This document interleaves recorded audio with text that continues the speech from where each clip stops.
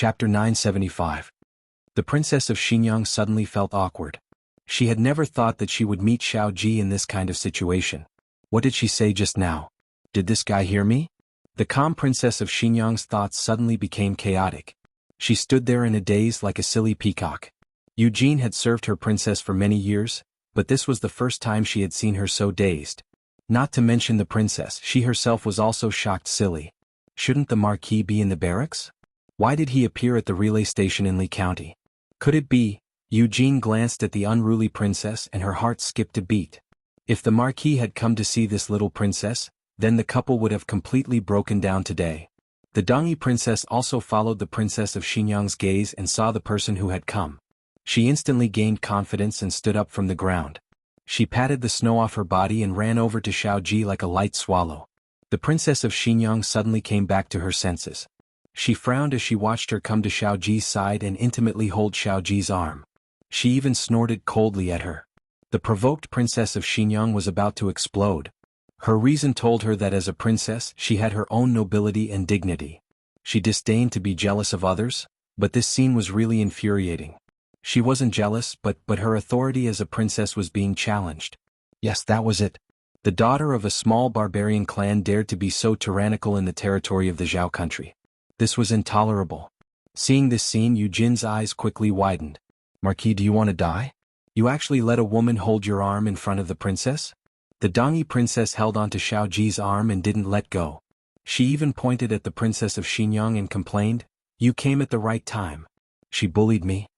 Xiao Ji had already recovered from his shock. His handsome face regained its calmness. He nonchalantly said, "Yes, I saw it." The little princess of Dongyi made a face at Princess Xinyang gloatingly, then complained to Xiao Ji, "Also, she dared to lie that she's the princess of the capital. It's your wife. Don't you think it's funny?"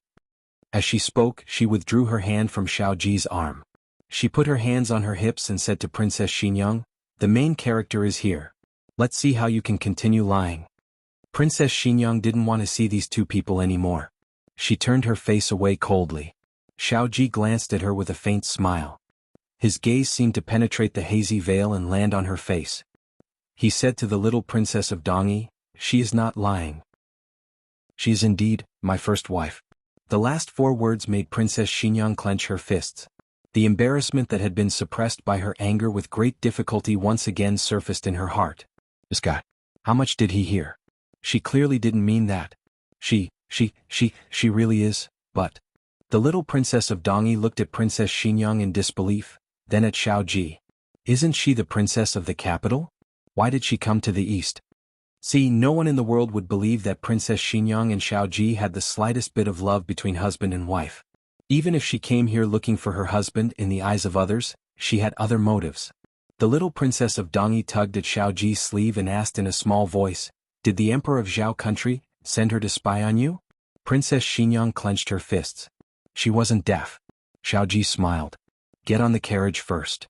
The little princess of Dongyi looked at Princess Xinyang, snorted, and turned to leave. Xiao Ji suddenly reminded her meaningfully, "Don't be too arrogant. There's nothing great about being young." The little princess of Dongyi frowned. She clearly didn't understand why Xiao Ji said the same thing as that woman. Princess Xinyang was even more embarrassed. She wished she hadn't said those words. "Eugene, let's go." With a cold face, she didn't look at Xiao Ji and walked past him. What no one knew was that the moment she brushed past him, her heart suddenly tensed up. It was a very strange feeling. She was probably afraid that he would try to stop her and say something that would embarrass her. In the end, he didn't. He was very well behaved. Princess Xinyang squeezed her handkerchief and walked out of the courier station without looking back. Xiao Ji also came out. The two stood at the entrance of the courier station. There was a carriage's distance between them. Princess Xinyang looked straight ahead. Xiao Ji's hands were stuffed in a fox fur handkerchief. He was tall and straight like a pine tree or a bamboo tree. As long as this person didn't speak, he would be the most noble and elegant man in Zhao country. He turned to look at Princess Xinyang and said with a faint smile, "Get on." Princess Xinyang still didn't look at him. She said coldly, "I have my own carriage." Xiao Ji glanced at her carriage and said, "Are you sure?" Princess Xinyang didn't understand and frowned. She turned to look at her own carriage. Then, she almost vomited blood from anger at the scene she saw. Long Yi's charcoal pencil had rolled under the wheel. In order to take it out, Long Yi had to take off the wheels of the carriage. Xiao Ji said calmly, or if you want to sit in Changjing's carriage, that's fine. Coincidentally, at this time Changjing drove a majestic carriage over. Princess Xinyang didn't say anything and got on the carriage. As soon as she sat down, the curtain of the carriage was lifted. She thought it was Yujin, but when she looked carefully, it was actually Xiao Ji. Princess Xinyang's face darkened. Don't you have your own carriage? Xiao Ji's lips curled. This is my carriage. Princess Xinyang coldly said, just now you said it was Changjing's. Xiao Ji sat down beside her and lazily brushed his lower hem. He said, it's also mine. Princess Xinyang didn't want to pay attention to him. The people of the relay station were used to seeing the wind. It didn't matter if she was a real princess or not. In short, since she was able to sit in the same carriage as Marquis Xianping, they couldn't afford to offend her. They hurriedly prepared a new carriage for Yujin. Long Yi didn't need a carriage. He could fly over eaves and vault over walls. The carriages at the border were majestic. The horses looked more murderous, but it didn't mean that the interior was luxurious. There wasn't even a charcoal brazier inside the carriage. The cold wind came in through the window that couldn't be closed. Princess Xinyang's hands and feet were ice cold. She raised her hand and tightened the cloak on her body. Xiao Ji handed her a warm hand warmer. I don't want it, she said. Xiao Ji took back the hand warmer. There was no change in his mood. It was as if her coldness and refusal were normal for him. The carriage quieted down. Princess Xinyang was in a fit of anger. After walking for a while, she remembered that she hadn't said where she was going. She asked, where are we going? The military camp, Xiao Ji said. I'm going back to the capital, Princess Xinyang said indifferently. Xiao Ji leisurely leaned against the window behind him and looked at her with amusement. He asked, what? Are you feeling wronged? Weren't you quite domineering when you were bullying people just now? Princess Xinyang glared at him coldly. Xiao Ji narrowed his eyes. Qin Fengwen, can I understand your current behavior as, you're jealous? Princess Xinyang refuted without hesitation, I'm not. Who would be jealous of you? What does it have to do with me who you marry and who you provoke outside? Xiao Ji raised his eyebrows. Oh. Princess Xinyang turned her face away with a cold expression. After that, neither of them spoke. The carriage was so quiet that only the whistling of the cold wind could be heard. Xiao Ji was thinner than when he was in the capital, and his lips were also a bit pale. The memorial sent back to the capital didn't mention how difficult the battle was, but since it had reached the stage of peace negotiations, Princess Xinyang knew that the soldiers at the border must have experienced a terrifying consumption of energy and the flames of war. Xiao Ji must be injured. Halfway through their journey, snow started falling. Princess Xinyang was worried about Yujin and lifted the curtain to look back. Not only did she see Yujin's carriage, but she also saw the little princess of Dongyi. She swallowed the words, "Are you injured?" that were on the tip of her tongue. The heavy snow slowed down their speed, and the 2-hour journey lasted until the sky turned dark. The carriages stopped at the entrance of the military camp. Chang Jing jumped off the carriage. We're here. Xiao Ji looked at Princess Xinyang as if waiting for her to get off the carriage first. Princess Xinyang didn't move. You get off first. Xiao Ji glanced at her. He took off his cloak and covered her with it. I don't. Before she could finish her words, Xiao Ji suddenly leaned over and wrapped his arms around her, carrying her in his arms. Her entire body stiffened. Xiao Ji said, Chang Jing, go get some hot water. Chang Jing obediently went. Xiao Ji covered her tightly with his cloak, not even exposing her feet. But the moment he carried her up, she still saw the big hole in the car window with her sharp eyes. Earlier he had been leaning against the window. Was he using his back to block the hole? After getting off the carriage, the cold wind poured in. He lowered his chin and closed the gap in the cloak. Her face was covered by the cloak. She leaned against a firm chest that was beating like a drum. His clothes were cold, but his breath was hot. It seeped through the layers of clothes and slowly spread to her face. The soldiers in the military camp saw Marquis Xianping carrying someone back. They were all stunned. Who is the Marquis carrying? The little princess of Dongyi? A soldier asked. Another soldier said, it's probably her. Other than her, no one can get close to the Marquis these days. Princess Xinyang's heart was drenched with cold water. She raised her frozen arm and pushed him. Put me down. Xiao Ji didn't put her down.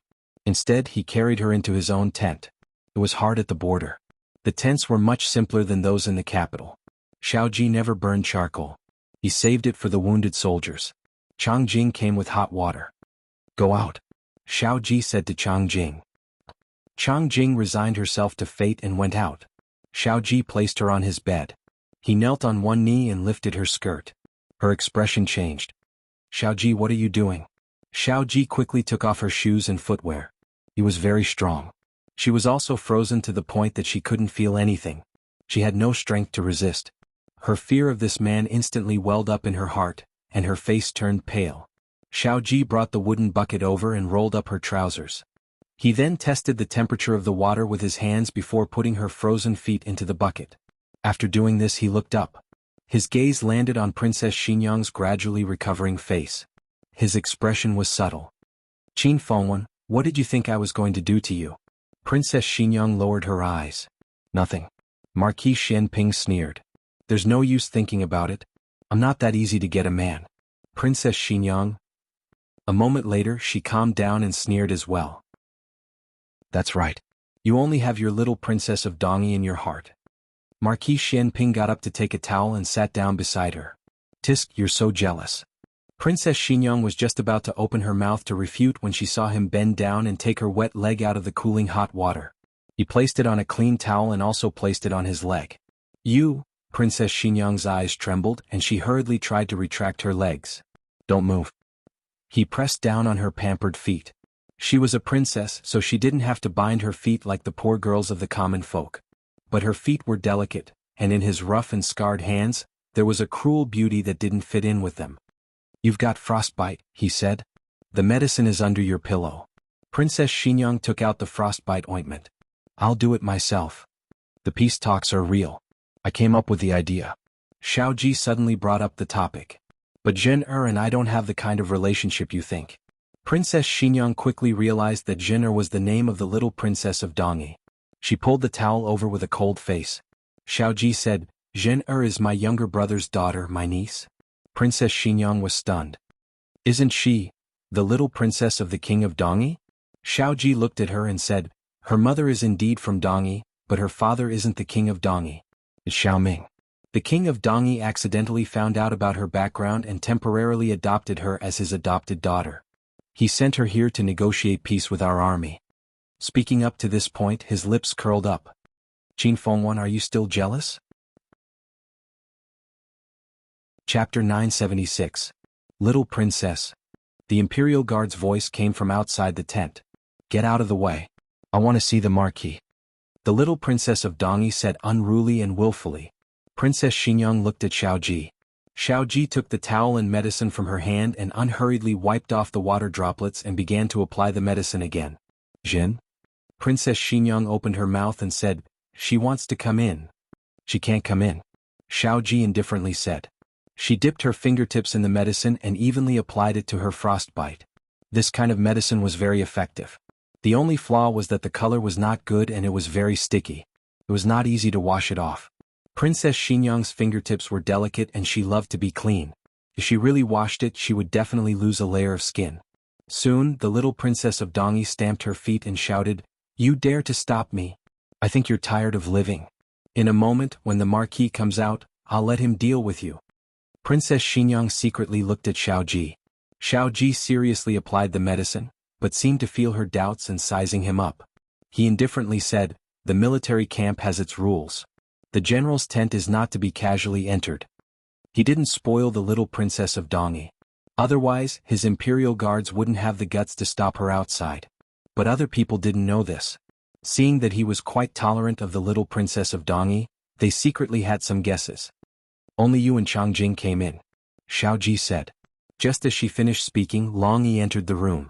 Imperial guards? Imperial guards couldn't stop him. The medicine had already been applied. Xiao Ji pulled the quilt over her feet and said to Long Yi, Are you hungry? Long Yi said, I'm hungry. Xiao Ji said to her, I'll take Long Yi to eat something. What do you want to eat? Princess Xinyang asked, What do you have here? Xiao Ji laughed self-deprecatingly. That's right, what's there in the military? There was a snowstorm in the east, and the supplies couldn't be delivered smoothly. It was already good enough that they could eat their fill. How could they be picky? He said, Take a rest first. I'll bring it to you later. Marquis, why are you going out so late at night? At the door, the guard looked strangely at Marquis Xianping, who was holding a bow and arrow and riding a tall horse. He did not understand why Marquis Xianping was dressed in martial attire in the middle of the night. Could it be a night raid on the enemy camp? But why was he alone? Spying on military intelligence? Then why did he bring a bow and arrows? Xiao Ji tightened his grip on the reins and said faintly, "Yes, I'm going out for a bit. No one is allowed to come within 100 steps of the barracks. Those who fail to dissuade them will be killed without mercy." "Yes." The guard cupped his hands and replied solemnly. Xiao Ji spurred his horse and disappeared in the flying snow. He was not going to spy on military intelligence, nor was he going to raid the enemy camp at night. Instead, he rode his horse into an old forest deep in the mountains and hunted a wild deer. At night, there was a steaming bowl of venison soup and steaming buns on Princess Xinyang's table. A few years ago, Princess Xinyang had started eating vegetarian food. After she became pregnant with Yi, she resumed eating a diet of meat and vegetables to supplement her nutrition. Yi had been weaned at 1 year old, so she stopped eating meat after she stopped feeding Yi. But in this bitter cold place, drinking more venison soup and eating more meat could better resist the cold. Princess Xinyang also understood this point. She silently picked up her bowl and chopsticks and began to eat. Thinking of something, she looked at Xiao Ji, who was sitting to the side and wiping his weapon. She asked, "You're not eating?" "I've already eaten," Xiao Ji said. After a few mouthfuls of venison soup, Princess Xinyang felt her entire body warm up. Her forehead was covered in a thin layer of sweat, and the tip of her nose was glistening. "How is it over here?" she asked. Xiao Ji wiped his long sword with a cloth and said lightly, "The war is almost over." "What about Xiao Ming and the others?" she continued. She clearly was not asking about Xiao Ming alone when she used them. Marquis Xianping had 2 concubine-born sons. At the time, Princess Xinyang did not want to be his wife. The old madam could not bear to see him end the family line, so she put 2 concubines in his room. Later there were Xiao En and Xiao Zhe. Although they were concubine-born, the old madam, who could not hope for a legitimate son, doted on them and raised them. In the past, their relationship as husband and wife was as cold as an icehouse. Princess Xinyang did not care about her concubine-born sons, nor did she care about them. Later the old madam's health deteriorated. Xiao En and Xiao Zhe went to the military camp. A few years later they came to the east, so they had even less contact with Princess Xinyang. Xiao Ji said, "Xiao Ming was poisoned and is unconscious. The antidote is in the hands of the eastern barbarians. Xiao En and Xiao Zhe are guarding Donglin Pass." Princess Xinyang nodded. After muttering to herself for a moment, she said, "I always thought that Xiao Ming was only injured." Xiao Ji indifferently said, "The eastern barbarians are very cunning." At first glance there was no abnormality. Half a month later, signs of poisoning gradually appeared. Princess Xinyang asked, "Did you agree to make peace with the eastern barbarians because of Xiao Ming's antidote?" Xiao Ji stopped wiping his sword. "The Xiao family has never been threatened. Xiao Ming can die, but the backbone of the Zhao country's generals and soldiers cannot bend." Princess Xinyang felt the morale of a powerful army from his body. Her eyes moved and she asked, "Then why are you still delaying the troops?" Xiao Ji looked at the sword that was polished to its full potential. A cold light reflected in his pair of long and narrow phoenix eyes, making the bottom of his eyes pass through a layer of cold light. "Tomorrow I am going to attack the eastern barbarians. You stay in the military camp and don't run around. Let Long Yi go with you." "No need." Xiao Ji put his sword back into its scabbard. Seeing that she had finished eating, he took the bowl and chopsticks out. Princess Xinyang looked at the simple and crude tent. Marquis Xianping could be said to have grown up in luxury. It was hard to imagine that he had suffered so much at the border. There were a few small holes in the tent. Fragments of moonlight and cold wind fell together. Suddenly, something covered those holes. Xiao Ji had repaired the tent. Princess Xinyang sat on the hard bed and listened to the voices of Xiao Ji and the soldiers talking outside. "Next time don't do this again. It's very dangerous. If by any chance you fall into a trap set by the eastern barbarians, it would be troublesome." Princess Xinyang looked at the piece of roasted venison that Xiao Ji had left on the table for her. "Who is that person?" the soldier asked again. "My wife," Xiao Ji said. After that, the soldier didn't prattle again. Xiao Ji finished repairing the tent and returned to the military camp. Princess Xinyang asked with a normal expression, "Where did Long Yi go?" Xiao Ji answered, "He went to Changjing's tent. It's next door. Tonight you'll sleep here. Then you, Of course I'll sleep here too. Princess Xinyang's eyelashes trembled slightly. Her lips moved a few times, but in the end she didn't say anything about not letting him sleep with her. The military camp had limited supplies. The bed was cold and hard and the quilt was thin and damp. Princess Xinyang's entire body was stiff as she lay beside him. Her hands and feet were ice cold. The atmosphere in the military camp was different from that in the capital. He was less frivolous and unruly, and more serious and fierce like a general on the battlefield. For example, right now he was teasing her. He closed his eyes and planned tomorrow's deployment in his mind. "Xiao Ji," Princess Xinyang said in a low voice. "What's wrong?" He pulled himself out of his thoughts of battle and time. Princess Xinyang's Adam's apple moved. She nervously pinched her fingers and whispered, "I'm cold." If it was in the past he would definitely say to her, "Qin Fengwan, if you want me to hug you, just say it." But he didn't. He only held her hand under the quilt and found that she was very cold. He moved the quilt on his side closer to her. "Are you feeling better now?" "I'm still cold," Princess Xinyang said. In the darkness, he hesitated for a moment before reaching out his strong arms and pulling her into his embrace. His unique masculine scent hit her in the face and enveloped her in an instant. He unbuttoned his shirt, allowing her ice-cold hands to touch his warm chest. He then shifted his legs, placing her ice-cold feet on his warm long thighs. "Are you feeling better now?" he asked. Princess Xinyang's cheeks were a bit hot. She thought that this man might be too hot-tempered. She nodded and answered very weakly, "N. Qin Fengwan, don't move." "I'm not moving." "Your feet. The places with frostbite are so itchy." She couldn't help but rub against his calf. "But this isn't called moving, right?" She reached her hand down wanting to scratch it, but when her hand slid down she accidentally touched a terrifying beast. She was so shocked that her face flushed red. Xiao Ji's voice was a bit hoarse. "I told you not to move." She choked and said angrily, "I didn't touch you here." Xiao Ji stared deeply at her in the darkness and asked in a hoarse voice, "Qin Fengwan, have you recovered from your illness?" Princess Xinyang froze. Her illness of not being able to touch men. At this moment she was being held in a man's arms without any gap. Her illness didn't flare up. No, it seemed like her illness did flare up. Her heart was beating very fast, thumping, as if she had barged into a little deer that kept bumping around. Her mind was buzzing, her mouth was dry, and she couldn't breathe. Chapter 977. Although Princess Xinyang was already a mother, she wasn't as experienced as Gu Jiao when it came to relationships. In any case, Gu Jiao and Xiao Heng had been in the same boat through thick and thin for 4 to 5 years, seeing each other day and night and being intimate with each other. She was practically a blank in this aspect. In the past, she couldn't like any man, so she didn't understand what it felt like to be in a relationship between a man and a woman. Xiao Ji looked at her tense body through the inky night. "Qin Fengwan, are you having a relapse again?" Princess Xinyang clutched her thumping heart. She felt that her heart was about to jump out of her throat. The closer he got to her and the more he talked to her, the more she acted like this. "Is this a relapse? Why does it seem more serious than before?" Her heart was burning with panic. Xiao Ji's eyes darkened. He let go of her arm and pulled away from her. Princess Xinyang instinctively said, "Don't touch me. Go away." Xiao Ji's mind flashed with the words she would say to him every time he got close to her. In the end, he withdrew his fingers from her waist. The hot-bloodedness in his body gradually cooled down, and his entire person returned to the loneliness and coldness he had before the war. Princess Xinyang felt his avoidance. Just like on their wedding night when she pressed the dagger against his chest and said those hurtful words to him, he did the same. Did he think she wanted him to go away? That's not it. She took a deep breath and decided to finish her sentence. "Don't, Marquis." A guard's voice suddenly sounded outside the tent. Xiao Ji's eyes turned cold.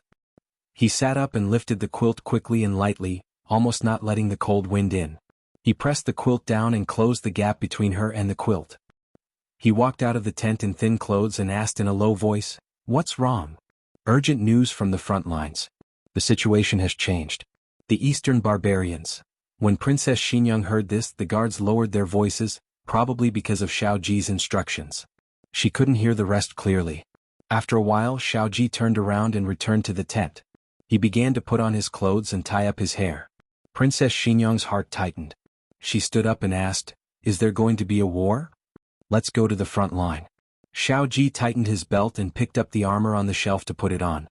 His movements were swift and clean, and every sound he made was filled with a valiant killing intent. Whenever he was in front of her, he would always put on an air of elegance and nobility. This was the first time she had watched him go to war. What should a wife do? Should he put on armor for him, or should he send him off? Princess Xingyang looked at the shining armor on the shelf and moved her fingers. He turned around. She quickly retracted her hand back into the quilt. You light the lamp. Xiao Ji took the cold helmet and put it on. I can see. Outside the tent, the sound of the cavalry gathering could be heard. It was obvious that the situation was urgent. Xiao Ji dressed neatly and grabbed the long sword on the shelf. He said to Princess Xingyang, I'll call Yujin over. If there's nothing important, don't leave the camp. After saying this, he quickly left the tent. Princess Xingyang's words for him to take care of himself had already risen to her throat, but she couldn't say a single word. The tent's cloth flapped in the cold wind. The heat in the quilt quickly dissipated as he left. In an instant, the tent was as cold as an ice cellar. Move out. His stern and dignified voice echoed in the cold wind. 500 cavalry braved the wind and snow, fearlessly rushing to the last line of defense in the east of the Zhao country, Donglin Pass. Princess. Yujin lifted the curtain and entered the tent. She first took out a match and lit the oil lamp on the table. Then she came to the bedside and saw Princess Xingyang staring blankly at the door. Her heart ached as she helped her lie down. Don't catch a cold. He left. Princess Xingyang said in a daze. Yujin took off her cloak. She had only walked a few steps, but her whole body was already covered in snow. Marquis and others had rushed through the snow, so she didn't know how cold they would be. She hung up her cloak and sat down on the bedside. Tucking in the quilt for Princess Xingyang, she softly comforted her. Marquis has experienced hundreds of battles. He will definitely return safely. Princess Xingyang whispered, I hope so. Xiao Ji left for several days. Princess Xingyang didn't reveal her identity. Dongi Little Princess probably had received instructions from Xiao Ji, so she also didn't reveal who she was. Moreover, Dongi Little Princess's attitude towards her was a lot more respectful. Xiao Ji should have specially warned her before leaving.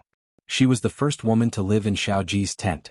None of the guards in the camp dared to be disrespectful to her. Even if there were, they were no match for Long Yi. Xiaoming lived in this camp. Princess Xingyang went to see him every day. She had never cared about him or anyone around him before. She was also not familiar with his only younger brother Xiaoming. The relationship between them was said to be pretty good. But specifically how they got along, she really didn't have any impression in this regard.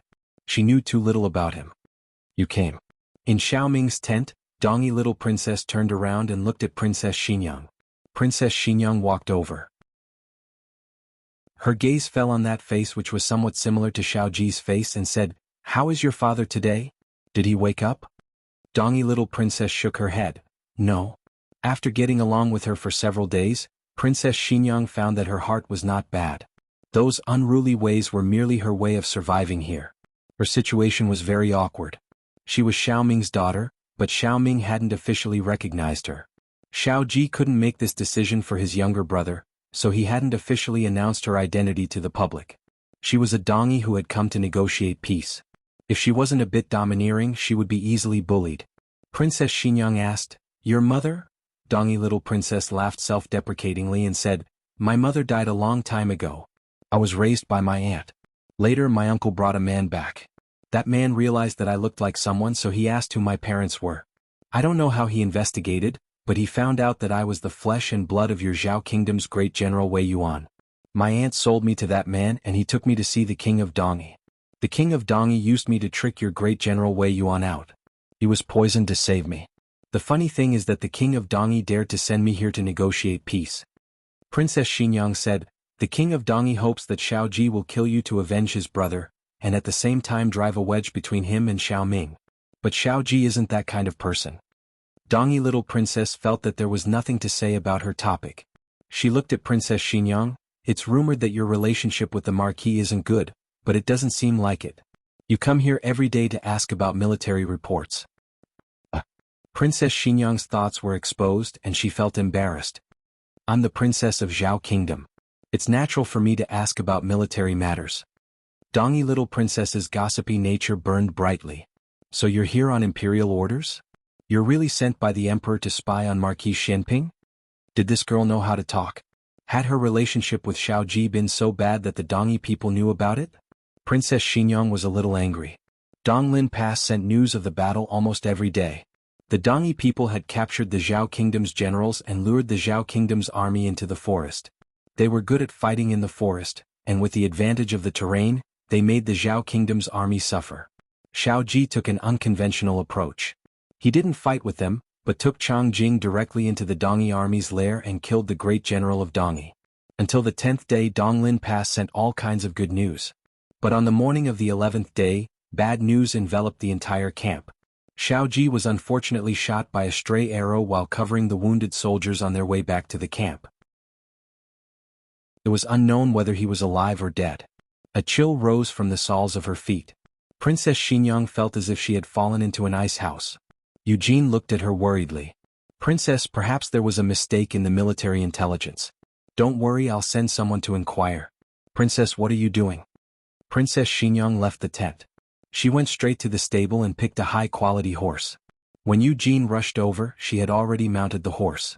Eugene grabbed the reins and looked at her in horror. Princess, Marquis told you to wait for him in the camp. Don't be impulsive.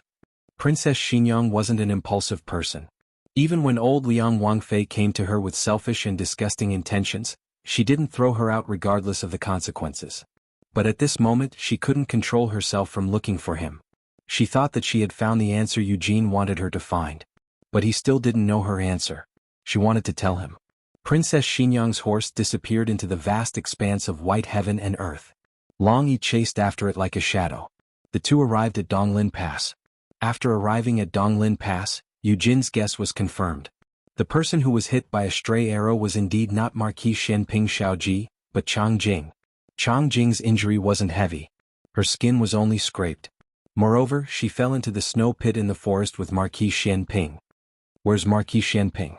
In the wounded barracks, Princess Xinyang asked Changjing. Changjing sadly said, I don't know. After falling into the snow pit, I fainted. When I woke up, he had already carried me back to the wounded barracks. Princess Xinyang called the guard Jianghu and revealed her identity to him. Take me to the scene. Yes. Jianghu cupped his fist and answered. A group of people arrived at the forest where Marquis Xianping and Changjing had an accident. Strictly speaking, this place wasn't the territory of the Dongyi people. The terrain here was too complicated. Even the Dongyi people who were good at jungle warfare didn't dare to wander around here. Jianghu said, Princess, it's dangerous ahead. This little one will go and take a look. Princess Xinyang indifferently said, no need. The group of people followed the footprints in the snow and searched forward. When they arrived at a call, Long Yi suddenly crouched down and used his hand to pull out a token. It was the token of Marquis Xianping's mansion. Long Yi continued to dig down and dug out a small hole. He buried his head in the hole and looked all around. Then he opened his mouth and shouted, Wu, Wah. Long Yi, did you find anything? Princess Xinyang walked over and asked. Long Yi pulled his head out of the hole and said to her, there's someone down there. They're injured and their breathing is very weak. As he spoke, he gave the token to Princess Xinyang. Princess Xinyang recognized what it was. Her eyes lit up and she said, it's Xiao Ji's personal item. The person down there. Could it be Xiao Ji? I can't go down. Long Yi said. Jianghu also walked over. He knelt down in front of Long Yi and carefully observed the hole. His expression suddenly became serious. He said to the nearby soldiers holding shovels who were walking over, don't come over. Everyone hastily stopped their steps. Jianghu nervously said, the rocks above this hole are not firm. They may crack at any time. If the person down there is really Marquis, then he may be crushed to death by the collapsing rocks. Princess Xinyang looked at the very narrow hole. She didn't understand how a big living person could fall down. Can you make the hole a bit bigger? She asked. Jianghu shook his head. No, it will collapse if you make it bigger. The only way is to see if there is another way out. Let Marquis go out from that way. Princess Xinyang clenched her fingers. What if there is no other way out? Jianghu said, or Marquis himself will rush out from this hole. Princess Xinyang frowned and said, but Long Yi said his breathing is very weak. How can he come out by himself? Jianghu said in a low voice, then wait for Marquis to recover? Princess Xinyang angrily said, he is cold and hungry down there. How can he recover? He will freeze to death in one day. Jianghu also felt wronged. It's not that he didn't want to save Marquis, but the situation was really difficult. Long Yi once again buried his head deep into the hole and stuck out his tongue. Lu, he couldn't go down. His neck was stuck. Jianghu was thinner than him, but he couldn't go down either. He found the smallest soldier, but he was still a few sizes too big. All of you get out of the way, Princess Xinyang said. Everyone was stunned. Princess Xinyang slowly and carefully walked to the hole. She bent down and tried, but her shoulders couldn't go in. There was just a little bit more. Jianghu saw that she wanted to go down by herself, and his expression changed. Princess, you can't. It's very dangerous. Besides, we can't be sure that person is Marquis. You must not put yourself in danger. She straightened up and said calmly, turn around. Everyone was even more confused. Princess Xinyang raised her hand and began to take off her clothes. Jianghu hurriedly covered his eyes and turned around. He ordered, turn around. Close your eyes.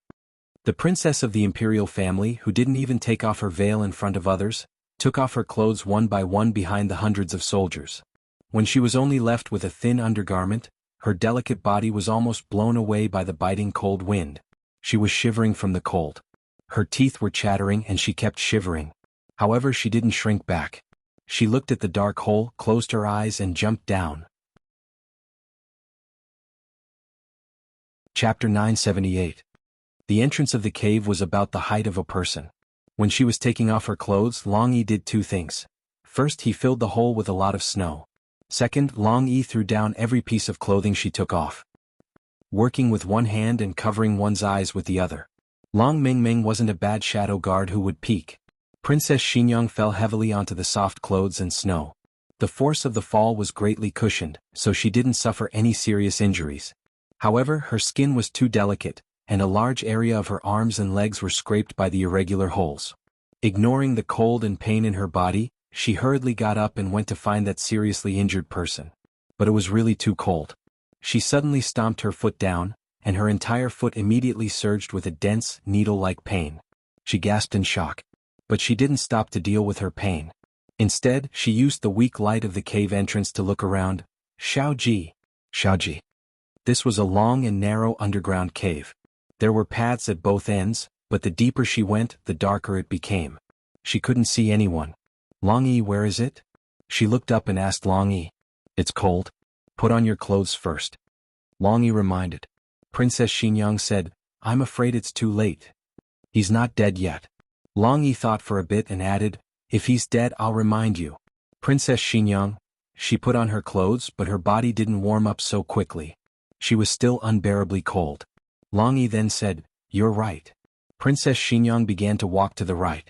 The terrain here was very complicated. It looked very close, but it was very difficult to walk. She fell several times and her knees were bald. Her palms were also scraped. She endured the pain and got up. There was only one obsession in her mind, and that was to find Xiaoji. Finally she fell again. This time she tripped over a leg. She didn't even think about whether this was a person, or whether this was a living person. When a princess who had lived a luxurious life touched a cold corpse with her hands, it was a terrible shock. Her hand touched his arm. Blood, warm blood. Her heart tightened. She continued to move up and touched his face, which was also covered in blood. She asked in a trembling voice, Xiaoji, is that you, Xiaoji? He sat on the cold ground, his back leaning against the hard rock wall. His head drooped down, unable to bear the burden. His breathing was short and weak. She touched his tall nose and his exquisite brow. Xiaoji, is that you? He didn't respond. She then moved her hand down his arm and touched the hand that held the sword for many years. There were thick calluses on the web between his thumb and forefinger, and mottled scars on his hand. It was him, right? Was it true or not? At this critical juncture, she realized that her understanding of him was pitifully small. The only 2 nights of intimacy were when she was drugged and unconscious. She had no idea what kind of wounds and scars he had on his body. He had never allowed her to see them. Waist injury. She knew about this. Chang Jing had always mentioned it, saying that it was an old injury that could not be completely healed. Eheng had once asked Jiao Jiao to take a look at it, but Jiao Jiao said that it could only be recuperated. Waist, where is the waist injury? Princess Xianyang did not understand. She thought that the waist injury meant that someone had cut his waist with a knife. That would definitely leave a long scar. She reached out and clumsily undid his armor in the dark. She undid it for a long time, but in the end she did not know if she had successfully undone it or if she had forcefully ripped it off. His scent was covered by the thick smell of blood, so she could not smell it at all. She could only use this stupid method. Her hand fumbled around his waist, but it was bloody and sticky. Was there an injury here? Her movements paused. Just as she was about to feel how serious the injury was, her slender wrist was grabbed by a large hand. Immediately following this, she heard a weak and hoarse voice. "Qin Fengwen, what are you doing?" Princess Xianyang was startled. "Xiaoji? It's really you?" Her eyes reddened, and hot tears welled up in the corners of her eyes. Xiaoji's injury was serious, so his voice was weak, but his small voice was still very annoying. "Qin Feng. Oh, don't think that because this marquis is injured, you can take advantage of this opportunity to do whatever you want to this marquis." Princess Xianyang suddenly could not cry. His body was burning up, and his consciousness was gradually becoming hazy. However, he did not let go of her wrist. It seemed that all of his strength had been used there. Princess Xianyang raised her other hand and touched his forehead. "It's so hot. How did you get here? Didn't you and Changjing fall into the snow pit up ahead?" Below the snow pit was this cave. He had pushed Changjing up and fell down. 2 stone slabs in the cave had collapsed, sealing the entrance. He dragged his injured body in another direction. After walking for an unknown distance, his strength was exhausted and he could no longer walk. Princess Xianyang said to him, "Wait for me here. I'll go call Long Yi." He didn't let go. Princess Xianyang felt the strength on her wrist and anxiously frowned, but she couldn't forcibly pull his hand away. She turned back and shouted in the direction they had come from, "Long Yi, I found Xiaoji." Crack. A cracking sound came from the ceiling. This place was about to collapse. "Can you still walk? The cave is about to collapse." Princess Xianyang asked him. Xiaoji slowly let go of her hand. He couldn't walk, but she could. Long Yi, Zhang Yong, and the others didn't dare to act blindly without thinking. Otherwise, if they were careless, the entire cave would collapse and Xiaoji and Princess Xianyang would be buried underneath. Zhang Yong was about to collapse. "Princess, my ancestor, why did you go down?" The death of a marquis was already enough to make him suffer. If a princess was also involved, his life would be in danger. Hearing the cracking sound, Long Yi suddenly pulled Zhang Yong back a step. With a loud bang, the cave caved in. With that small hole as the center, it spread to the 2 sides of the cave. The rocks on one side collapsed inch by inch. Princess Xianyang used all her strength to pull Xiaoji's arm, trying to help him up. Seeing that the 2 of them were about to be crushed to death, Xiaoji, who had already used up all his strength, suddenly found strength from who knows where. He hugged her soft waist and turned her around.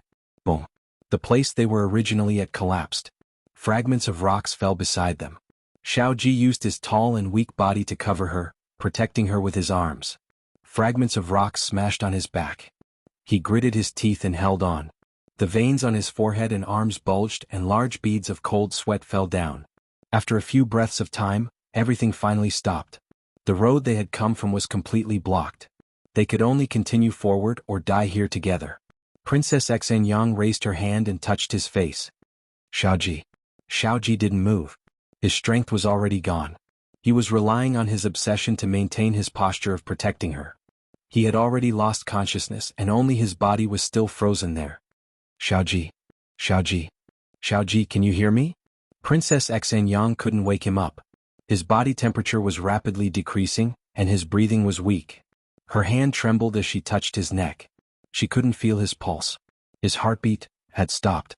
Princess Xianyang laid under him, and tears suddenly burst out of her eyes. "Xiaoji. Xiaoji, don't die, don't die." She still lost him. When did he start to walk into her heart? Was it when he killed old Liang Wang, or when he took back Qing'er's antidote, or when he stood guard outside her delivery room for an entire night in the dead of winter? She couldn't say, but she knew that it was all too late.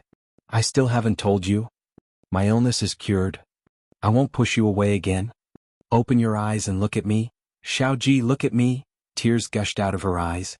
So losing your lover felt like a knife cutting your heart. It hurt so much. But why did she realize it so late? Why couldn't she realize her heart earlier? "Xiaoji." She clutched his clothes tightly and cried herself hoarse. Cough, cough.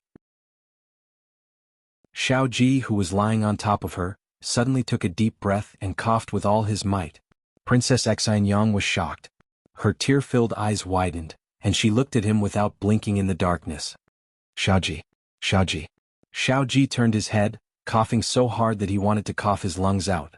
Princess Xanyang quickly helped him sit against the wall, and asked in a choked voice, "Are you okay?" Xiaoji gasped, "I couldn't catch my breath just now. I almost died." Princess Xanyang's tears flowed even more violently. She wasn't a person who liked to cry, and she wasn't pregnant. She couldn't understand why she couldn't stop crying today. Xiaoji leaned weakly against the wall and said weakly in pain, "Qin Fengwan, what were you talking about just now?" "Nothing." Princess Xanyang wiped her tears seriously and tried to speak in a normal tone. "Do you have a match on you? Let me see where you're hurt." Xiaoji raised his left arm, which was actually more seriously injured but wasn't bleeding, and pulled her into his arms forcefully and domineeringly. Her heart thumped and she heard him whisper in her ear, "I heard you, Qin Fengwan." Chapter 979. On the ground, the snowy ground that had experienced a terrifying collapse was a complete mess. Jianghu almost fell down and was buried together with the snow. Long Yi had saved him in time. At this moment, the two of them were standing 20 steps away from the collapse point. Behind them were 100 guards who had their backs to them and their eyes closed. Jianghu didn't have time to give them the order to open their eyes. He looked at the snowy ground that had collapsed and knelt on the ground. It's over for his mother. Marquis Xianping and Princess Xinyang had both died right under his nose. If this matter was spread to the capital, he couldn't escape because he didn't protect his master. If he couldn't protect others, he might have a chance to live. But one of them was Empress Zhao's most trusted brother, and the other was the emperor's most beloved sister. Even if she wanted to find someone to vent her anger on, he and these 100 people wouldn't be enough to vent the hatred in her heart. His gaze shifted to Long Yi, who was at the side. Although he shouldn't say this, the thought of silencing them had indeed flashed through his mind. Of course it was just a thought. Even if he and the 100 guards behind him worked together, they wouldn't be able to do anything to them. The heavens wanted to kill him. The heavens wanted to kill him. Long Yi stared at the collapsed snowy ground. After a moment he turned around and walked forward. Lord Long Yi. Jianghu called out bravely, "Are you going back to the capital to report?" Could he leave 2 days later so that he could tell his family what to do after his death? Find the exit and save them. Long Yi said coldly. Jianghu was startled at first, then ecstasy welled up from the bottom of his heart. But since he guessed it, he still had to verify it. "Lord Long Yi, you mean, the Marquis and the Princess are still alive?" "Yes." Long Yi nodded. The cave entrance was sealed, blocking the sound to a certain extent, but Princess Xinyang was crying so loudly that even a deaf person could hear it. Jianghu, who didn't hear anything. "I'm offended." Jianghu intended to search together with him, but was rejected by Long Yi. "Don't come over, you'll crush it." Jianghu, who had just lifted his leg, froze in the middle of the air. He embarrassedly retracted his leg and said to Long Yi, "Then what can this little one do?" Long Yi thought for a bit, then honestly said, "Disappear." Jianghu, underground, the two trapped in the pitch-black cave had no idea what was happening on the surface. Princess Xinyang was stiffly held in someone's arms. It was pitch black all around and he couldn't even see his own fingers. However, the loss of his eyesight allowed him to magnify his other senses. His warm breath fell on the top of her head, and his vigorous heartbeat traveled into her ears, shaking her entire heart. His words, "Qin Fengwan, I heard you," was like a raging fire burning in her heart. The awkwardness that had accumulated for more than 30 years swallowed her up, and even her cheeks turned red. She was a prideful person. She was a princess. She thought he was dead, which was why she cried and screamed, saying those unbearable words. If she had known he was still alive, people were like this. They clearly came to say those words, but when they were actually heard, they didn't want to admit it. "I didn't say anything," she said stubbornly. "You heard wrong." Xiaoji repeated her words word for word. He was thick-skinned, so he didn't feel any pressure doing this kind of thing. Princess Xinyang hated that she couldn't find a hole to stuff him in. "Why didn't you have such a good memory when you were studying?" Xiaoji's face was pale and he smiled weakly. There was also the last sentence, "I like you." Princess Xinyang blurted out, "There was no such sentence. You're talking nonsense." Xiaoji made an "oh" sound. "So you admit it?" There were the first few sentences. Princess Xinyang, who was suddenly tricked. Cough, cough, cough. Xiaoji coughed violently. He was seriously injured and couldn't speak much, but he said so many words in one breath. He was simply courting death. Why you're already like this? Don't you know how to speak less? Princess Xinyang's shame turned into heartache. She was afraid she would press on his wound, so she reached out to leave his embrace. However, he tightened his grip on his fractured left arm and pulled her into his embrace. He said with an unruly expression, "If I die under a peony, I'll still be a romantic ghost." Princess Xinyang, I think you're looking for a beating again. Cough cough cough. The injured person pretended to be pretentious for less than 3 seconds before coughing up a mouthful of blood. Princess Xinyang decisively straightened her body in his arms and groped around his chest.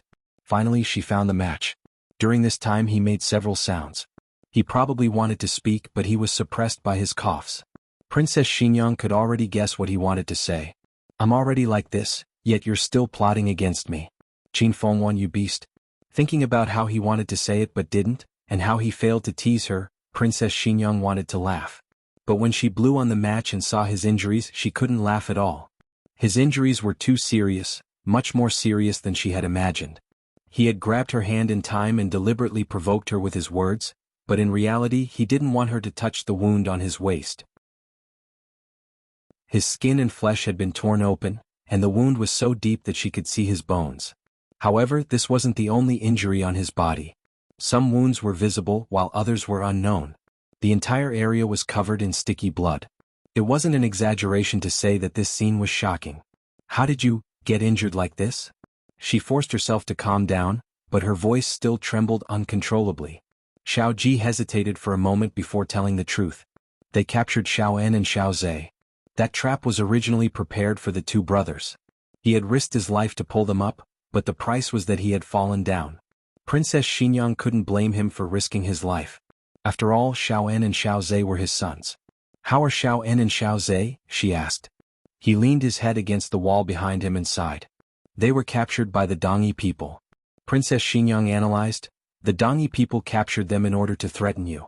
However, your whereabouts are unknown, and the Dongyi people can't find you. They don't know your attitude, so they shouldn't do anything to Xiao En and Xiao Zhe for the time being. Cough cough. Xiao Ji coughed up another mouthful of blood. Princess Xinyang hurriedly took out a handkerchief to wipe the blood. Who would have thought that when she touched her purse, she would unexpectedly find 2 bottles of medicine. She didn't remember bringing these 2 medicines with her, but she recognized them. They were Jiao Jiao's secret prescriptions. The emerald bottle was golden sore medicine, and the white bottle was medicine for wounds. It had the effect of reducing inflammation and stopping bleeding. When Xiao Ji was recuperating in Jade Water Alley, she had seen Jiao Jiao give Xiao Ji these 2 medicines. Long Yi must have stuffed them into her purse when he threw her clothes down. She was pleasantly surprised. She pulled out the cork of the white bottle, poured out 2 brown pills and fed them to him. Take the medicine first. She remembered that it was this dosage. Xiao Ji didn't eat it. Instead, he frowned and looked at her hand. Her palms and the edges were completely bruised. Aside from the time she had carried Aheng out of the fire, the golden princess of the imperial family had never suffered such injuries. Quickly eat it. What are you doing in a daze? Princess Xinyang urged. When it came to fabricating something out of nothing, his mouth was sharper than anyone else's. When he really saw the evidence of her deep love, he didn't tease her again. He silently took the medicine. Princess Xinyang put away the white bottle and opened the emerald bottle. Wait a moment.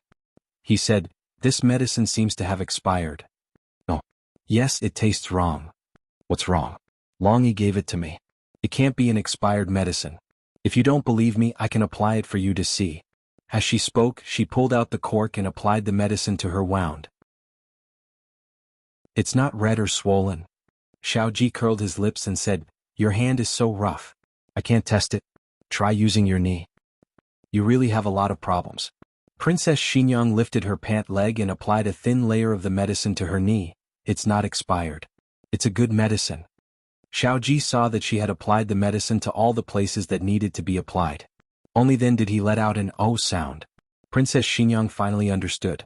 There wasn't much medicine to begin with, so she had been tricked again. Xiao Ji took the medicine bottle and said with a look of disgust, your hand is heavy. I'll do it myself. Princess Xinyang was about to speak, but he did not give her a chance. Turn around. You're not allowed to peek at this marquee body. Princess Xinyang, she turned around. He blew out the match. Princess Xinyang clenched her fists. I won't look. Xiao Ji, this marquis doesn't trust you. Princess Xinyang. Originally, Princess Xinyang had seen many of the injuries on his body. The act of taking off his armor had nearly taken half of his life away. He tightly gritted his teeth and did not let out a single groan. Then he applied the medicine to all the places on his body that could be applied. As for the wounds that were too shallow or too deep, he did not apply it. The former was unnecessary while the latter was useless. Princess Xinyang waited for a long time and asked suspiciously, "Are you done? Do you need my help?" Xiao Ji endured the pain and said in a cold sweat, "Don't even think about coveting this marquis body." He used a dagger to cut off a piece of the hem and used the dagger as a fastener to stabilize his fractured left forearm. Finally, he bit the cloth with his mouth and tied a dead knot. He didn't hang his left arm around his neck. He found it ugly. He leaned against the stone wall and calmed down. Suppressing the exhaustion and pain all over his body, he said, "I'm done." Princess Xinyang turned around and reached out to support his arm in the darkness. "There seems to be a passage ahead. I'll go see if I can get out. Wait for me here." "Let's go together," he said weakly. "Can you do it?" Princess Xinyang was doubtful about his physical condition. Xiao Ji used a man's dignity to make up for his lack of strength. "Qin Fengwan, didn't anyone tell you not to say that a man can't do it? Besides, haven't you personally tried whether this marquis can do it or not?" Princess Xinyang clenched her fists. 2 nights. He raised 2 well-defined fingers and finally reached the edge of death. "Do you want this marquis to remind you, how many times?" Princess Xinyang was about to explode. "How did I fall for this guy? Is it too late to regret now? I really want to beat him to death." He couldn't take a beating now, but Princess Xinyang still held it in. "It's never too late for a gentleman to take revenge. When you're better, see how I'll deal with you." Princess Xinyang took a deep breath and regained the elegance and propriety of a royal princess. She helped him up and said calmly, "Let's go." Xiao Ji didn't need to look to feel her murderous aura, but she couldn't flare up because of his injuries. Just thinking about her dark face and how she wanted to explode but couldn't, Xiao Ji couldn't help laughing. Princess Xinyang gritted her teeth. "If you laugh again, I'll leave you behind." The two walked along the passage. After walking for an unknown amount of time, they finally saw a glimmer of light. Princess Xinyang was delighted. "There's a cave entrance. We're going out." Xiao Ji stared at the place where the light came from, vigilant of all movements. Reality proved that his caution was correct. The moment the two walked out of the cave, 2 Dongi soldiers suddenly turned around and pulled out their scimitars. Xiao Ji was wearing the armor of the Zhao kingdom, so it was very easy to recognize him. The 2 soldiers pounced on them, wanting to capture them alive. Xiao Ji pulled Princess Xinyang, who was supporting him, behind him and grabbed one of the scimitars. Then he raised the scimitar in his hand and cut their throats, killing them both in one blow. The 2 soldiers didn't even have time to call for help before they both fell into the snow. Xiao Ji felt pain in his chest and fell down powerlessly.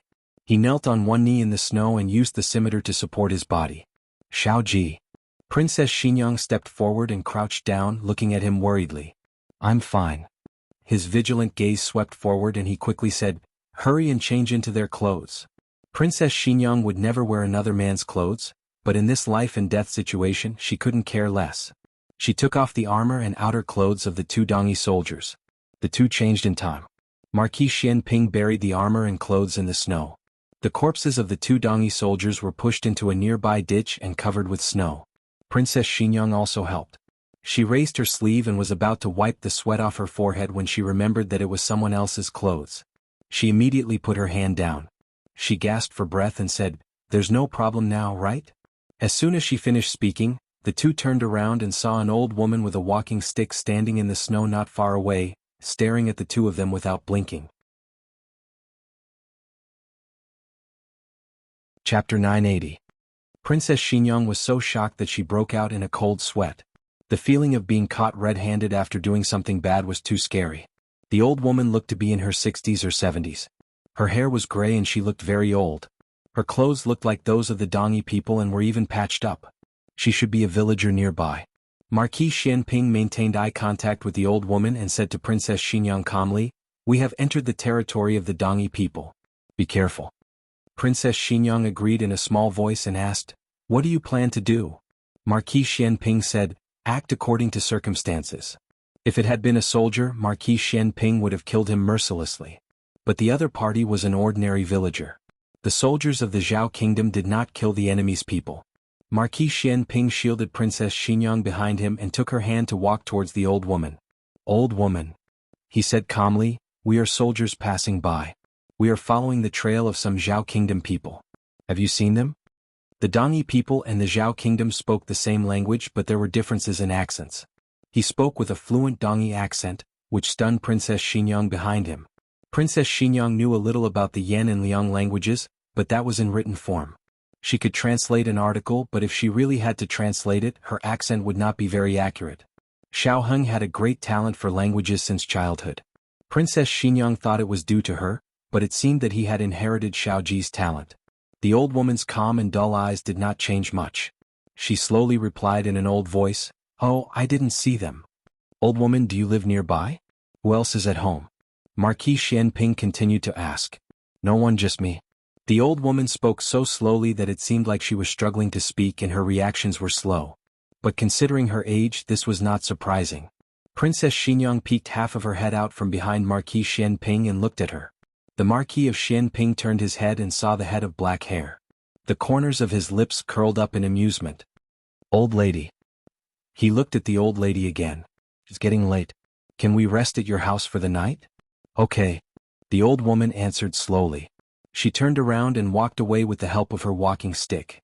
Princess Xinyang looked at the stooped old woman who was gradually disappearing into the distance and asked him, "Are we really going to her house?" Marquis Xianpingho looked around. "There's nowhere else to stay here. At least we won't freeze to death if we go to her house. At the same time, I can also inquire about the Dongyi soldiers." Princess Xinyang thought it made sense. Who would have thought that they would stumble into Eastern barbarians' territory? They were not familiar with the terrain and Xiao Ji was seriously injured. Instead of running around in the ice and snow, they might as well find a place to recuperate. She thought of something and asked, "Do you think she saw what happened just now?" Xianpingho said thoughtfully, "I'm not too sure." Princess Xinyang sighed, "Forget it, so what if he saw? Could he really do something to an old woman who doesn't even have the strength to truss a chicken? Let's follow her and keep an eye on her so that she doesn't tell on us." The two followed the old woman to a simple and crude hut. The old woman lived in a relatively remote area. 100 steps east was a sparse village. Xiao Ji saw the confusion on Princess Xinyang's face and explained in a low voice, "In Eastern barbarians, lonely old people who have no children and no husband will be moved out of the village. They are seen as the embodiment of bad luck." Princess Xinyang suddenly understood. So that's how it is. It seems that she didn't lie to us. She really is the only one in her house. The old woman was old and couldn't move around easily.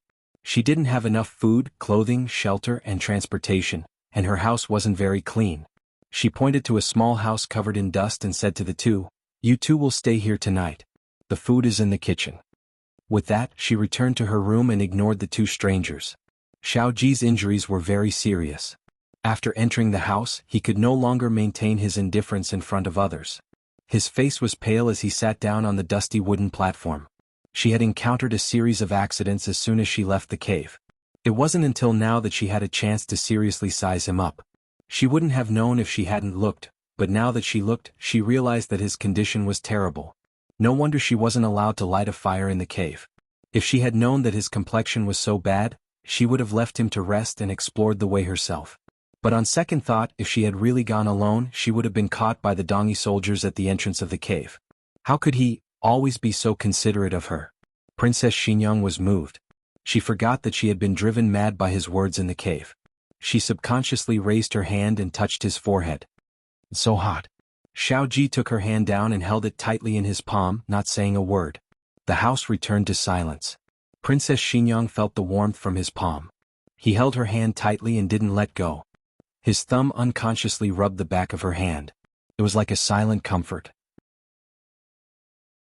Princess Xinyang tidied up the house and took out some cotton wool and a mattress from the cupboard. These two things were clean, but they were slightly damp. Princess Xinyang went to borrow a brazier from the old madam. She took a fire starter and squatted on the ground to start a fire. She gave birth for a long time, but it didn't end well. She even made herself look like a cat with a dirty face. Xiao Ji sat on the stool with a pale face and looked at her with a faint smile. "Qin Fengwan, is this your first time doing this?" "So what if it is?" Princess Xinyang muttered. "I think it's very fast to start a fire in the Jiaojiao. That's how you start a fire." Xiao Ji laughed. It was too painful. His wound was about to split open from laughing. He stabilized his emotions. He didn't laugh anymore, but the smile in his eyes was almost overflowing. He said, "I'll do it. Sit down." Princess Xingyang ordered coldly. Xiao Ji sat back down dispiritedly. Princess Xingyang continued to start a fire. Finally, at the cost of burning a small portion of her bangs, she finally managed to start a fire. She started to roast the damp mattress. Then she burned the mattress. The old madam originally didn't want to bother with the two of them, but she was probably worried that if this continued, that woman would burn her house to the ground. She came over with a dark face to help the two of them roast the blanket. Then she brought a new mattress over. She didn't dare to hand it to Princess Xingyang until she was done. Princess Xingyang made the bed and helped Xiao Ji take off his armor. Then she helped him lie down on the warm mattress. "I'll go get some food." She pulled the blanket over Xiao Ji and turned to go to the kitchen. The old madam's living conditions were very difficult. There was nothing but pickled vegetables and flatbread in the kitchen. But the flatbread was hard and couldn't be chewed at all. Princess Xingyang looked at the water in the water jar and had an idea. The old madam was making hemp rope in her room. She was old and couldn't farm or hunt, so she made a simple living by making simple handicrafts. She thought it was time for the two of them to eat. One of them looked delicate and very picky. He probably wouldn't eat the cold food directly. She was a step too late. As expected, by the time she planned to heat up the food for the two of them, the kitchen was already on fire. Princess Xingyang, whose face was covered in soot, stood awkwardly in the courtyard. The old madam looked at her speechlessly. Princess Xingyang pretended to be calm and said in a low voice, "I've cooked at home before. It's your kitchen that doesn't work." The old madam was speechless. Princess Xingyang took off the gold bracelet on her wrist and gave it to the old madam as compensation. The old madam went to the cellar to get a piece of cured meat and stewed it into steamed buns for the two of them. Princess Xingyang looked at the meat soup on the table and said to the old madam bitterly, "So you hid the good food." The old madam left expressionlessly. Xiao Ji couldn't stop laughing. His wound hurt so much that it made him twitch. The weather in the east this year was very strange. The first month was almost over, but it snowed heavily.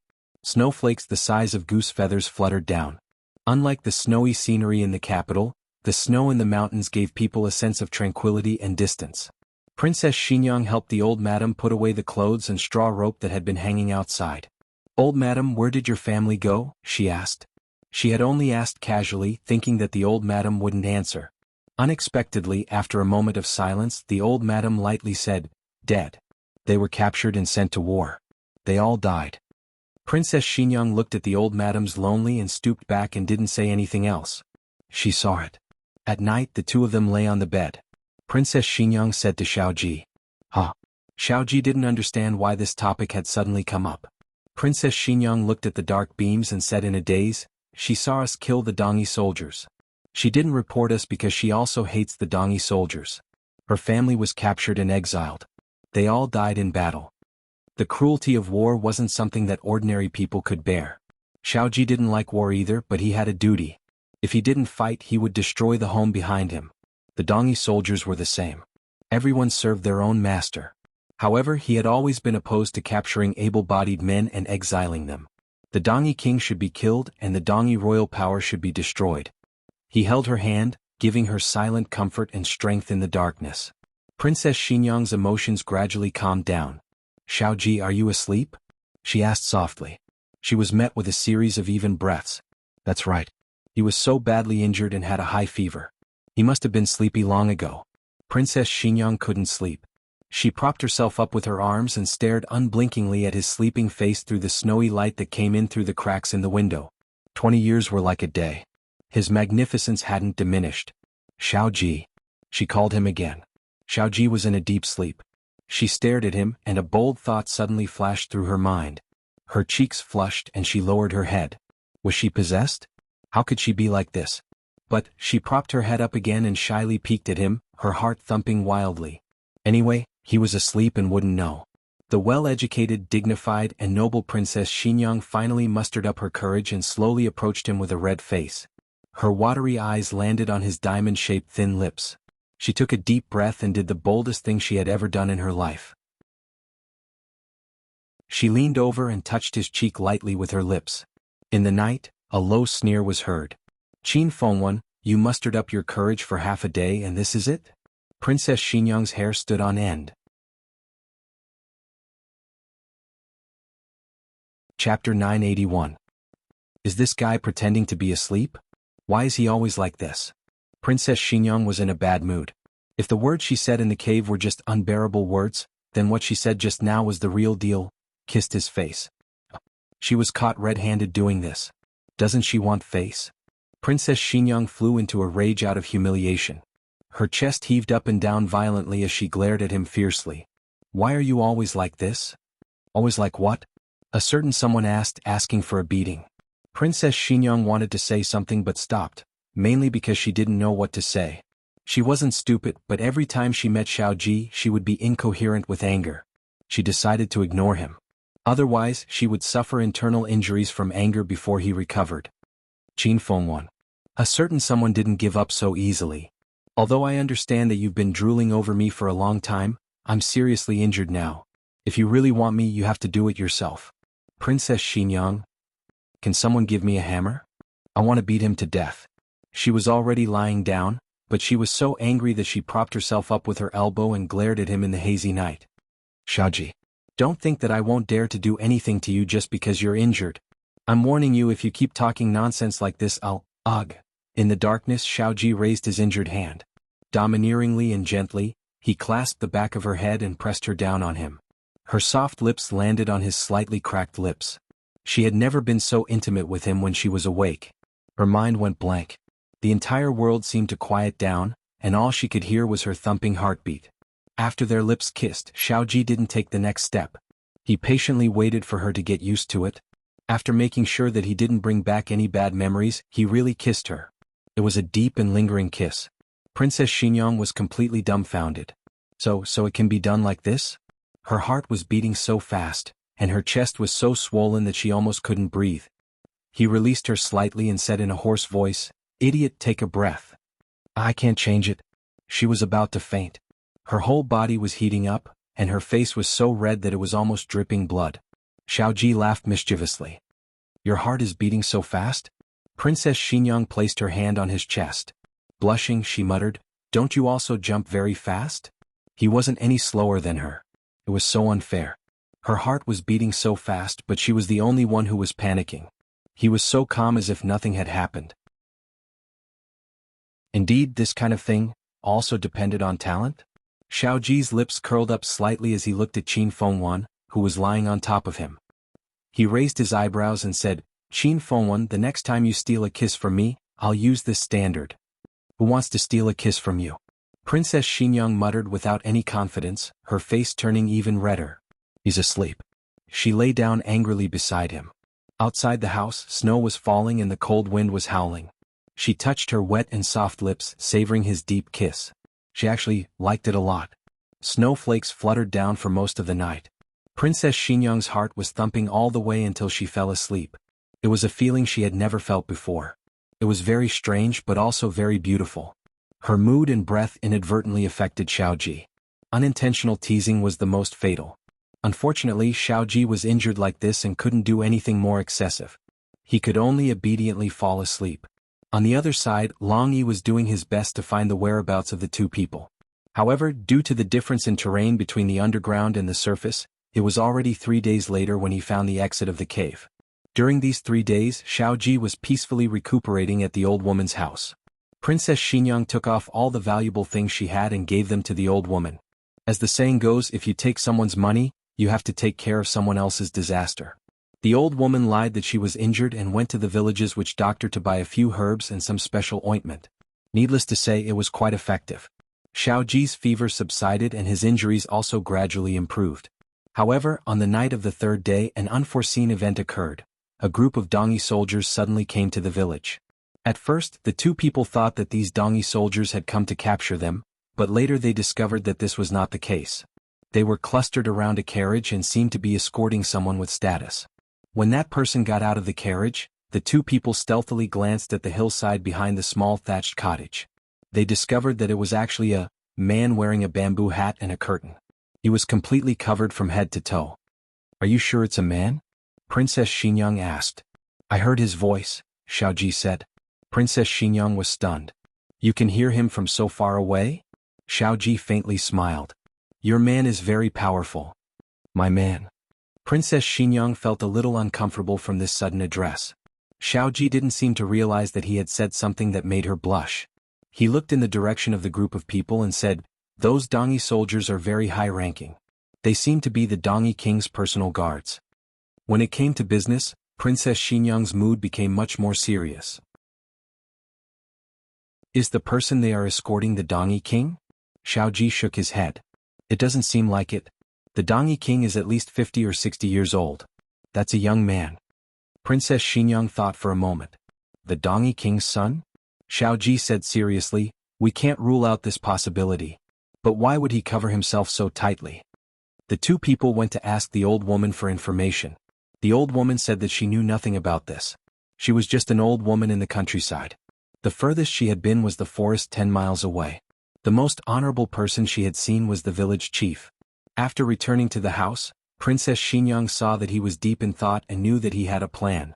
She asked, are you planning to do something? They have a lot of people and you haven't recovered from your injuries. You are no match for them. Xiao Ji said, I won't fight them head-on. Princess Xinyang's expression changed slightly. Are you planning to take that person's place and meet the Dongi King? Xiao Ji silently agreed. Princess Xinyang clenched her fists. Are you crazy? You've only been recovering for 3 days. Your wounds haven't even healed. If you go and assassinate the Dongi King at this juncture, aren't you going to die? Xiao Ji smiled easily. As long as I kidnap him, I won't die. Princess Xinyang frowned. What if you don't succeed? The smile on Xiao Ji's face faded. Xiao En and Xiao Zhe are still in the Dongi King's hands. I've been missing for 3 days. At the time, the Dongi people saw me fall into a trap. I was heavily injured and had to be pulled up by Chang Jing. If I don't appear for too long, the Dongi people might think that I died from my injuries. You stopped there. How could the intelligent Princess Xinyang not understand? The Dongi King had captured Xiao En and Xiao Zhe to threaten him. If he died, Xiao En and Xiao Zhe would lose their value. They would be killed or tortured to death. She didn't try to dissuade him anymore. Instead, she made a request. I don't object to your plan, but you have to bring me along. Xiao Ji was helpless. Qin Fengwen, Princess Xinyang interrupted him. That person had a servant beside him and they were sitting together in the carriage. Do you think that servant is just a decoration? He must be serving him closely and taking off his bamboo hat and curtains every night. If we replace them together, nothing will go wrong. Actually, she had a deeper consideration. Marquis Xianping was a general. If he was really captured, he would rather take his 2 sons and commit suicide than fall into the hands of the Dongi people. She didn't want that to happen. I'll be fine no matter what. I'm a princess. If they capture me, they can exchange many things with His Majesty. If she was a princess without power or influence, she might not be able to speak so boldly. Everyone knew that she was favored by the emperor and was His Majesty's most beloved princess. Even though she herself felt that this rumor was fake, it was enough to scare others. Seeing that Xiao Ji still didn't relent, she pointed outside the door. Are you sure you want to leave me here alone? Do you believe that the moment you leave, the old lady will sell me out? The old woman who was sweeping the floor in the central room? What really made Xiao Ji decide to take Qin Fengwan away was what happened next. The Dongi soldiers found the corpses of the 2 Dongi soldiers killed by Xiao Ji in the ditch near the entrance of the cave. The group immediately became alert and started searching inside and outside the village. Xiao Ji hurriedly used his sword to break the bed in the old woman's room. He also hid one of the 2 cups on the table and took out a stool, making it seem like only one person had lived in the room. The old woman lived alone, so the villagers must know that this room was originally empty. Xiao Ji's actions would make them think that the old woman's bed was broken and she had no choice but to move into this small room. Princess Xinyang sighed inwardly. He was just like this. He looked like a rough person but was actually very meticulous. He had killed countless people on the battlefield, but he had also protected even more people. Xiao Ji used the fastest method to erase all traces of the 2 people living in the room. Then he took Princess Xinyang out of the back door. Since the Dongi soldiers sent out at least half of their forces to search for the murderer, the security around the mysterious young master decreased sharply. Xiao Ji successfully sneaked into the mysterious young master's residence, knocked him and his servant unconscious, tied them up, and stuffed them into a cage. He also gagged them. The Dongi soldiers' conversation came from outside the courtyard. Sir Wu, we didn't find the assassin. We didn't find him either. Us too. We went door to door and even searched the mountains, but we found nothing. Maybe the assassin has already escaped. Escape? I don't think so. This person's tone was different from the soldiers from before. He should be the Sir Wu that the soldier mentioned. He said warily, the young master's safety is the most important.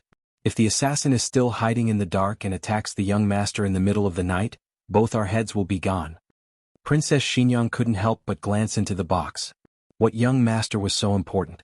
Other than looking like a pretty boy, she didn't find anything extraordinary about him. If the Dongi people knew her evaluation of the person in the box, they would be so angry that they would spit out blood. This person was the most handsome man in the Dongi people, but in her mouth, he was just an ordinary pretty boy. Young master. Sir Wu's voice came from outside the door. There's a situation in the village. I'm afraid we'll have to travel through the night. Young master, please get on the carriage immediately. Xiaoji and Princess Xingyang finished their disguises. Xiaoji was slightly taller and more muscular, but with a bamboo hat and curtain, it wasn't so obvious.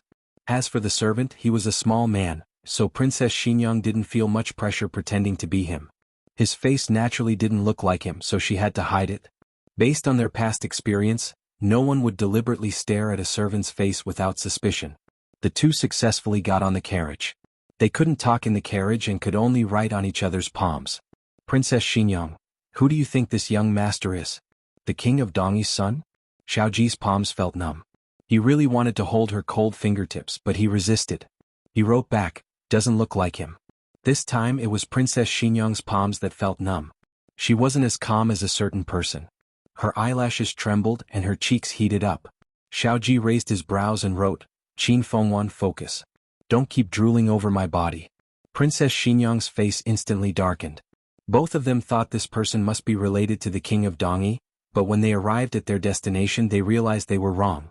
A group of women came to welcome them. The leader was dressed in red. She asked faintly, is the young master here? Sir Wu smiled flatteringly. He's here, he's here. He's in the carriage. The woman in red asked coldly, didn't you say he would arrive tomorrow? Sir Wu hurriedly smiled and said, something happened on the way. I was worried about the young master's safety, so I rushed here overnight. The woman in red's face darkened. You actually dared to rush here overnight. If you tire the young master out and delay the Saintess wedding, I'll see what you'll do. Hearing the word wedding, the couple in the carriage was stunned. After all this time, did they just rob a groom? Princess Xingyang suddenly looked at Xiaoji coldly. Congratulations, you're about to get married. Xiaoji had a toothache. He didn't know this guy had this kind of identity. Chapter 982. Long Yi found the village after Xiaoji, Princess Xingyang, and the others had left. The old woman's hut was the closest to the cave, so he went to her first. He had stayed with Princess Xingyang for many years, so he knew her aura like the back of his hand. As soon as he entered the hut, he knew she had been there. He asked the old woman where they had gone. He was wearing a mask and his eyes were emitting endless killing intent. Mengming is very fierce. You better tell me the truth. Otherwise I'll kill you. The old woman was successfully threatened. She raised her hand and pointed to the hillside in the backyard. They left from there. Xiaoji didn't say where they had gone. First, he didn't want to implicate the old woman, and second, he was in case the old woman betrayed them. Protection was one thing, trust was another. If he didn't take care of everything, he wouldn't have been able to live until now. Long Yi went to the back of the mountain and followed the traces to the house where the young master had once lived. The senses of a martial artist were different from ordinary people. He instantly detected the breathing sound in the box. He opened the lid and saw two men with their hands and feet tied and their mouths gagged. The two of them had already woken up, but unfortunately they couldn't move or scream. Finally, someone had come, so the two of them were very excited. Long Yi looked at them and pulled out the cloth in the mouth of the young master, who looked more pleasing to the eye. He asked, "Who did this to you?" The young master hurriedly complained, "A man and a woman. They were wearing the clothes of Dongi soldiers, but their accent didn't sound like Dongi people." "Wait, your accent doesn't sound like Dongi people. Where did they go?" Long Yi grabbed his neck. The young master trembled. To the Saint Lady's Hall? He had heard the two of them disguised as master and servant being escorted into a carriage by the Dongi King's guards, so they should be going to the Saint Lady's Hall. "Where is the Saint Lady's Hall?" Long Yi asked again.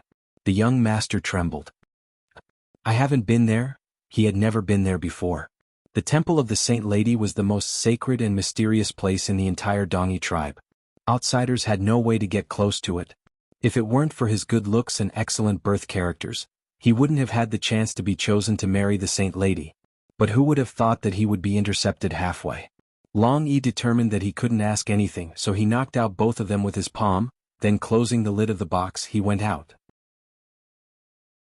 He followed the wheel tracks and footprints in the snow to the entrance of the village. As he passed by a big tree, he heard a teasing voice above his head. "Big guy, are you going to the temple of the Saintess?" He raised his head and looked at the little princess of the Eastern barbarians sitting on the tree branch in confusion. The little princess of Dongi jumped down and looked at him strangely. "I know the way to the temple of the Saint Lady." Long Yi looked at her and said, "Lead the way." The Dongi princess was stunned. "You're not even going to ask if it's true? Also, why don't you ask me why I'm helping you?" "Lead the way," Long Yi repeated. The Dongi princess curled her lips. "I won't." Long Yi left. The little princess of Dongi stared at his back with her almond-shaped eyes and stammered, I already said that I won't lead the way." Then she followed him. The temple of the Saintess was a shrine located on the Dongi mountain of the Eastern barbarians. Of course, this was only for the Eastern barbarians. In the eyes of Xiao Ji and Princess Xingyang, it was just an ordinary palace. It wasn't a particularly ingenious one. However, the atmosphere in the palace was very mysterious. There were only women here, no men. Everyone was expressionless, as if they didn't belong to the mortal world. In addition, there was incense burning everywhere in the palace. There was incense at the door, in the corridor, and even in the room. The first thing that came into view were two large incense burners. Shoo! Princess Xingyang's nose itched and she sneezed. The woman in red frowned and looked at her. Xiao Ji calmly said, "When can I see the Saintess?" The woman in red's attention was successfully diverted. Her gaze moved away from Princess Xingyang's face and landed on Xiao Ji's screen. "According to the rules, you can only see the Saintess on the wedding day in 3 days. If the Saintess wants to see you, she will come over." It seemed that these people didn't recognize the young man's voice. Perhaps they hadn't seen his face. Forget it, he shouldn't show his face so easily. "Can I go in and rest?" he asked indifferently. "Yes," the woman in red said. Xiao Ji led Princess Xingyang into the side room. He went in, but Princess Xingyang was stopped outside. "What do you want?" he asked in an icy voice. The woman in red didn't expect this young master's aura to be so strong. Her voice sank and she almost couldn't bear it. Wasn't he a poor boy from the countryside? He was called the most handsome man in the Eastern barbarians because of his appearance. In fact, he didn't have much ability. The Saintess chose him because of his appearance and birth characters. Why did the person in front of her give her a different feeling from the rumors?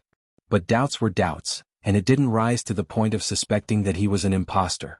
After all, he was sent by the king of Dongi. She bowed and said, "The rules of the Saintess temple forbid men from staying in the temple. You will come with me to the outer hall." Xiao Ji said majestically, "He is my attendant.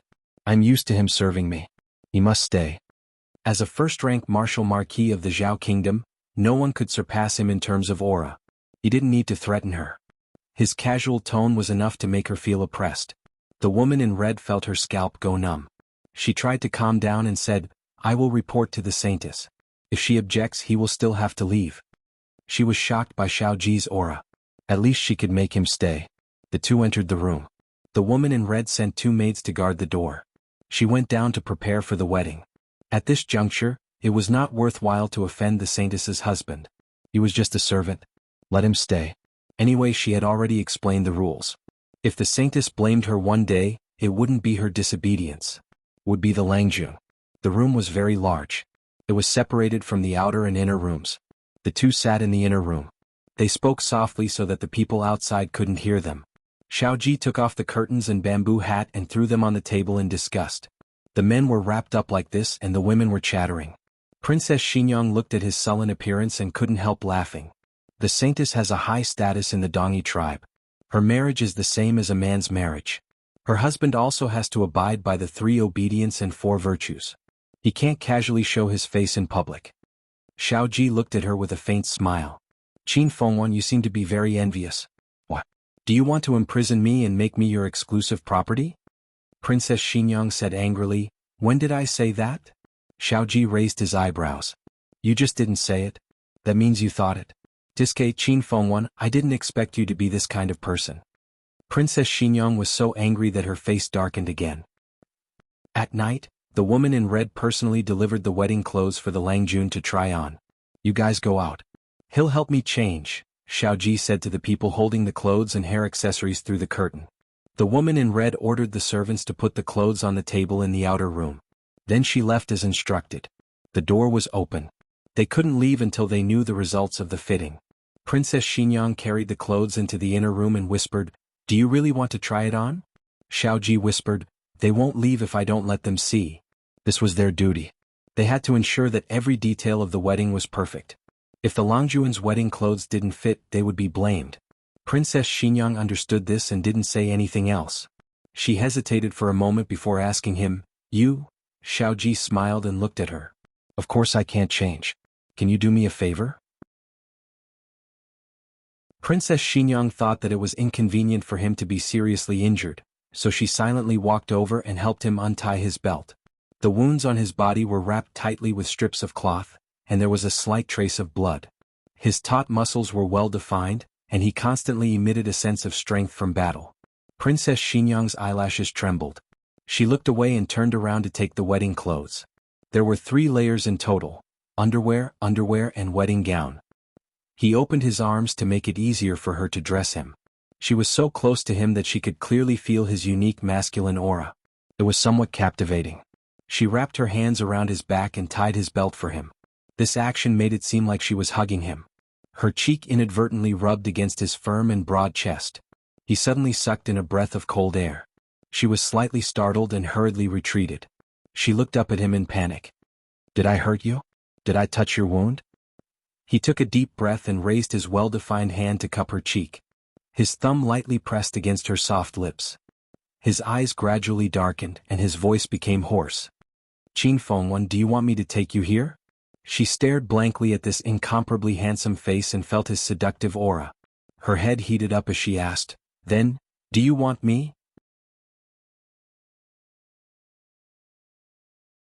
Chapter 983. The moment Princess Xinyang said that, the room fell silent for a full 3 seconds. Xiaoji was quiet because he never expected Qin Fengwan to say something like that. Qin Fengwan was a snow-white rabbit that would run away with a poke. He was used to teasing Qin Fengwan, and this was the first time he saw her not playing by the rules. While his blood rushed to his head, he was also a bit confused. Princess Xinyang was quiet because she also didn't expect herself to say something like that. She regretted it right after saying it. What's going on? Am I possessed? Or is it because I've been with this guy for so long that I've become stained by his company? She finally knew how to be embarrassed. Seeing that she was embarrassed, Xiaoji felt better. Otherwise, words spoken were like spilled water. If they didn't fight for 300 rounds tonight, it wouldn't end well. But if that really happened, wouldn't she be scared out of her wits, not to mention that he might not even be able to see the sun tomorrow? You'll give it to me just because I want it? Qin Fengwan, when did you become so obedient? He couldn't take her body, but he had to take advantage of her with his mouth. Without waiting for Princess Xinyang to speak, he continued, "But how can there be such a cheap thing in this world? Do I have to give it to you just because you want it? I won't. You can't give it to me, right? You're already injured like this. Which part of your body can still move?" Princess Xinyang knew that he was taking advantage of her thin skin to take advantage of her again and again. She should just push him down and tell him to stop talking nonsense. If he's a man, he should be serious. But on second thought, she really couldn't do such a thing. She was angry at herself and at him. Her face darkened, and she glared at him before suddenly tightening her belt. Xiaoji was caught off guard and sucked in a cold breath. This time it really hurt. Outside, the woman in red who hadn't seen Xiaoji for a long time spoke up. "Langjun, is there a problem with your clothes? Do you want us to come in and serve you?" Langjun. Hearing this, Princess Xinyang's face darkened even more. Xiaoji looked at her playfully and said smugly, "Qin Fengwan, you're jealous of this too? In the Dongi tribe, Langjun is just a title for a married man. It doesn't have any ambiguous meaning." "Langjun, I'm coming in," the woman in red said. Princess Xinyang quickly adjusted her expression and silently retreated to the side. Xiaoji put on her veil and turned around, blocking her from view. She hooked her finger under the cover of her wide sleeves. Princess Xinyang's fingertips went numb, as if electricity had passed through them. She quickly hid her fingers behind her back. Under the veil, Xiao Ji's lips curled. When the woman in red entered the room, she couldn't help but frown. She felt a very strange aura, but she couldn't tell what it was. She just felt that she was a little extra. She shook her head and cleared her thoughts before inspecting Xiao Ji's wedding robe. The Holy Virgin's husband's wedding robe was also red, but the material and style were slightly different. It wasn't made of high-quality brocade but red silk and shark's gauze. This was more of a test of a man's figure. If he wasn't careful, he would appear short and fat. Xiao Ji didn't have any concerns in this regard. He was tall and muscular, with broad shoulders and a narrow waist, and his legs were long and slender. His figure would look good even if he wore a sack. The woman in red was also quite stunning. If it weren't for the rules, she would have taken off her Longjuan's veil and seen his appearance. "How much longer do you want to look?" Xiao Ji asked impatiently. The woman in red suddenly came back to her senses and lowered her head in embarrassment.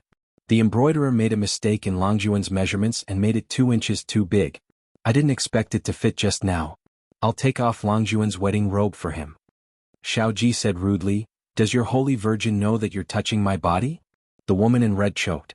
"It's our duty to serve you," but after hearing what you said, she suddenly didn't dare to do it.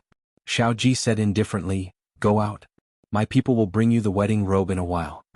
The woman in red answered and turned to leave. She muttered inwardly. Her Langjun was of low birth, so she didn't take him seriously. However, his aura was too strong. After taking back the wedding robe, she carried it to the Holy Virgin's inner hall.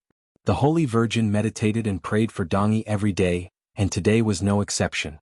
The woman in red didn't dare to disturb her and waited for 2 hours until the Holy Virgin came out of the prayer hall. The pure Holy Virgin was dressed in white and had a slender waist. She wore a white veil on her face, revealing only a pair of arrogant and cold eyes. The woman in red bowed to her. "Holy Virgin." The Holy Virgin glanced at her and asked, "Hong Wan, why are you waiting for me here?" Hong Wan said, "Langjun has tried on the wedding robe. The size is suitable." "That's good." The Holy Virgin's mood didn't change much. The Holy Virgin's wedding was part of her duty. She had to give birth to a suitable successor for the Holy Virgin. Seeing that Hong Wan didn't move, she couldn't help but ask, "Why aren't you leaving?" "That." Hong Wan thought for a moment and said truthfully, "Holy Virgin, I know this marriage isn't what you want. If you don't get married in time, you may become the king's woman. However, you may have chosen the right marriage this time. Langjun is very good." "Is that so?" The Holy Virgin expressionlessly came to her dressing table and glanced at the phoenix coronet and robe placed on the stool. Hong Wan came to her side and said, "Holy Virgin, you will like Langjun."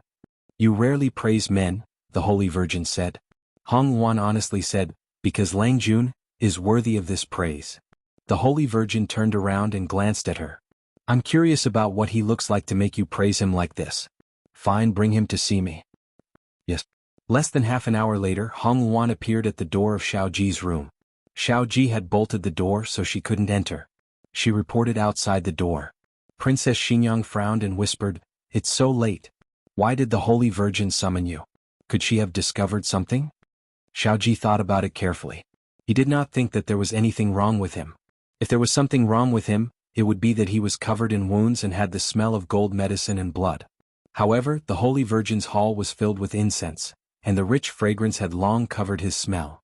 Xiao Ji said indifferently, "It's nothing. I'll go meet her first and find the antidote for Xiao Ming." Xiao Ming's poison came from the Holy Virgin's hall.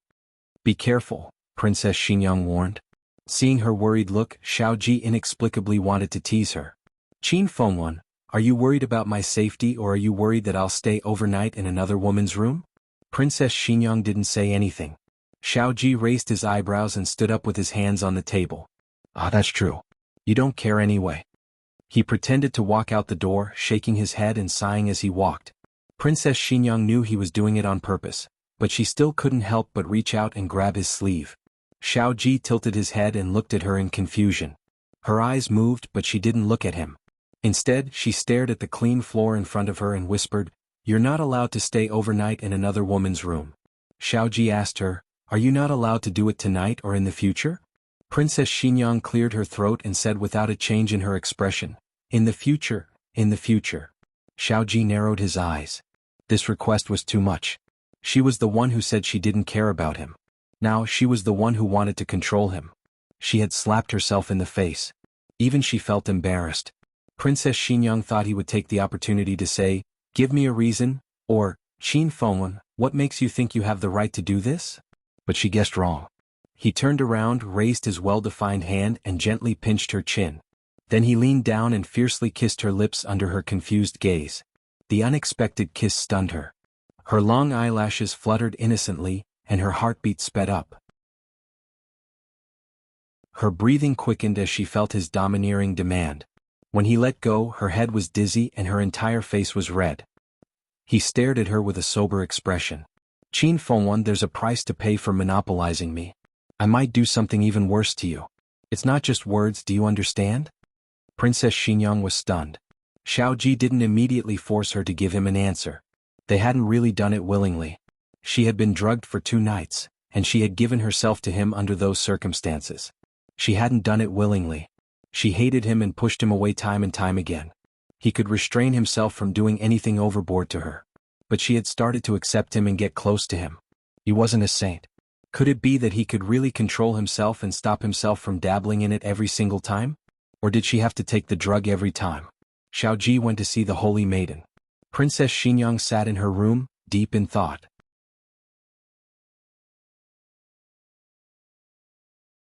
Chapter 984. This hall was full of twists and turns, giving people a headache.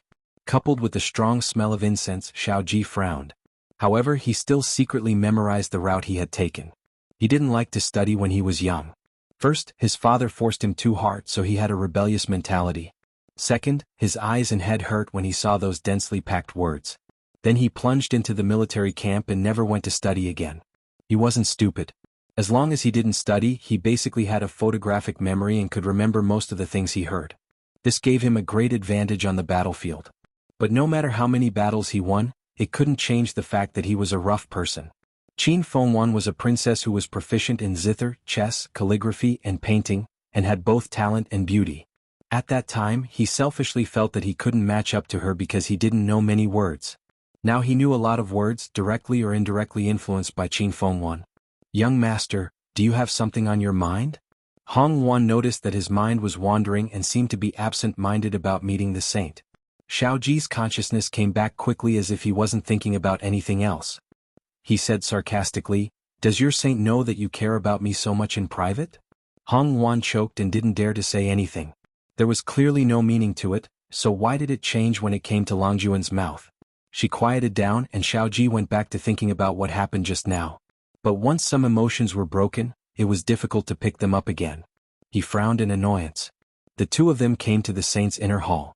There were 4 maids guarding the door and each of them knew martial arts. In addition, there were many masters hidden in the dark. It seemed that although there were no men in the saint's hall, the defense was not lax. "Saint Langjun is here," Hong Wan reported from outside the hall. "Come in," the saint said. Her voice sounded quite young. She had the aura of a superior and also a detached loftiness. Xiao Ji secretly gave her a first impression. As long as the saint had never seen him in person, everything would be easy. It was impossible to say that his face looked like he was in his early 20s, but it was also impossible to say that there were traces of age on his face. The main thing was that his eyes and expression had the restraint and calmness of his age. He had to put on a little act and then lie that he was exhausted. Under the dim light of the oil lamp, he should be able to get away with it. However, the Holy Maiden had actually seen Xiao Ji in person. "It's you?" After the Holy Maiden removed Xiao Ji's veil, she stared at his handsome face and was shocked. Xiao Ji was dumbfounded. "I can't be that unlucky, right?" She recognized him just like that? The saintess turned around and pulled out a long sword from the shelf. She placed the gleaming blade on Xiao Ji's neck. Xiao Ji looked at the sharp blade out of the corner of his eye, then looked at the veiled saintess and asked, "Do we know each other?" The saintess was also wearing a veil. She did not take off her veil but said coldly, "You don't know me, but I know you. When you were fighting with the Dongyi army, I analyzed your strategy on the chariot." Xiao Ji suddenly realized. "Ah, you are the military advisor behind the Dongyi king." The Dongyi king did not have many soldiers, but he could repeatedly defeat the soldiers at the border.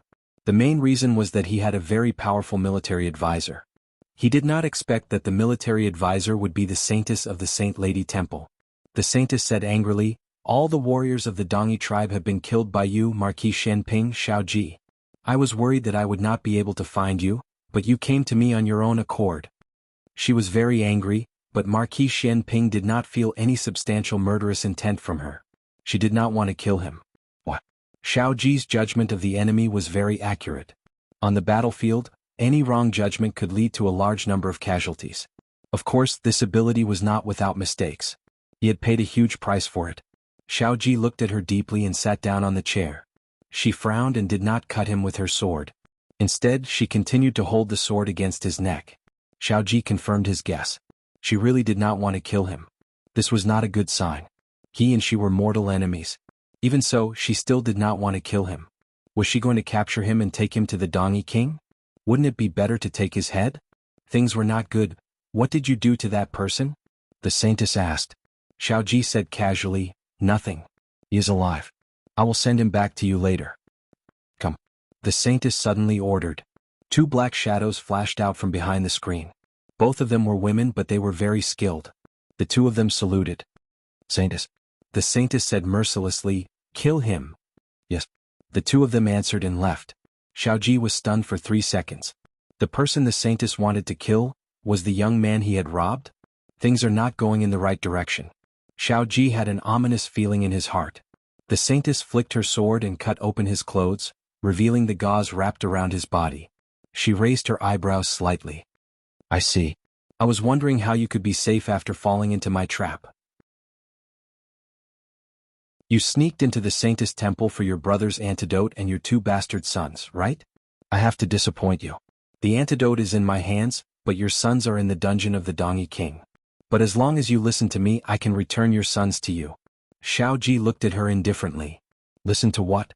The saintess sheathed her sword and neatly put it back into the scabbard. "Marry me and be my husband." Shaoji didn't know what to say. Shaoji looked at her and pointed to his head. "Is there something wrong with your head? I killed so many Dongyi people and you still want to marry me? Aren't you afraid of betraying Dongyi?"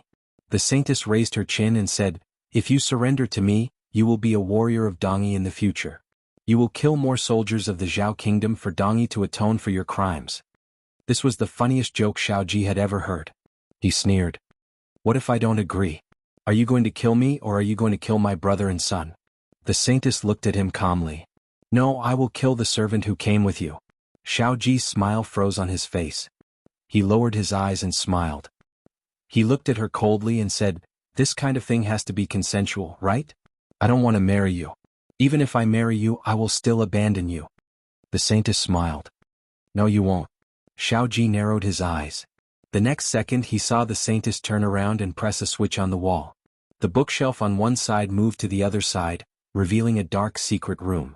Shaoji couldn't use much strength at the moment, so he couldn't sneak up on her. The saintess didn't put her guard up against him because she knew about his condition. She entered the secret room and came out with a white pill on her fingertips.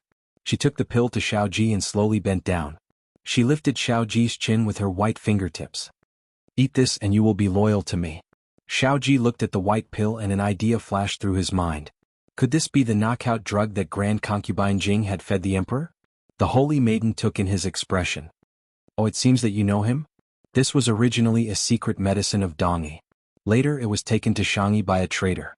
It said that some pharmacists in the Yen kingdom also made this medicine, but the effect of those pills isn't as strong as the one in the Saintess temple. It's stronger than the one the emperor took. What kind of strong drug is this? Shaoji's mouth twitched. "What if I don't take it?" The Saintess said coldly, "It's not up to you." Shaoji vaguely remembered that after taking this drug, he would have a good impression of whoever he saw. At that time he would close his eyes and refuse to open them. His mind was full of Qin Fengwan. If she had the ability, she would cut off his eyelids. As soon as he swallowed the pill, its effects were indeed strong. In just a few breaths of time he felt drowsy. "I can't open my eyes. I can't open my eyes."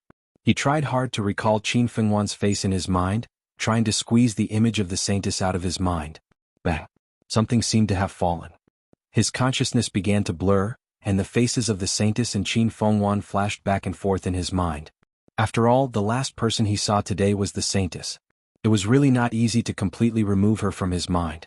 Fortunately, he had willpower that ordinary people could not imagine. After spending a lot of effort, Qin Fengwan's face finally covered the saintess' face little by little.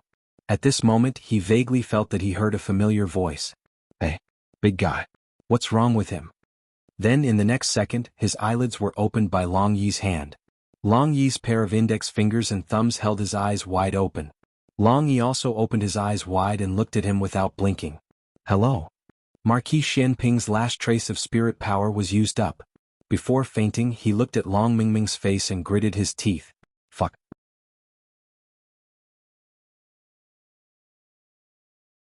Chapter 985. The saintess had calculated everything, but unexpectedly, Long Yi had appeared out of nowhere and made a ready-made wedding dress for her.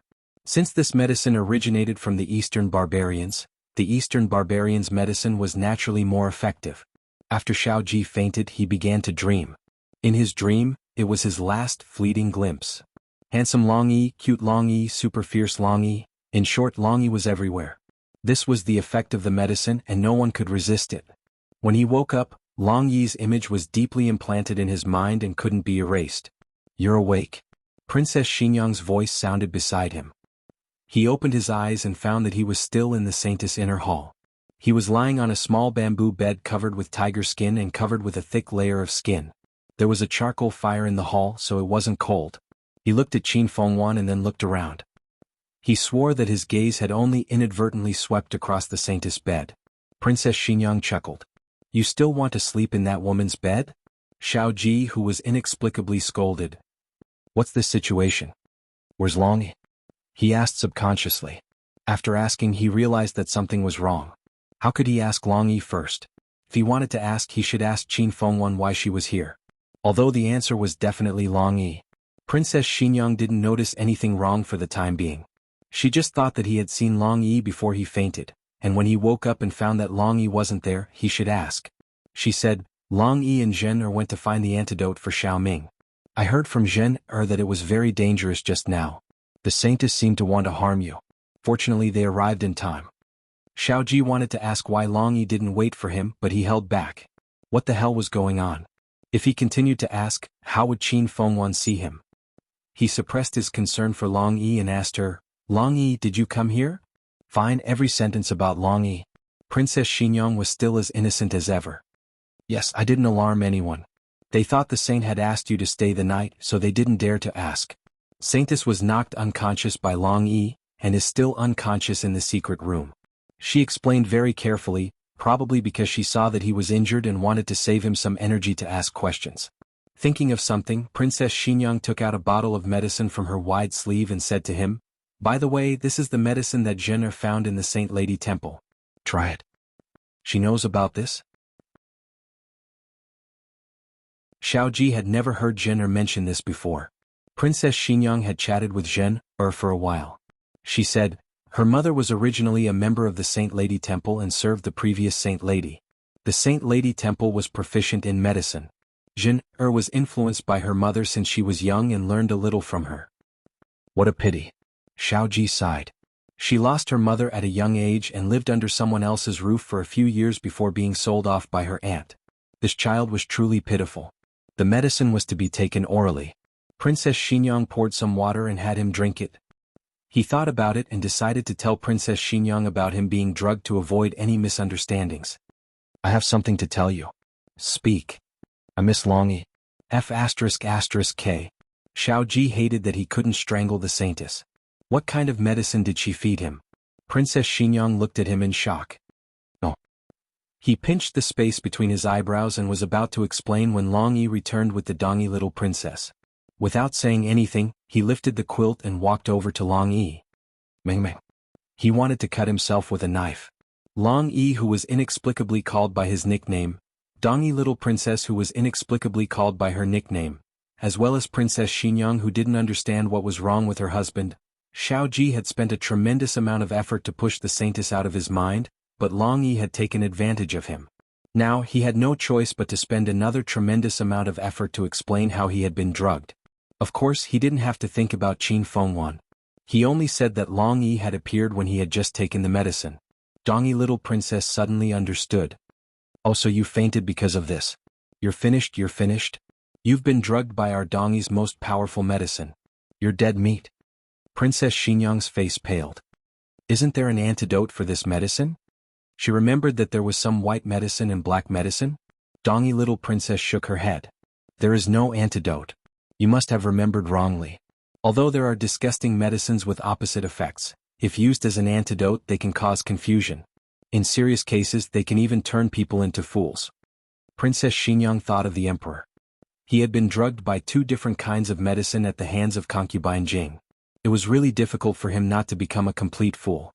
Dongi little princess continued, moreover, the effect of our medicine is much stronger. I advise you not to do this. Princess Xinyang frowned. Is there no other way?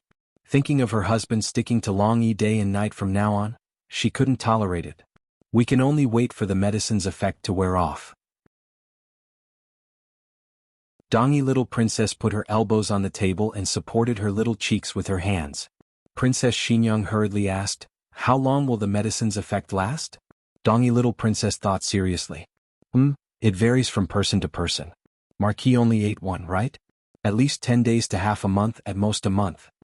Princess Xinyang murmured, so long? Dongi little princess said, if we don't let Marquis see Long Yi, the medicine's effect will weaken and disappear faster. So it's like this. Princess Xinyang made up her mind to keep an eye on Xiao Ji from now on. Who would have thought that when she turned her head, Xiao Ji was no longer in the room? Her heart skipped a beat and she hurriedly got up and went to the backyard. In the empty courtyard, 2 big men were squatting on the ground and digging snow. The scene was intimate and harmonious. Long Yi made an ugly snowman, and Xiao Ji praised with stars in his eyes. Meng Meng is awesome. Princess Xinyang suddenly felt green above her head. Quickly let them separate? Otherwise, Marquis' condition will worsen. Dongi little princess sincerely suggested. The effect of this medicine would gradually become stronger as the contact deepened, and one day, it would reach its peak and then slowly fade away. From the performance of Xiao Ji just now, he was indeed becoming more and more clingy to Long Yi. Did you find your father's medicine?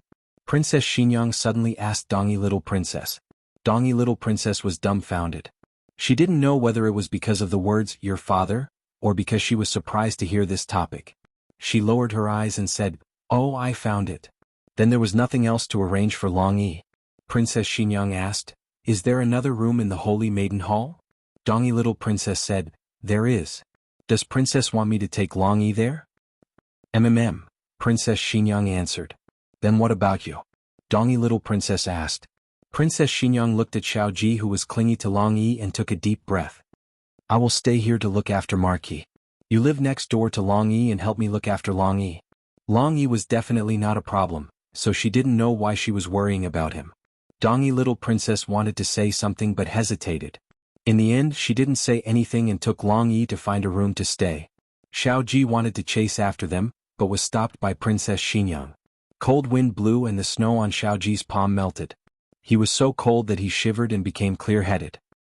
He looked at the ugly snowman on the ground with a complicated expression and asked, just now, I didn't do anything strange, right?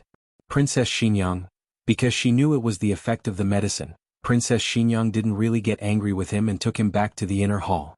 During this time, the red-robed woman came and asked Holy Maiden if she needed anything.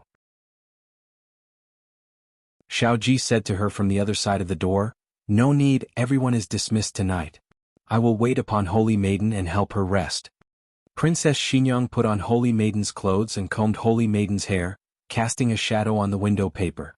The red-robed woman didn't suspect anything and respectfully dismissed the guards. As for the hidden experts, Long Yi had already quietly dealt with them.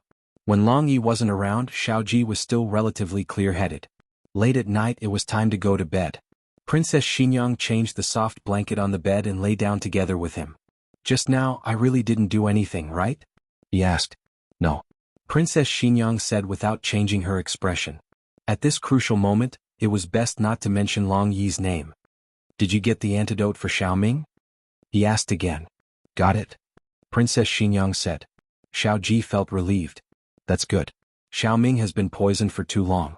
If we delay any longer, I'm afraid his life will be in danger. He said and paused. Then we only have to save Xiao En and Xiao Zhe. What do you plan to do? Princess Xinyang asked. Xiao Ji analyzed. We can directly kill our way into the King of Dongyi's dungeon and save them.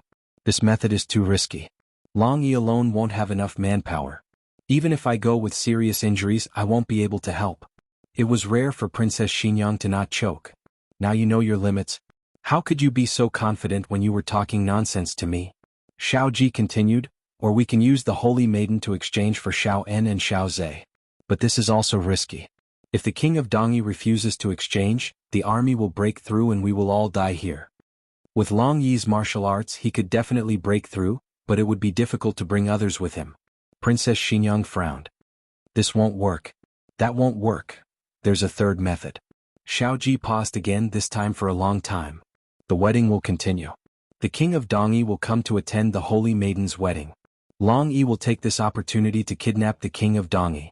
Princess Xingyang's mood was really agitated. She leaned over, straightened her body with her fingers and looked at him. You really want to marry the Holy Maiden? Thinking of the scene of him going through the wedding ceremony with another woman, she felt uncomfortable all over. And she won't cooperate, she said angrily. Xiao Ji said, yes, what you said is not without reason. She won't cooperate obediently.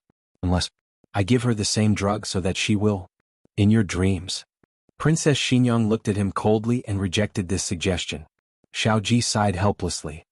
But other than the wedding, there's no better way to lure the King of Dongyi here. Princess Xingyang turned her back. She slept outside. First, it was convenient for her to take care of Xiao Ji at night. Second, it was to prevent Xiao Ji from looking for Long Yi in the middle of the night. She faced the table in the inner hall, and on the table was the Holy Maiden's wedding dress. For some reason, she thought of the wedding many years ago, which she had been unwilling to do. She had also put on the wedding dress, but with the mission of watching him and being ready to kill him at any time. She still remembered that when she got off the sedan chair, the red silk was a step too late, and he offered his hand to her. She didn't take it and waited until the servants brought the red silk. Afterwards, Yujin told her that her etiquette during the wedding ceremony was very lacking, and Xiao Ji was very sincere. He bowed more than she did every time. The guests laughed that he would not be able to control his wife in the future. The young Xiao Ji only laughed, not angry. But that pure and beautiful young man was killed by her on their wedding night. She lowered her eyes and said in a low voice, all right then, you can marry the Holy Maiden. After she wakes up, I will give her the drug and make her listen to me. She will marry you smoothly. Xiao Ji frowned. Wait, this was not what he had expected. Shouldn't you be jealous of me marrying another woman, so you want to do it yourself? Xiao Ji was unhappy.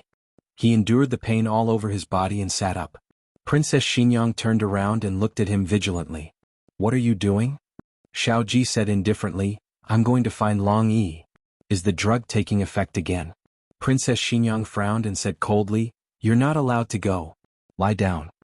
Xiao Ji curled his lips and lay down sullenly. Princess Xingyang was still not at ease, so she found a silk ribbon and tied it around their wrists. This time he couldn't go find Long Yi. Xiao Ji chuckled. Qin Fengwan, although I'm injured, I can still untie a mere silk ribbon.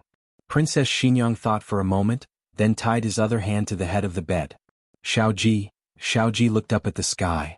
Long Yi, Princess Xingyang couldn't bear it anymore and said, shut up. I can't. My head is full of Long Yi. Xiao Ji threw the blame to her. It's the drug's effect. Princess Xingyang clenched her fists so tightly that cracking sounds could be heard. Xiao Ji continued to ask for a beating. If you don't want me to talk about Long Yi, that's fine. Distract me. How? Princess Xingyang asked. Xiao Ji said very shamelessly, you kiss me. Bikuj mobile reading website. Bikuj. Com.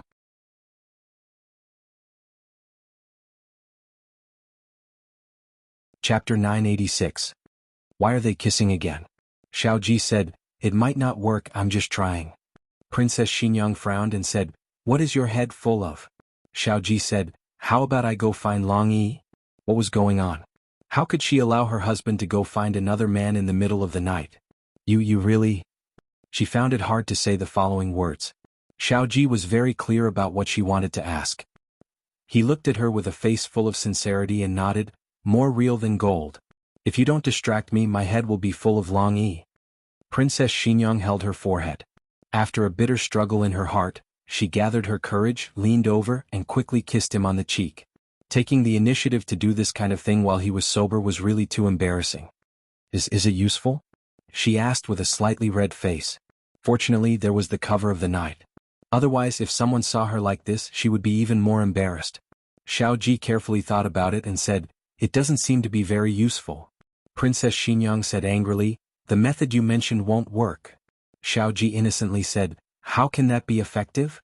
Princess Xinyang's eyelashes trembled. "What do you mean?" Xiao Ji shamelessly said, "You have to follow the standard that this marquis showed you last time. Or you can improvise on the spot and add a little more." Princess Xinyang simply sucked in a mouthful of cold air. According to his standard, if she moved her lips and stuck out her tongue, then what would it be like if she did it a bit more? She had never been so impetuous in her life. Wait a minute, or was it that during those 2 nights when she ate the wrong medicine, she was this impetuous? Thinking of this possibility, her whole body felt unwell. Her cheeks were as red as fire, almost dripping blood. "Longy ah Longy." Xiao Ji began to call her soul again. Princess Xinyang gritted her teeth, closed her eyes, slightly tilted her head, and affectionately leaned towards him. Her lips trembled slightly. It was obvious that she was really nervous. She struggled for a long time before she moved her lips very slightly. Xiao Ji held his breath. Princess Xinyang was so nervous and shy that she didn't realize that the person beneath her had been set on fire by this insignificant action. Blushing, she released him and asked, "How about this?" Xiao Ji calmed down and said calmly, "It seems to have some effect. Continue." Princess Xinyang held back her shyness and kissed him again. She was emotional, inexperienced, and had no skills to speak of. In the end, Xiao Ji could not stand the torment of not being able to scratch an itch.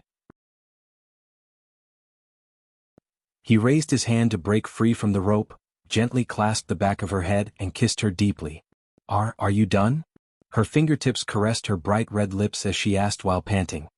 He said hoarsely, "It's not enough, Qin Feng Wan." Who knew how many kisses he had asked for that night? She lay down beside him and fell into a deep sleep. Worried that she would press on his wound, she didn't lie in his arms. Instead, she turned sideways to face him. Her black, satin-like hair spread out on the pillow and intertwined with his hair. In the darkness, he looked at her sleeping face. Enduring the pain, he leaned over. This time he didn't kiss her lips. Instead, he planted a light kiss between her eyebrows. The next day, the saintess in the secret room woke up. Long Yi and the Dongy little princess also came over. Long Yi hit her mute acupoint, making her unable to speak. The Dongy little princess found the knockout medicine in the secret room and gave it to Princess Xinyang. To prevent Xiao Ji from seeing Long Yi and triggering an even stronger effect, Princess Xinyang left Xiao Ji alone on the bed with the curtains tightly covering her. She especially looked like a forbidden item that couldn't be exposed to light. Princess Xinyang said to the Dongy little princess and Long Yi, "You two go out first. I have something to say to her alone." The two went out. Princess Xinyang closed the door of the secret room and walked in front of the saintess with the pill and the candlestick. The saintess sat on the ground with her hands tied behind her back. She could only coldly stare at Princess Xinyang. Princess Xinyang said indifferently, "Don't look at me like that. I won't let anyone unseal your mute acupoint. I'll make a deal with you. If you agree, blink once. If you don't, blink twice." After a quarter of an hour, Princess Xinyang came out of the secret room and said to Long Yi, "You can let her go." Long Yi went in and untied her. The Dongy little princess asked Princess Xinyang, "Did she eat it?" Princess Xinyang said, "She ate it. She shouldn't be disloyal to me anymore." The Dongy little princess kindly reminded, "You still have to be careful. The effect of this medicine varies from person to person.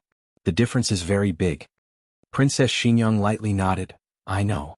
There are still 2 days before the wedding. There will be more people coming and going. You and Long Yi had better not show yourself in front of people."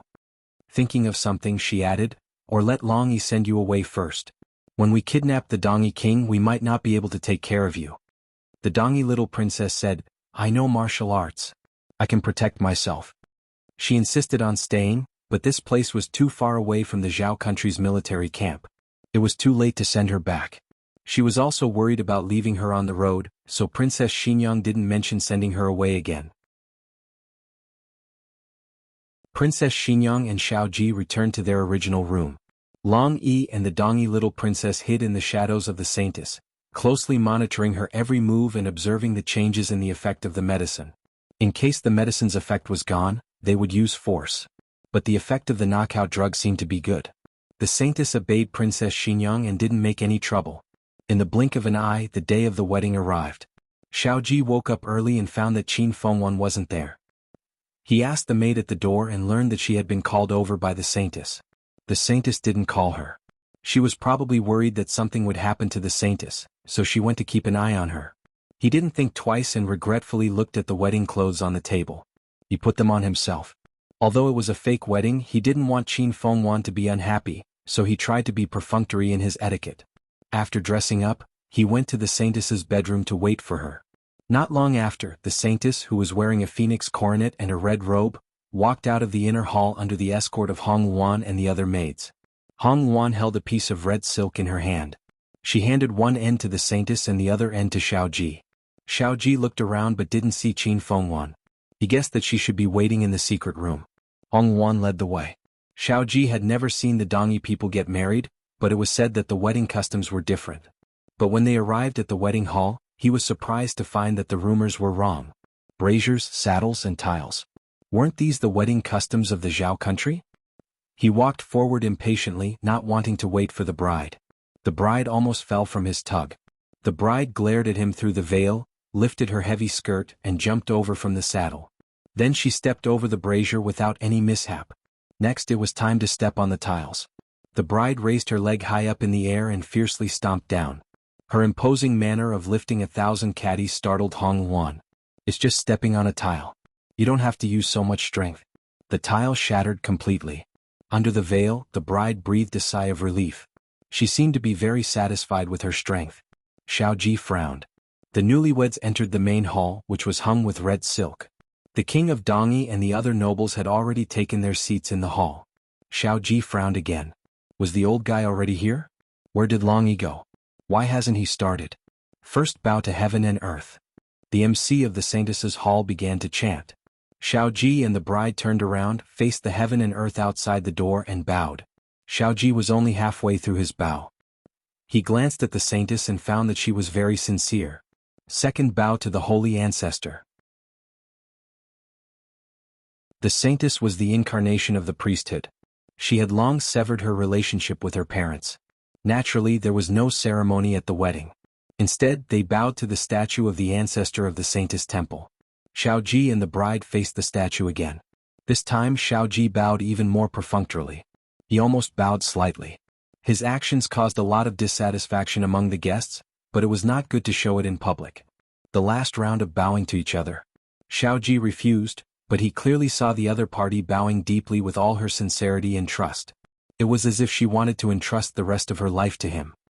His eyes moved and his heart suddenly skipped a beat. The ceremony is complete. As the MC of the Saintess Temple finished speaking, a strong figure descended from the sky. With the momentum of a dragon's roar and a tsunami, he suddenly appeared in front of the king of Dongyi. His movements were too fierce and fast. Everyone only saw an afterimage. By the time they reacted and wanted to protect the king of Dongyi, Longyi had already grabbed the king of Dongyi by the neck.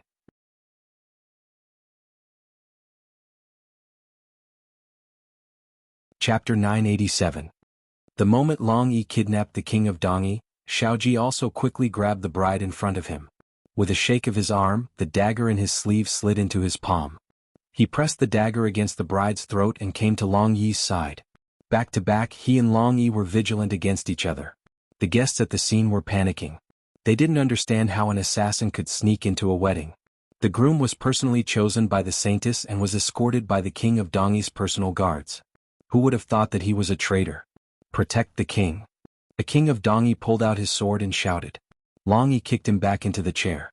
Xiaoji sneered, "King of Dongyi, it seems that you have been on the throne for too long. Some people can't wait anymore and want to take the opportunity to kill you." The king of Dongyi was 60 years old this year and had inherited the throne for 30 years. He was indeed the king with the longest tenure in the history of Dongyi. Among the guests present were his own brother, his own son, and his own nephew. He did not believe that none of them coveted the throne. Now that he had fallen into the hands of an assassin, these people angered the assassin under the pretense of saving him. It wasn't impossible for the assassin to kill him in a fit of anger. It had to be said that Xiaoji completely crushed many of the civil officials in the court in terms of playing with power in people's hearts. The king of Dongyi was old and cherished his life. He didn't dare to fight with Xiaoji. He suppressed the panic and anger in his heart and glanced to the side. He asked, "Who sent you?" Although the person who kidnapped him was Long Yi, the one who made the decision was the groom who had just spoken. There were a few generals in this group who had fought with Xiaoji before. However, Xiaoji was wearing a veil, so they didn't recognize him for the time being. He was Marquis Xianping, who had killed countless Dongyi warriors on the battlefield. Xiaoji smiled faintly. "It doesn't matter who sent me. If you want to live, get someone to prepare a carriage and bring Xiao En and Xiao Zhe here safe and sound. If they lose a single strand of hair, this marquis will chop off one of your fingers." Xiaoji. The king of Dongyi recognized Xiaoji's voice. Xiaoji admitted frankly, "Yes, it's me. So you should know what I'm capable of. I really can kill you." The king of Dongyi had originally intended to deal with the other party, but now he had completely given up. Xiaoji had a strong background, but her methods were even stronger. If he said he would kill, then he would really kill. He would not hesitate to destroy both jade and common stone. He looked at his eldest son and said, "Do as he says." The eldest prince of Dongyi hesitated. "Father?" Xiaoji laughed mockingly. "King of Dongyi, you really have a good son." The king of Dongyi's suspicious mind was exposed. He looked at his eldest son coldly and said, "What? Are you thinking of rebelling? Or do you want me to die in the hands of the people of Zhao, just like your uncle? Then you can smoothly inherit the throne." The eldest prince of Dongyi's expression changed. He definitely did not mean that. He just wanted to stall for time and let someone get the poison to knock them out. His loyalty could be witnessed by the sun and moon, but if his father didn't believe him, then his loyalty was nothing. The second prince of Dongyi took the opportunity to stir up trouble. "Father, since Big Brother is not willing, I will do it." Very good. There was an internal conflict. Xiaoji was happy to watch from the sidelines. He did not care who brought Xiao En and Xiao Zhe in the end. In short, he just wanted the two brothers to be safe. 2 hours later, Xiao En and Xiao Zhe were brought over by a large carriage pulled by 6 horses. Xiaoji took the Holy Virgin into the carriage. Then Long Yi, who was bringing up the rear, also took the king of Dongyi into the carriage. At this time, a Dongyi official said, "It's enough that you have the Holy Virgin in your hands. Let the king of Dongyi go." Xiaoji laughed. "Do you think I'm stupid? Isn't it better to have more hostages?" Everyone was rendered speechless. Yes, if they could have more hostages, why only bring one? Could it be that the carriage could not fit all of them? However, it was not that they did not have a chance. A few days ago, Marquis Xianping fell into a trap set by the Holy Virgin to save his son. When he was rescued, he was already dying. Although he was lucky enough to survive, he was still seriously injured. He did not have much fighting power. That expert could not take care of both the inside and outside of the carriage at the same time. As long as the coachman did something halfway and caused the carriage to overturn, the expert would not be able to take care of the hostages if he could take care of Marquis Xianping. At that time they would have a great chance of saving the king of Dongyi. After making up their minds, everyone secretly exchanged glances and sneered in their hearts as they let them go. The coachman received the secret signal from the guard captain and nodded slightly. 10 miles away at the small spring slope, the carriage overturned. It was a surprise attack. Xiaoji and the others were not familiar with the terrain of Dongyi. They would not notice the coachman if he went a long way. The soldiers of Dongyi took a shortcut to the small spring slope, where a large number of experts and archers were lying in ambush. However, they waited for a long time and waited until the sky was dark, but there was still no carriage coming. Of course, the carriage would not come. Not long after they left the Holy Virgin Hall, the coachman was whipped out by the little princess of Dongyi, who was lying in ambush nearby. The little princess of Dongyi took over the coachman's position and led the carriage away from another road. In the carriage, Xiao En, who had been drugged, gradually woke up. Xiaozi was still unconscious. The two of them were injured as if they had been tortured. However, they were stubborn and didn't say anything that they shouldn't. Xiao En saw his father at a glance and felt a burst of excitement. His eyes began to turn red. Xiaoji tucked him in and touched his forehead. "Don't talk. Rest well. We will reach the barracks soon." Xiaoan did not have the strength to speak at this time. The two of them were Xiaoji's illegitimate sons. They had been raised by Madame Xiao since they were young. In their hearts, they did not dare to compare themselves with Xiao Heng. They always knew their identity and duty. They did not dare to expect their father to love them as much as he loved his younger brother. But this time their father risked his life for the two of them. He had never dared to express his closeness to his father. However, at this moment, he could not help but move his head slightly and rested on his father's palm. At this time he was like a small animal covered in cuts and bruises. He carefully approached his father. He was a little nervous and apprehensive. He was afraid that he would cross the line and make his father angry. He was also worried that his failure would disappoint his father. Xiaoji did not pull his hand away. Instead, he raised his thumb and gently stroked his temples. You did well. The sons of the Xiao family not only had to have the determination to die, but also the courage to face failure. Xiaoan closed his eyes. Hot tears fell from the corners of his eyes. The carriage continued to move forward. The king of Dongyi was also unconscious after being hit by Long Yi's acupuncture point. Outside the curtain, the little princess of Dongyi, who was dressed as a guard, drove the carriage and asked, I forgot to ask. You kidnapped the king of Dongyi and the Holy Virgin. Where is the princess? Did you take her with you? Xiaoji glanced at the bride, who was wearing a veil and had been silent all the way. Oh no. We forgot about Qin Fengwan. She must still be in the secret chamber of the Holy Virgin Hall. The little princess of Dongyi staggered and almost drove the carriage into a ditch. Ah, how did you do your job? How could you forget the princess in the Holy Virgin Hall? It's over, it's over. We just captured the king of Dongyi and the Holy Virgin Hall, and now the princess is in their hands. This. In the carriage, the bride clutched the handkerchief in her hand tightly, wishing she could poke a hole in it. So, I thought you recognized me. So you actually forgot about me. Xiaoji looked at a certain someone's trembling body and smiled. He pretended to say, you can't blame me for this. Who asked me to be drugged? My mind was full of Long Yi. How could I remember anyone else? Swish. The handkerchief in the bride's hand was finally torn. Long Mingming widened her eyes and looked at the torn handkerchief.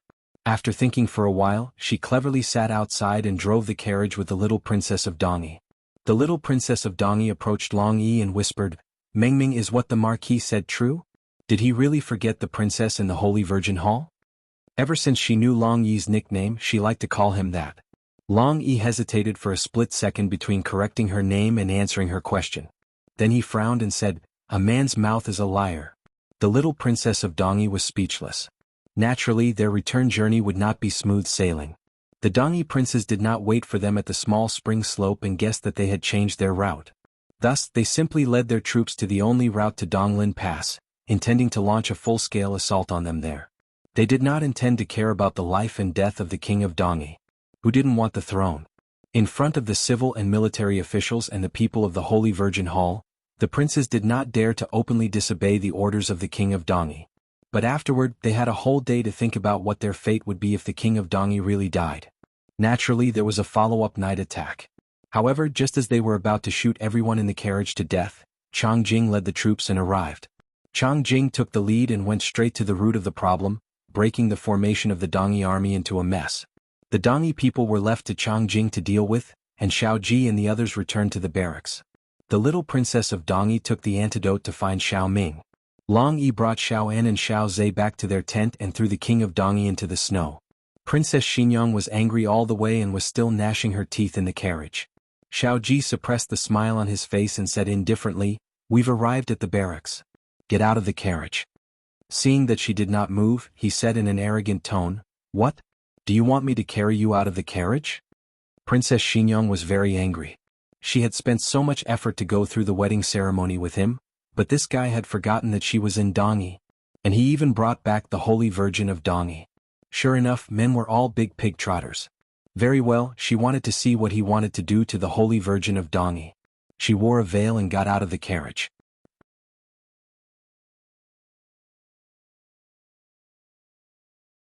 Chapter 988.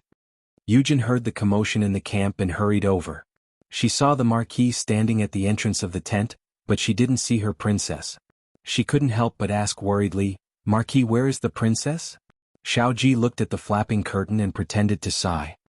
He said, "When I got married to the Saintess, I was so focused on kidnapping the Saintess that I forgot your princess was in the Saintess Hall." What? Yujin was struck by lightning. She looked at Xiao Ji dumbfounded. It was too dark and she was too panicked to notice that Xiao Ji was wearing red. It was slightly different from the wedding clothes of the Zhao Kingdom's bridegroom, but his explanation made sense. She was wondering when her Marquis liked to wear such flashy colors. There was the sound of stomping in anger from the tent. Xiaoji winked at Yujin. Don't worry. The Saintess and the King of Dongyi are in our hands. They won't dare to do anything to the princess. We'll hold back for now. They can't wait and will come to us to negotiate terms. Yujin was stunned again, and then she understood everything. Her silly princess was tricked by the Marquis again? Yujin couldn't bear to watch. She was obviously a smart person, but in the hands of the sly Marquis she was completely controlled. Then do I need to prepare anything? She had learned bad things. Yujin, you're smart. Xiaoji's eyes were full of smiles, but his tone was casual. Prepare some hot water for the Saintess to wash up. Then go to the kitchen to make some food. The Saintess doesn't eat spicy food. Remember to put less chili. There was no longer the sound of stomping in the tent, but the sound of pounding on the table. Yujin couldn't bear it. Marquis, don't go too far. I know. Go. Xiaoji suppressed his smile and turned to enter the tent. Yujin had carefully tidied up the tent. She added some furniture and changed the bedding to softer and warmer ones. At this moment, Princess Xingyang was sitting on a stool covered with a cotton cushion. From head to toe, she exuded an aura of wanting to kill Xiaoji. The Eastern barbarian's wedding robes had pockets that were hidden in the creases on both sides. With his hands in his pockets, Xiaoji walked over to Princess Xingyang and sat down next to her.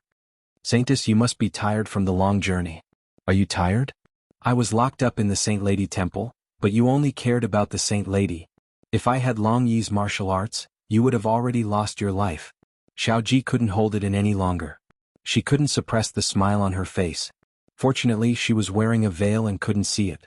He got up and fiddled with something in the tent. It seemed like he had lit a candle. Princess Xingyang felt that there was light on the ground. Xiaoji said softly, just now when we were bowing to the heavens and earth, Madame was so sincere that this Xiao was neglectful. I feel guilty in my heart, but I will not let you down in the future. You're already calling me your husband. You've never called me that before. Princess Xingyang's decades of calmness were completely shattered at this moment. She was finally angered to the point that she was like a little chicken. She raised her hand and was about to lift the veil and lay her cards on the table. She wanted to tell him that from now on she would never have any contact with him. Who would have thought that before she could lift her hand, Xiaoji's big palm gently caught her hand. Xiaoji said, the veil on the wedding night should be lifted by your husband. Marquis, the hot water is here. Yujin's voice came from outside the door. Bring it in, Xiaoji said. Yujin brought in a basin of hot water, then turned around to bring in a box of snacks. The food will take some time. Marquis and Cough, you two fill your stomachs first. After she left, Princess Xingyang continued to be angry. But suddenly, a strange thing entered her eyes. It seemed a little familiar, but she couldn't remember where. Before she could think of anything, the veil was lifted. What entered her eyes was a handsome and enchanting face, just like that youth who had used the jade rui to lift her veil on their wedding night many years ago. His face had the grace of time, but the anticipation and joy in his eyes had not changed at all. He looked at her with a smile, carrying a purity and beauty that had not been eroded by time. Of course, there was also a hint of mature and restrained dominance. Princess Xingyang was stunned. For a moment, she felt like she had returned to 20 years ago. Compared to 20 years ago, the two had changed more in temperament. Time seemed to have forgotten them to some extent.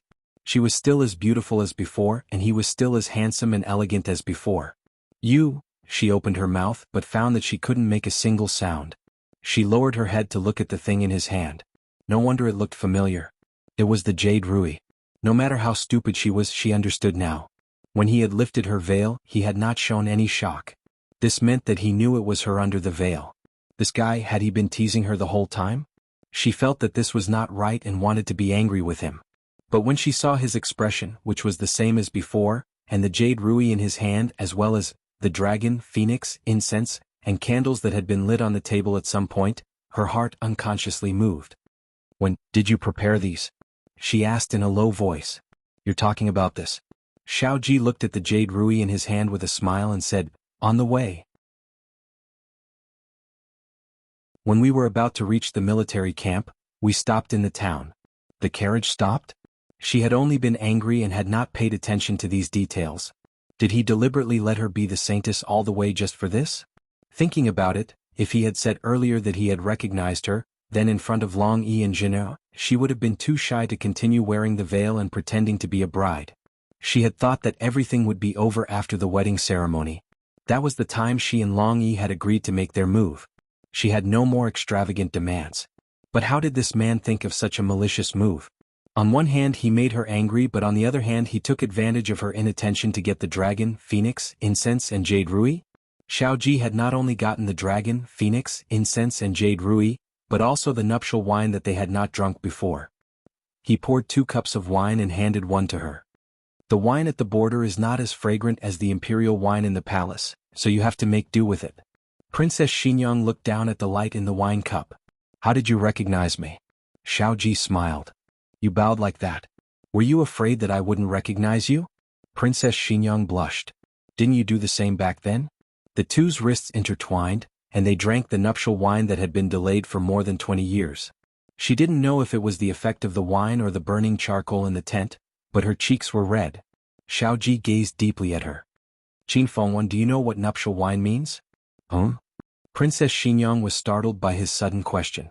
He didn't expect her to answer and continued, after drinking nuptial wine, we live in the same quilt and we die in the same fur. It even rhymed quite well. Princess Xinyang mumbled, why haven't I heard of it? He put the empty wine cup back on the table and said righteously, there will be in the future. It will be recorded in the history books. It was me who said it.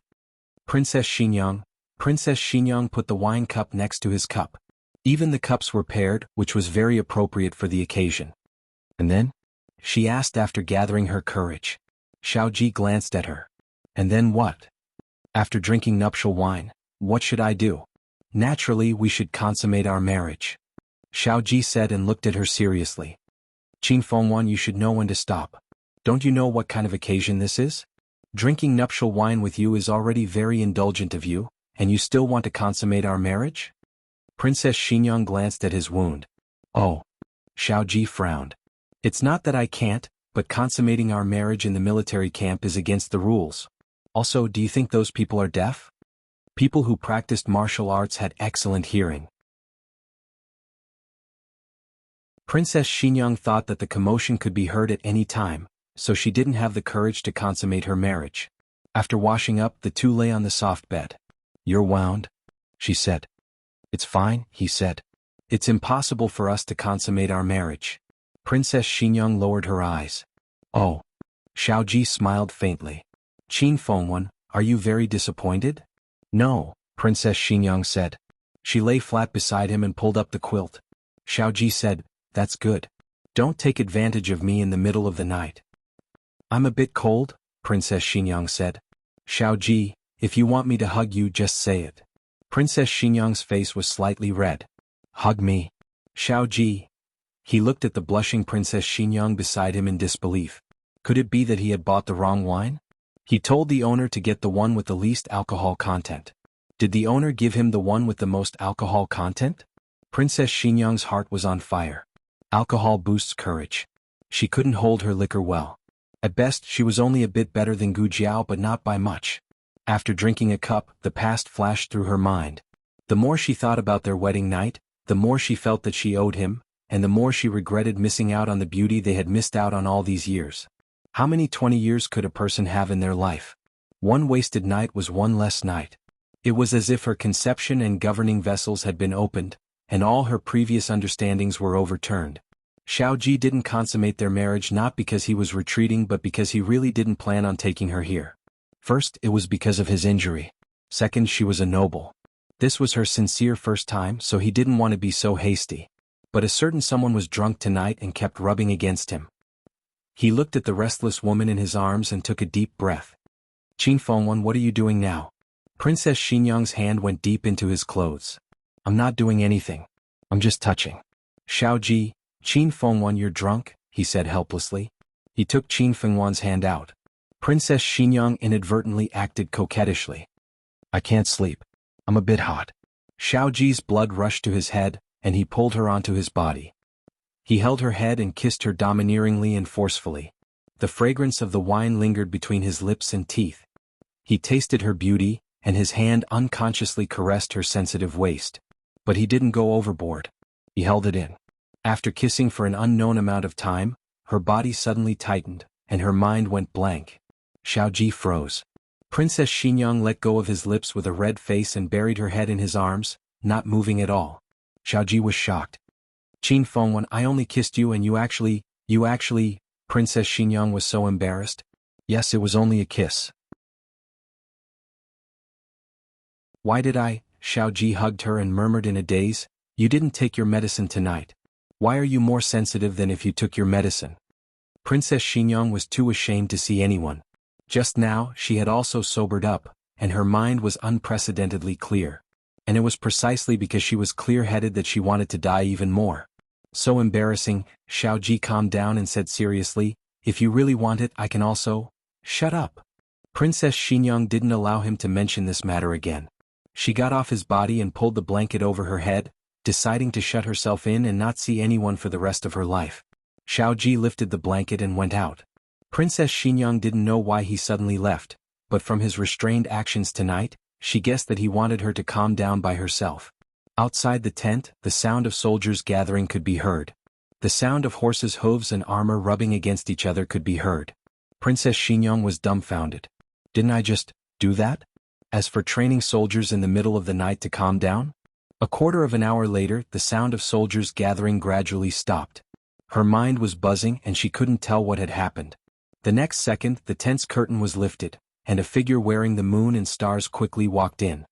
He first locked the curtains, then strode to the bedside. He took off his clothes. Princess Xingyang heard the rustling sounds behind her and turned around in a daze, looking at him in confusion. What are you doing? Consummating the marriage, he said. Princess Xingyang looked at him in surprise.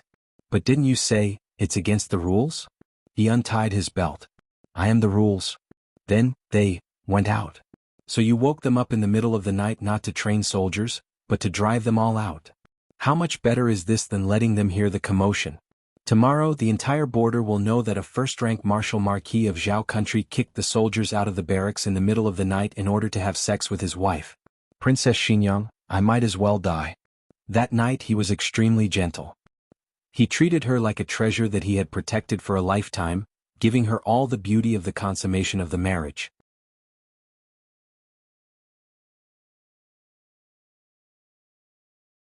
Chapter 989.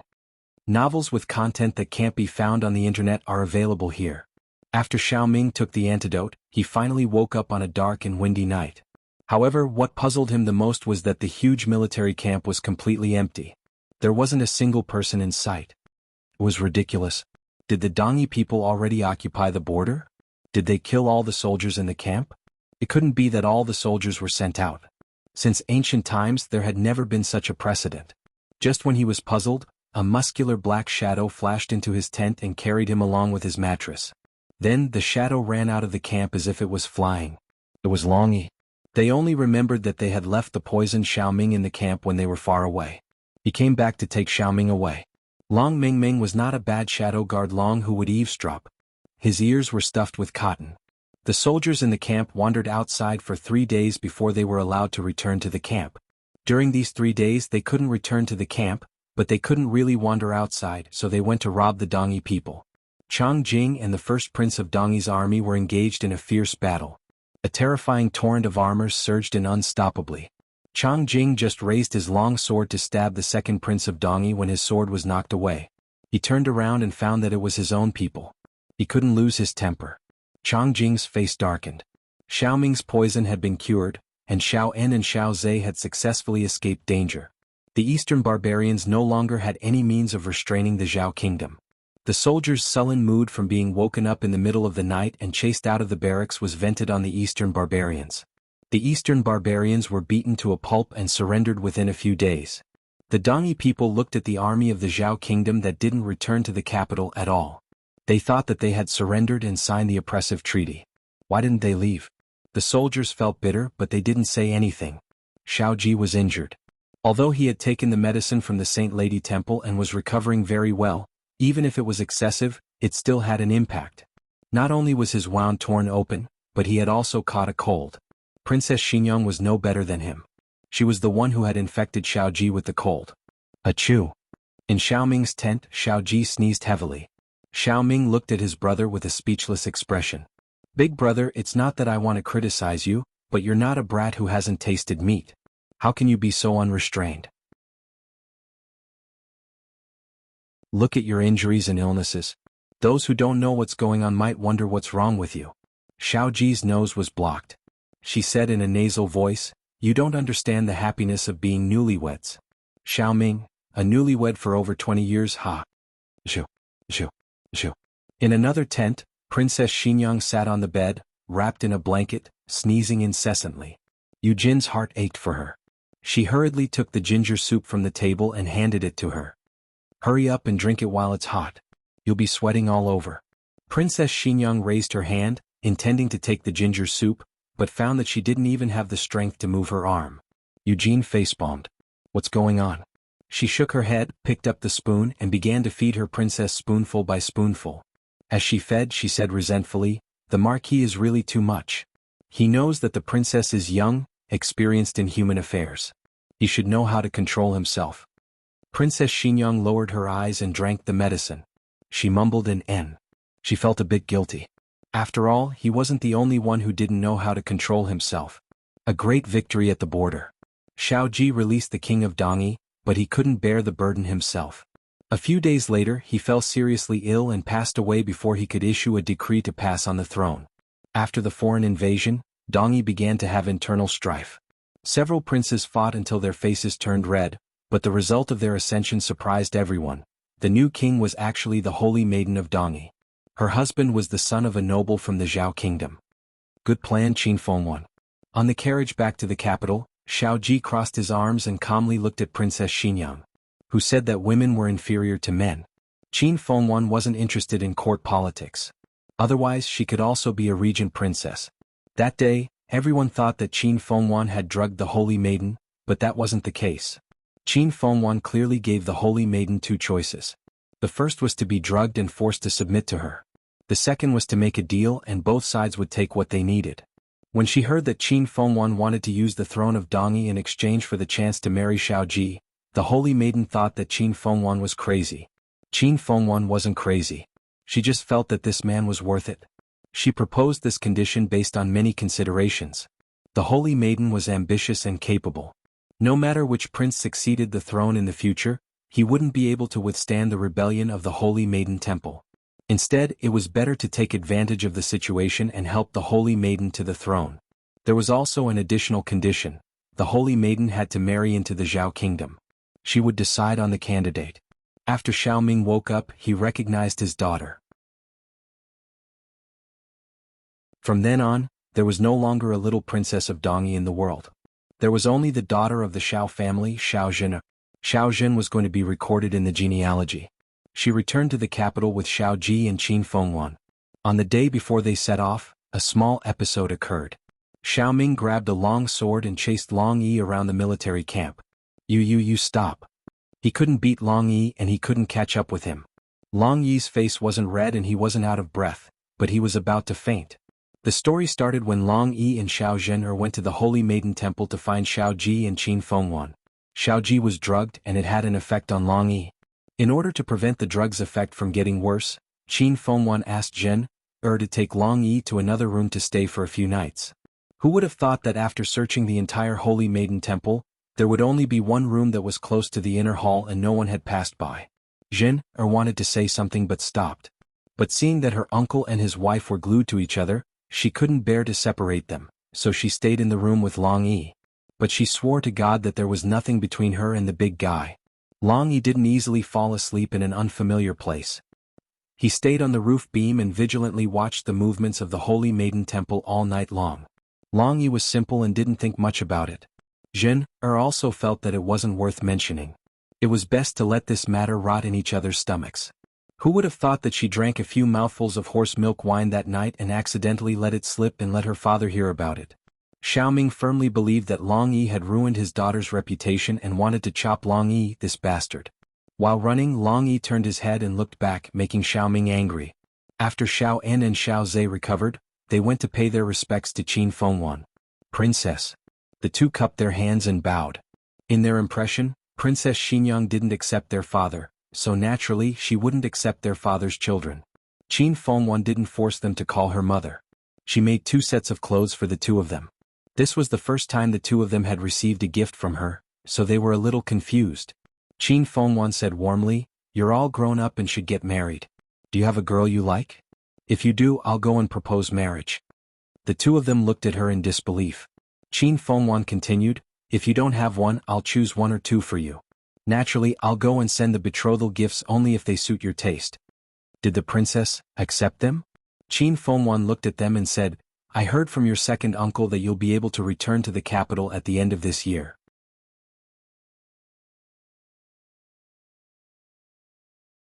It just so happens that Qing and Yi haven't seen their two older brothers yet. The two of them choked with sobs as they hugged the clothes she had personally sewn and bowed deeply.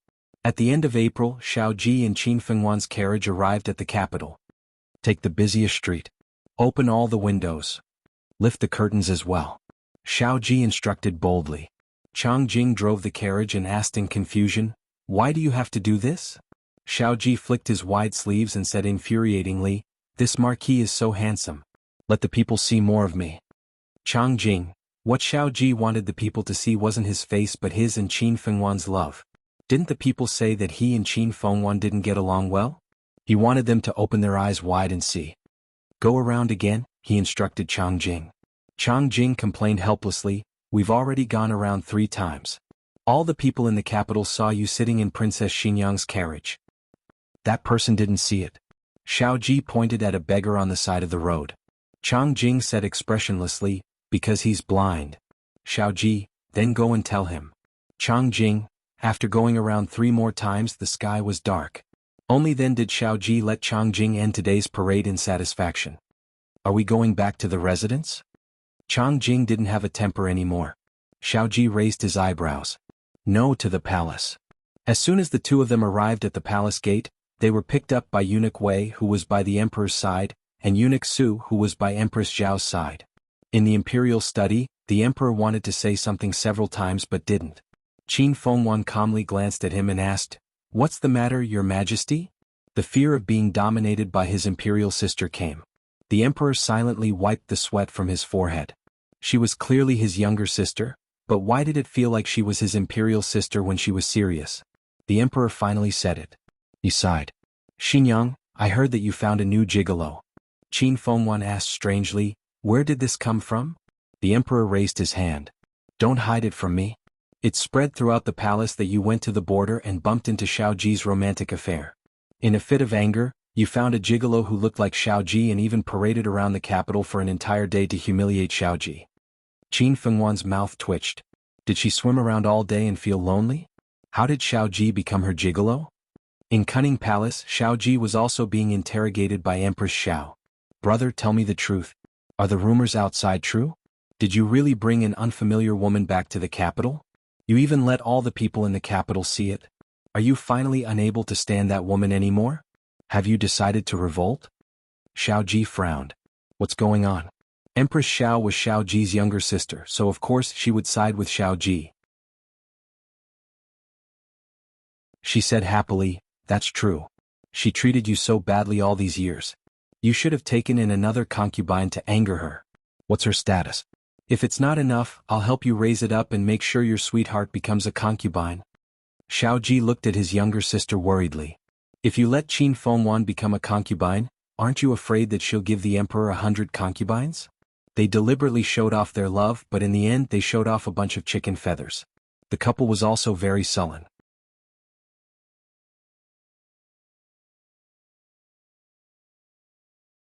Chapter 990.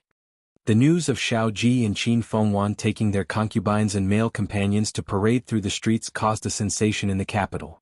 Those who recognized Xiao Ji said that Xiao Ji took his concubines, and those who recognized Qin Fengwan said that Qin Fengwan took her male companions. Both of them recognized each other. In any case, no one believed it. In short, no one in the capital believed that the two of them were truly in love. At best, it was just the imperial family putting on a show. These princes and nobles all care about face. They appear to be united but are actually divided. They put on a show for us common people to see, but who knows what they're like in private. This was what a small eunuch in charge of purchasing told the two of them word for word. Qin Fengwan's face turned green. Xiao Ji's face was also not much better. He didn't give up and said domineeringly, this marquis and the princess had a daughter in these 2 years. What did they say? The small eunuch braced himself and said, They all said that the princess drugged you and ran away after using you. She even threw you away. Xiao Ji, Qin Fengwan, Xiao Heng had just left the inner pavilion when he heard about the storm on the streets. They caused such a big commotion on the first day of returning to the capital. As expected of his parents, he simply didn't know what to say. When he returned to the mansion, he asked the servants if his parents had returned. The servants said no and seemed to have gone to the palace. As for how the servants knew, it had to start with Long Yi. The first thing Long Yi did when he returned to the capital was to find the twins. Naturally, he mentioned the whereabouts of Xiao Ji and Qin Fengwan to Yu Ye. Xiao Jin didn't come back with them because the matter before leaving made Xiao Ming change his mind.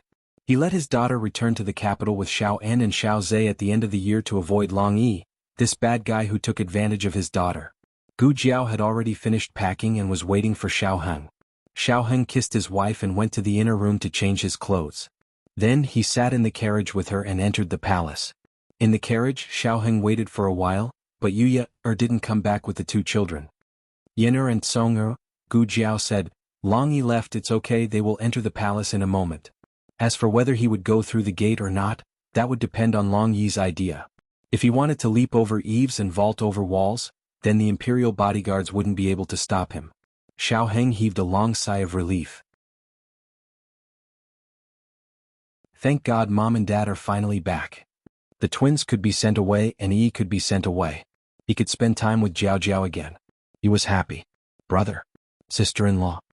A small head with a small bun on her head poked through the curtain of the carriage and looked at the two cutely.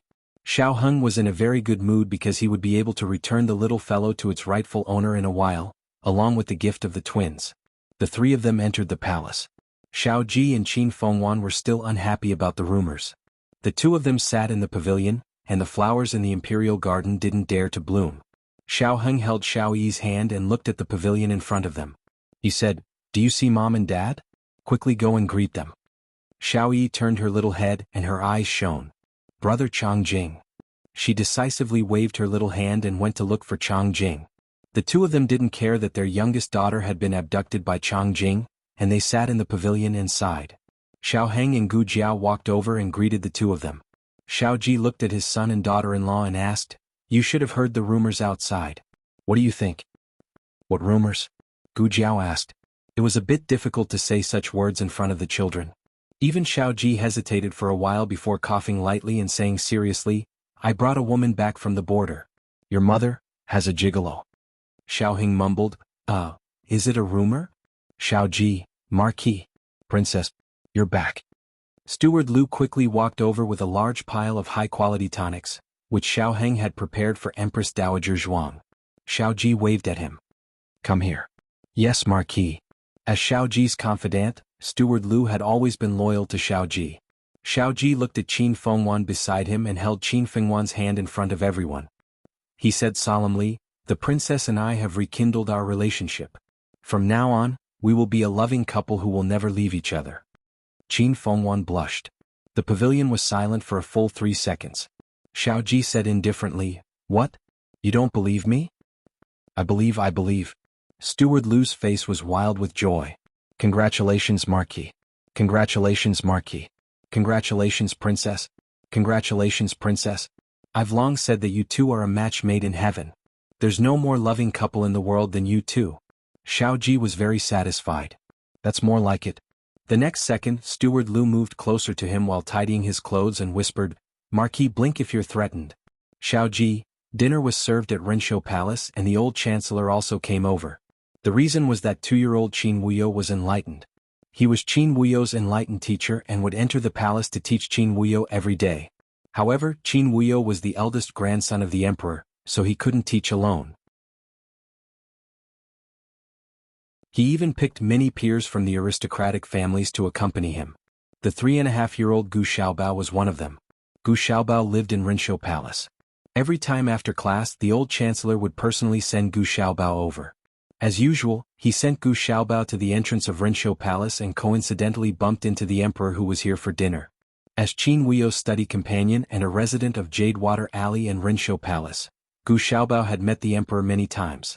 Like a little adult, he respectfully bowed. Your Majesty. Xiaobao came over. The emperor looked at him amiably. Did you learn today's lesson? Gu Xiaobao thought for a while and replied, no. Actually he knew everything but Qin Wuyo didn't. Then he couldn't know either. He was a little shrew since young. The emperor was very happy. It wasn't that his grandson was stupid, but that the things the old chancellor taught were too difficult. Go in.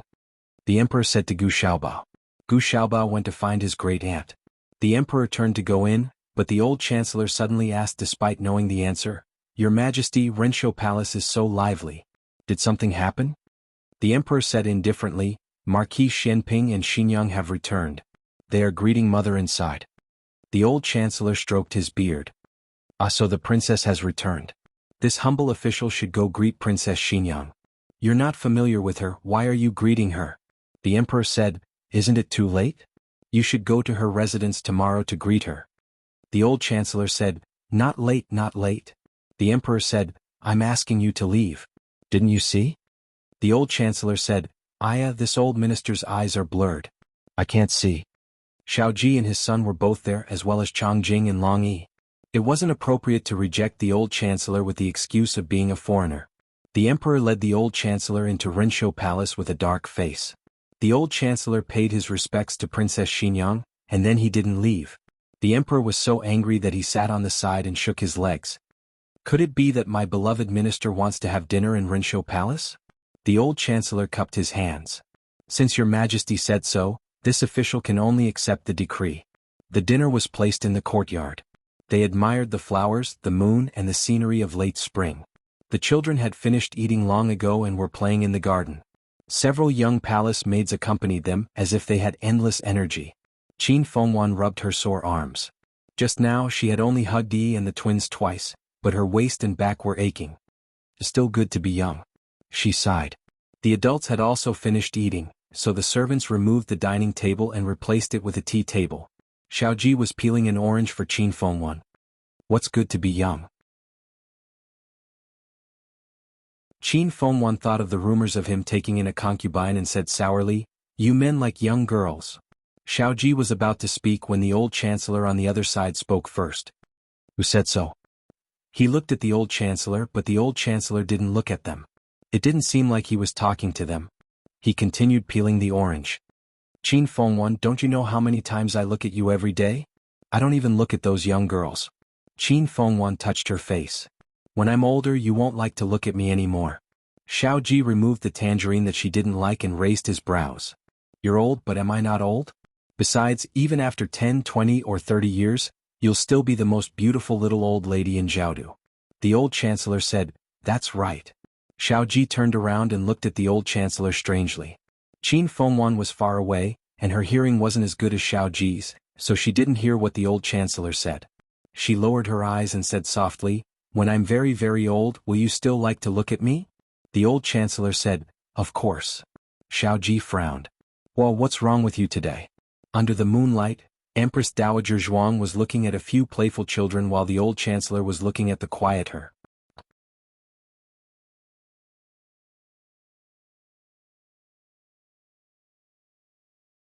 Chapter 991. After leaving the imperial palace, Xiao Heng wanted to give the three children to his parents, but when he turned around his father decisively took his mother to Vermilion Bird Avenue. Xiao Heng didn't even catch a glimpse of their shadows. He looked at the carriage that disappeared into the street and muttered, What are they doing? Gu Jiao made a sound of surprise. Honeymoon. Xiao Heng's mouth twitched. A honeymoon that was 20 years late? He looked at the three little kids who were staring at him with wide eyes and instantly felt his life crumble. He first sent Gu Jiao and the three children back to the Princess Manor, then set off for Marquis Ding Yin Manor. Little Jing Kong was a well-rounded child. Not only did he complete his cultural studies, he didn't fall behind in martial arts either. Recently he was learning martial arts from Gu Changqing. Even though Gu Changqing said he would send him back, Xiao Heng still tried his best to pick him up every night. It felt different to have a parent pick him up. Actually, there were many people who taught little Jing Kong martial arts. Xinyuan Qi, Long Yi, Marquis Xianping, Gu Changqing, Chang Jing and his master Liao Chen. He learned well from everyone and didn't mix up. He was also gifted. Big brother, goodbye. Sister-in-law, goodbye. Little Jing Kong said goodbye to Gu Changqing and Yuan Baolin at the entrance of the manor. Xiao Heng also thanked the two and then brought little Jing Kong into the carriage. Little Jing Kong wasn't young anymore. He was 9 years old and was growing faster by the day. He was no longer a little kid who would be completely blocked by the table when he sat down. Bad brother-in-law? He snorted and arrogantly got into the carriage. Xiaoheng, you're not cute the moment you open your mouth. I wonder who you learned this from. Little Jing Kong had long been a tyrant in the Imperial College. He was cold and handsome. He was only childish in front of Gu Jiao and Xiaoheng. The carriage didn't go through Chang'an Street, but went in the direction of Black Tortoise Street. What are you doing? Little Jing Kong had a good sense of direction, especially since the Imperial College was on Xuanwu Street. He was very familiar with this area and could tell if the carriage was going in the right direction with his eyes closed. This is not the way back to the princess residence. He looked at his bad brother-in-law suspiciously. Are you going to sell me in the middle of the night? Xiaoheng looked at him with both anger and amusement. Yes, I want to sell you so that you won't raise my rent in the future. Little Jing Kong crossed his arms, raised his chin and snorted, You're still talking about it? You haven't paid your rent this year. It's been 4 months. Xiaoheng flicked his wide sleeves and said indifferently, Didn't you pay off your debt? Little Jing Kong's eyes flashed. Pay off what debt? I fought with someone with a bird and was given a demerit by the Imperial College. My parents were called. I went. I collected protection fees and was given a demerit by the Imperial College twice. My parents were called. I went. I cheated in the exam and was given a demerit by the Imperial College 3 times. I went. Speaking up to this point, Xiaoheng glanced at a certain little fellow and said, Let's agree on it. I'll help you hide it from Jiao Jiao for 500 taels each time. So you still owe me 300 taels. Little Jing Kong's arrogance fell. He bluffed, You've changed. You would never be bribed by me in the past. Xiaoheng wouldn't be led by the nose. So you're saying that I have to cover for you for free? Fine, I'll tell Jiao Jiao later. Little Jing Kong was furious. Oh, they bickered. The carriage suddenly stopped. Little Duke, little master, we've arrived, the coachman said. Xiaoheng stood up. Get off. Little Jing Kong followed him and got off the carriage. He looked around and asked in confusion, Huh? It's so late. What are we doing at the Imperial College? I'm taking you to meet someone, Xiaoheng said. He led the way in front and Xiao Jing Kong followed unwillingly. After entering the Imperial College, Xiaoheng took him directly to the teacher's attic. The teachers had already finished their shift and the attic was dark. There was only one room that seemed to be lit by an oil lamp. The two of them came to the door. The door was open and a teacher was writing something. Because he was too focused, he did not notice that someone had come. Teacher's son. Little Jing Kong recognized him. Teacher's son used to be one of the teachers of the prodigy class. He didn't teach the prodigy class anymore because of some personnel changes. Little Jing Kong rarely saw him. Teacher's son looked older than a few years ago. He had a few strands of white hair on his head. In fact, he was only in his 40s. Why did you bring me to see teacher's son?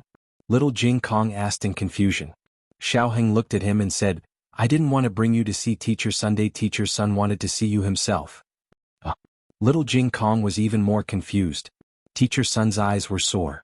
When he raised his hand to rub his eyes, he saw Xiaoheng and Little Jing Kong. He wasn't surprised. Instead, he felt relieved. He smiled and said, Come in. The two entered the room. Little Jing Kong found that there were a lot of papers on his desk. The papers were filled with all kinds of strange formulas. He had learned a little and knew that these were the mathematics of Jiao Jiao's previous life.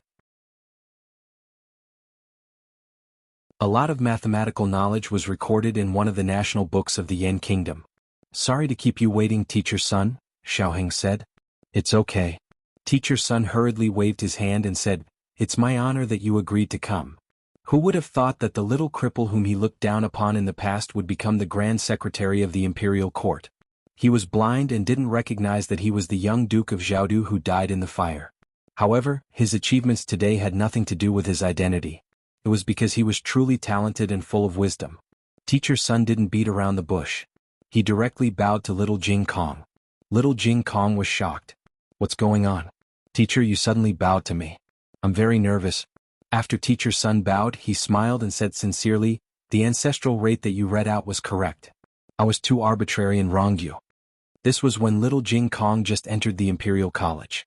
Teacher's son taught a math problem to the children of the prodigy class and expanded it to the ancestral rate. The ancestral rate passed down by the ancestors was only up to 7 digits. which was recorded in the Swanjing 10 books. Little Jing Kong read out 17 or 18 digits in one breath. Teacher Sun said that little Jing Kong was talking nonsense and disturbing the class. Little Jing Kong, on the other hand, suspected that Teacher Sun was misleading his students. He even threw 10 arithmetic problems that Gu Jiao had taught him in one go, successfully stumping Teacher Sunday. Teacher Sun was not convinced and gave him 10 math problems. He answered half of them. He even said some infuriating words. What's so strange about me not being able to answer the remaining questions? I'm a student. I came here to study because I don't know how to do it. If I know how to do it, why do I need a teacher? Teacher Sun was so angry that he hit his palm with a ruler. However, little Jing Kong dodged quickly. He didn't hit Teacher Sun but fell down himself. The whole class burst into laughter. The students of the other 4 classes also came to watch.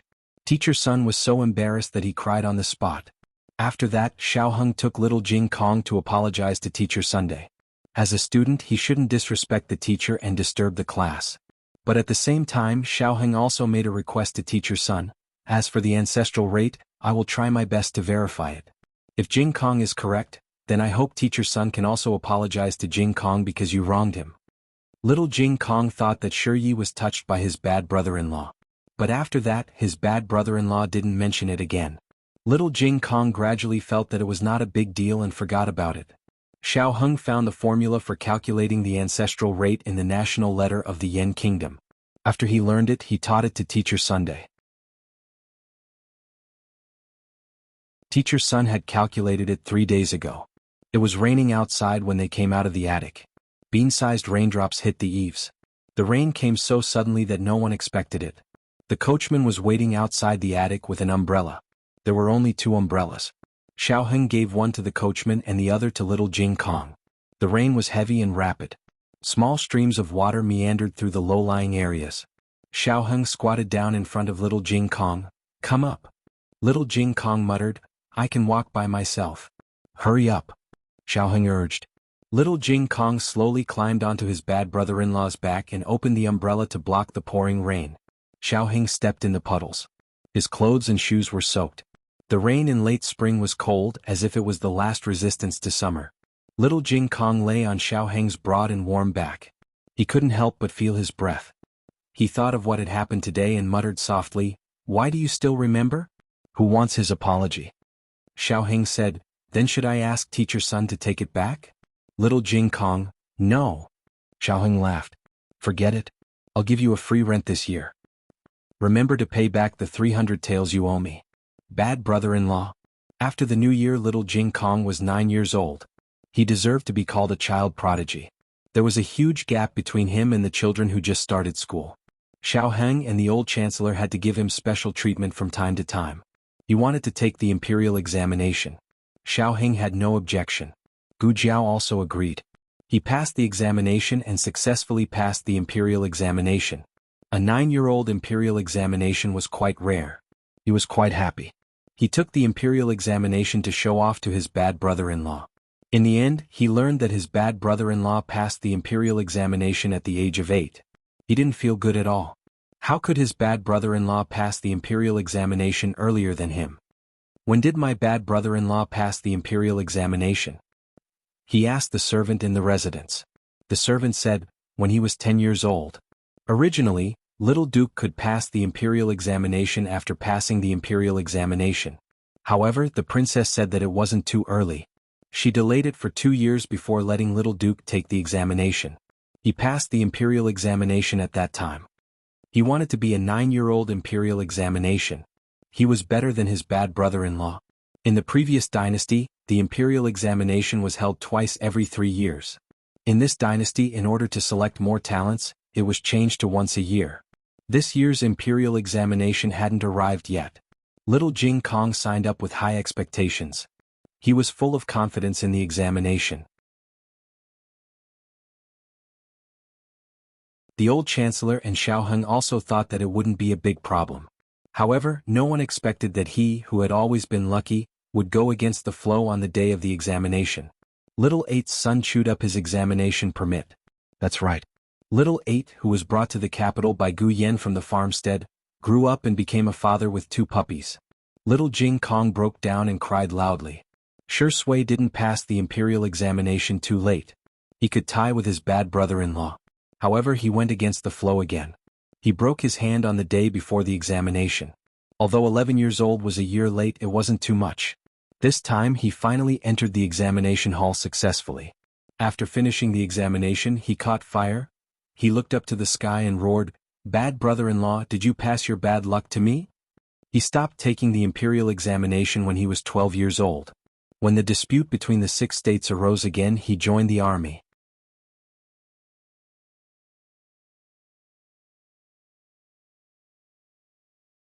Chapter 992. Yan country ushered in another cruel winter. The biting cold snow almost didn't stop since the winter. The battle at Samapo had been going on for 2 months. Due to the snow blocking the road, the imperial court supplies couldn't be delivered. The soldiers at the border had been hungry for several days. They could only dig grass roots and gnaw on tree bark to satisfy their hunger. Otherwise they would eat the corpses of horses. In the commander's tent, several generals and commanders gathered. No one spoke. The atmosphere was very solemn. About a year ago, a rebel army suddenly rose up in the southwest region of the Yan kingdom to fight against the empress. They spread rumors everywhere, claiming that the empress's throne was obtained through improper means. The retired emperor originally didn't intend to pass the throne to her. It was she who forced her biological father to step down from the throne and put him under house arrest in the harem. Only then did she ascend the throne. She wasn't really destined to be. Moreover, her methods were too cruel and fierce.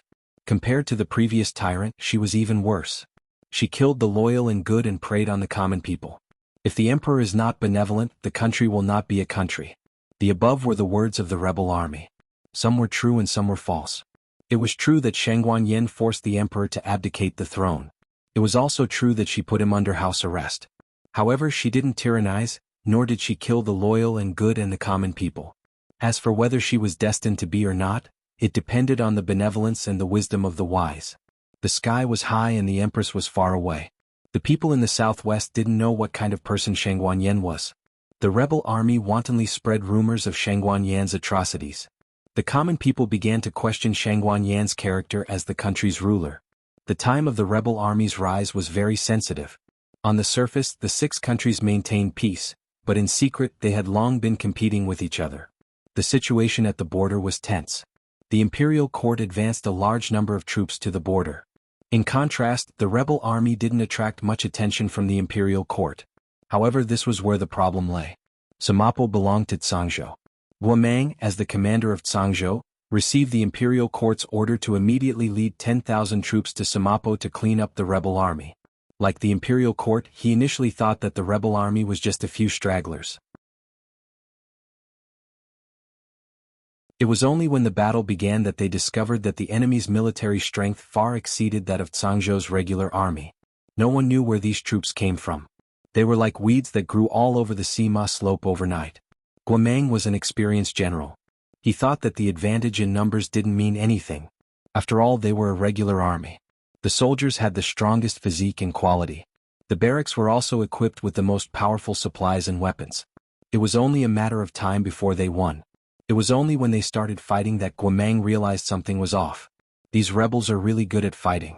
Moreover, their equipment and armor were as hard as those of the regular army. Both sides fought and Guomang suffered defeat after defeat. Not only did he fail to take down the rebel army's base, but he also lost a city.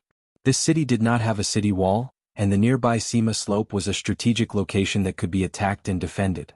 Guomang changed his previous aggressive fighting style and adopted a roundabout strategy. Originally, he wanted to stall for time while waiting for reinforcements from the neighboring Yunzhou to arrive. Unfortunately, the snow had sealed off the mountain. Not to mention reinforcements, they couldn't even transport rations over.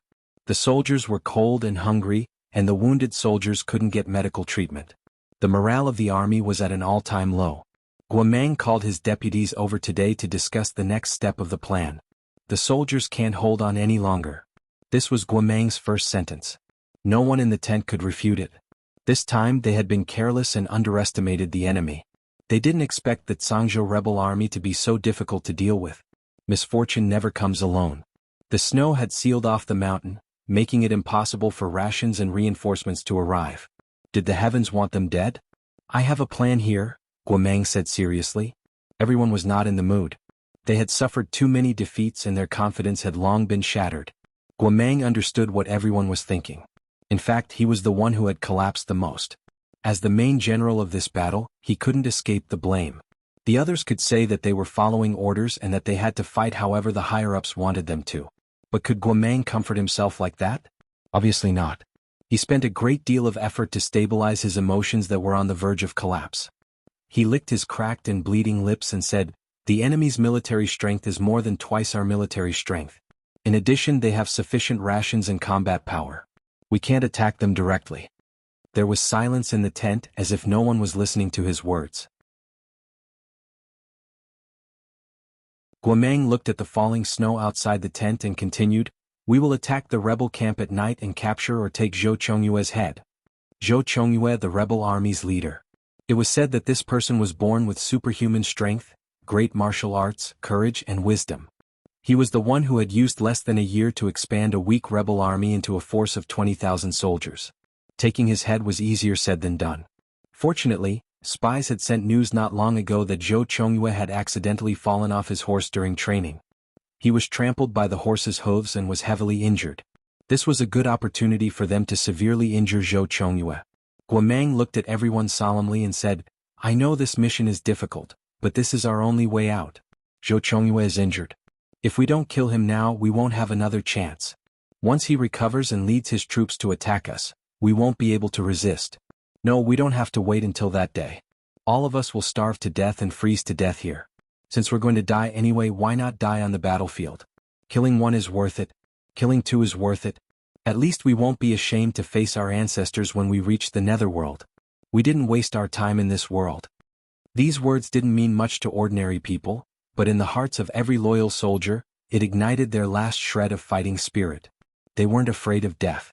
What they were afraid of was not being able to die a worthy death. The snow was getting heavier. It was the perfect weather for a sneak attack. The rebel army probably wouldn't have dreamed that the Zhangzhou army, who were already starving, would dare to attack them on such a snowy night. This was simply suicidal.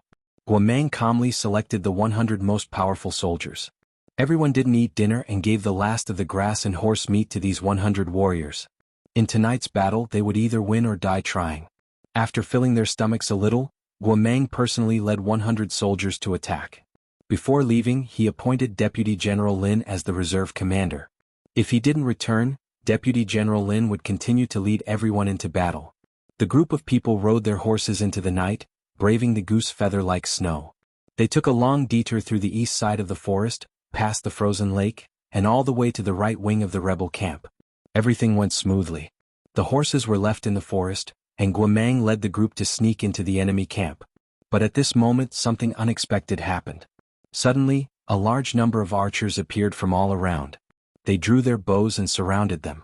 Guomang's expression changed. Soon after, a wild laughter came from behind. The archers automatically opened up a path for a man in his 30s. He wore armor, had a tall and sturdy body and had a full beard. He strode toward Guomang. He stopped about 10 steps away from Guomang. Guomang took a closer look and was instantly dumbfounded. "Zhou Chongyue. Not good, we've fallen into a trap." Zhou Chongyue wasn't injured at all. He purposely released false information to lure Guomang to attack. Although the rebel army had a large number of soldiers and provisions, and had a good chance of winning, Guomang wasn't someone to be trifled with. He was good at defense. Otherwise, Zhou Chongyue would have killed them all. Zhou Chongyue laughed. "General Guo, it wasn't easy to lure you here. Don't worry, let me finish. I admire General Guo very much. If General Guo is willing to surrender to me, I promise you that not only will I not kill you, but I will also protect your subordinates. The main road is blocked by snow. You must have been hungry for many days, right? What a coincidence, I have good wine and dishes to entertain General Guo and everyone." He finished speaking and clapped his hands.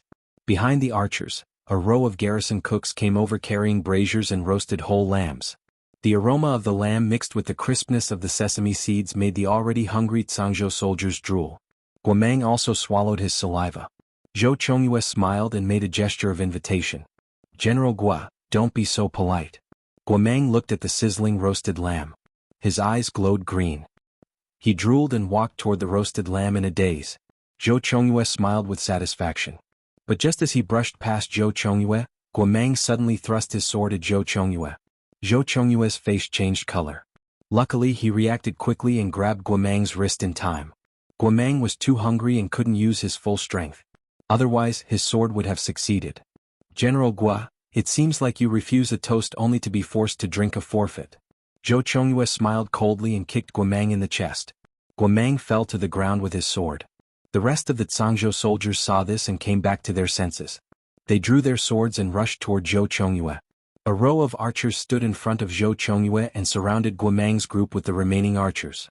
Zhou Chongyue said coldly, "Kill. Don't leave a single one alive." The archers released their arrows and the Zhangzhou soldiers fell one by one. Soon the snow was dyed red with blood. Guomang looked at the soldiers lying in a pool of blood. His eyes reddened and he gripped his sword tightly. "Zhou Chongyue, I will kill you." Zhou Chongyue snorted disdainfully. "Ha, with just you?" He grabbed Guomang's neck and lifted him up high. Guomang's martial arts were not bad, but he was someone who had been hungry for 3 days. How could he be Zhou Chongyue's opponent? Just as Zhou Chongyue was about to break his neck, a sharp eagle's cry came from the vast sky. It carried a terrifying murderous aura. Even the snow in the sky seemed to freeze for a second. Zhou Chongyue frowned. In the next second, a ferocious eagle spread its snow-covered wings and swooped down. Ah! A mournful scream came from the crowd. It seemed that someone's eyeball had been pecked out by the eagle. Zhou Chongyue turned his head to look at the archer who was covering his right eye and rolling on the ground. Furrowing his brows, he threw away Guomang in his hand and went forward to grab an archer's bow and arrow. Pulling the bowstring, he aimed at the eagle. However, before the arrow in his hand could be released, a murderous red-tasseled spear came through the air and pierced Zhou Chongyue's shoulder. Zhou Chongyue was caught off guard and was thrown to the ground by the terrifying force. He opened his eyes wide in disbelief. Amidst the swirling snow, a young man clad in silver armor rode a warhorse similarly clad in silver armor, treading through the snow. Despite his young and tender age, he had a pair of resolute and cold eyes. Thousands of soldiers and horses could not stop him. He pulled on the reins as if he was in a no-man's land. The red cape on his silver armor fluttered behind him. Arrows covered the sky and shot toward him, but there was no fear in his eyes. Zhou Chongyue looked at the wolf youth who was exuding endless bloodthirst. He frowned unconsciously. He thought that the person who attacked him was a powerful expert, but it turned out that it was a child. How old was he? Was he 13? How could he hurt him? He must have been careless and let him get away with it. He did not care if he was a child. If he hurt him, he had to pay the price. He wanted to twist his head off. Zhou Chongyue gritted his teeth and pulled out the red-tasseled spear on his shoulder. What shocked him was that this spear was much heavier than any of the red-tasseled spears he had ever held. He could not help but wonder what kind of spear it was. He turned his head to look. Damn. It was so ugly.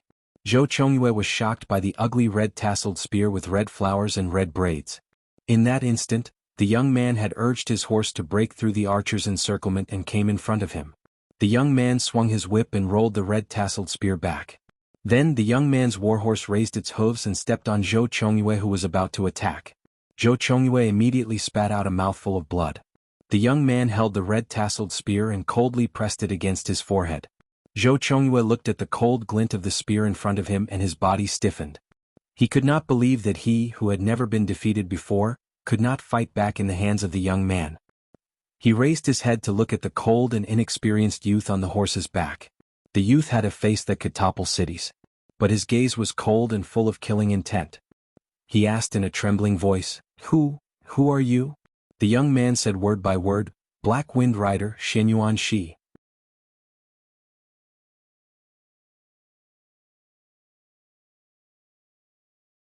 Chapter 993. Zhou Chongyue was stunned. This child was actually from the Xianyuan family. Then it wasn't strange that he lost to him. No, it was still strange. Firstly, this child was too young. He looked like he was only 12 or 13 years old. Secondly, he had never heard of such a powerful young general from the Xianyuan family. There was a reason for this. He had always been in Zhao country and had only entered the Black Wind camp this year. Although he was a direct descendant of the Xianyuan family, Xianyuan Qi didn't give him any special treatment. He started from the lowest cavalry. He was assigned to Li Shin's command and had always listened to Li Shin's orders to charge and break through enemy lines. This was the first time he had received command and led troops to Zhangzhou to provide support. Therefore, it wasn't strange that Zhou Chongyue had never heard of him. In fact, it wasn't just Zhou Chongyue, even Guomang and the others were stunned. Shen Yuanqi was so strict with his child that it made one's hair stand on end. In order to prevent people from secretly taking care of him, he didn't even allow him to use his real name. He was still called Jing Kong in the army camp. Today, in order to intimidate this group of bastards, he revealed his identity. The effect was very good. Zhou Chongyue was stunned. The remaining 5,000 rebels were also stunned. For a moment, no one dared to charge forward. Zhou Chongyue dared to rebel because he had a strong heart. He quickly forced himself to recover from the shock. He looked at the young man who held him hostage with his red-tasseled spear. He clenched his teeth and said, "You're lying. I've never heard of such a person in the Shenyuan family. You think I'll be afraid of you just because you're pretending to be from the Shenyuan family?" His words were sonorous and powerful. They were not only for himself, but also to reinvigorate the morale of his troops. As expected, when the rebels heard this, they gradually looked suspiciously at the silver-armored young man on the horse. Zhou Chongyue struck while the iron was hot and said coldly, "The Shenyuan family was destroyed many years ago. Only Marshal Shen Yuanqi and his son Shen Yuanzheng survived. Where did you come from, brat?" Actually, he had heard that the eldest son of the Shenyuan family had a child. However, the child rarely showed himself. There were many rumors about the child, especially in the Tsang prefecture. The child itself was a rumor. At this time, if he tried to defend himself, regardless of whether it was true or false, he would become the passive party. Guomang looked worriedly at the silver-armored youth on horseback, worried that he would fall for Zhou Chongyue's provocation. However, the young man was not led by the nose by Zhou Chongshan. He looked coldly at his defeated opponent and said arrogantly, "I'll give you two choices. 1. Surrender. 2. Die. I'll count to 3. If you don't answer me, I'll take it that you've chosen the second option." 1. 2. Just as he was about to count to 3, Zhou Chongyue grabbed a handful of snow from the ground and threw it at Shen Yuanqi. Almost at the same time, the expert hiding behind Shen Yuanqi leaped into the air, his hands clenching his scimitar as he launched a sneak attack on Shen Yuanqi. "Be careful." Guomang was facing Shen Yuanqi and saw the sneak attack from Shen Yuanqi's back clearly. However, he was too far away and injured to block it in time. The corners of Shen Yuanqi's lips curled up slightly. Insignificant skill. His spear was like a dragon, spinning above his head. Without turning his head, he coldly pierced the expert's heart. As for the snow that Zhou Chongyue had thrown, it was blown away by the warhorse under the young man before it could reach half of the ground. Zhou Chongyue's body trembled. "Fuck. This horse can blow snow." 3. Shen Yuanqi finished counting. He looked calmly at the stunned Zhou Chongyue. "Looks like you've chosen the second option." "No. I didn't even have time to say." The long spear gleaming with cold light fell, and the head of the rebel leader rolled to the feet of an archer. The archer was paralyzed with fear. Everyone shuddered. "Reporting for General Zhou," someone in the crowd shouted. Unfortunately, before he could finish, a bugle horn sounded not far away, and countless horses galloped over. One of the cavalrymen rushed at the front, carrying a flying eagle banner on his shoulder that fluttered in the wind and snow. That was the Shen Yuan family's commander's flag. The Shen Yuan family's cavalry had really come. The young man who killed Zhou Chongyue was not lying. He was from the Shen Yuan family. With the death of their leader and the arrival of imperial reinforcements, the rebel army's morale had plummeted. It was hard to remember who was the first to escape. In short, before the Shen Yuan family's cavalry flattened the mountain, all the rebels had fled. Guomang let out a long sigh of relief. Thank goodness the Black Wind Cavalry had arrived just in time. Just as he was about to witness the Black Wind Cavalry's heroism, he saw a familiar face. The one carrying the commander's flag. "Yes, I'm talking about you. Aren't you Dan?" Dan was one of Guomang's lieutenants. His surname was Zhang Minghuan, and Dan was his nickname. Guomang rubbed his eyes, thinking that he was seeing things. At this time, all the riders who had been shouting to charge and break through the enemy's lines had charged forward. However, he was completely dumbfounded. How were these the Black Wind Cavalry of the Shen Yuan family? They were the remnants of the soldiers he had left in the camp. He turned to look at Shen Yuanqi in a daze. My lord, what's going on?" He did not know Shen Yuanqi's official position, but judging from his majestic appearance, it should be above his own. Shenyuan wiped his red-tasseled spear with a handkerchief and said calmly, "Oh, I borrowed your men." "Where are your men?" Guomeng asked. "Just me," Shenyuan said. Guomeng staggered and almost fell. What do you mean just you? The imperial court only sent you as reinforcements?" "No, they sent quite a few, but they were all blocked by the snow. Only he and little Shi had rushed over." Guomeng swallowed and mustered up his courage to ask, "May I ask how many reinforcements the imperial court sent?" 200, Shenyuan said. Guomeng was dumbfounded. Only 200? That's not enough. It'll take at least 10 or 20,000. Shenyuan put away his red-tasseled spear and looked at him strangely. "Why do you need 10 or 20,000 soldiers to escort the supplies?" Guomeng was deeply shocked. "You are actually just an escort for the supplies? Did the rebel army know that they were being played by a small group of cavalrymen transporting supplies? May I ask from whom did you learn this skill of bluffing?" Guomeng suddenly thought of an important question. "Don't tell me your identity as a member of the Shenyuan family is also." "My identity is real," Shenyuan said. "I am indeed a member of the Shenyuan family." After he finished speaking, he turned to look at the remaining soldiers who were waiting for orders and frowned. "What are you still standing there for? Take it." Guomeng was speechless.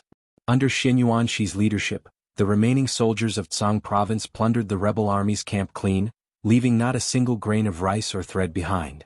That night, the Tsang province army, who had been starving for many days, finally had a full meal.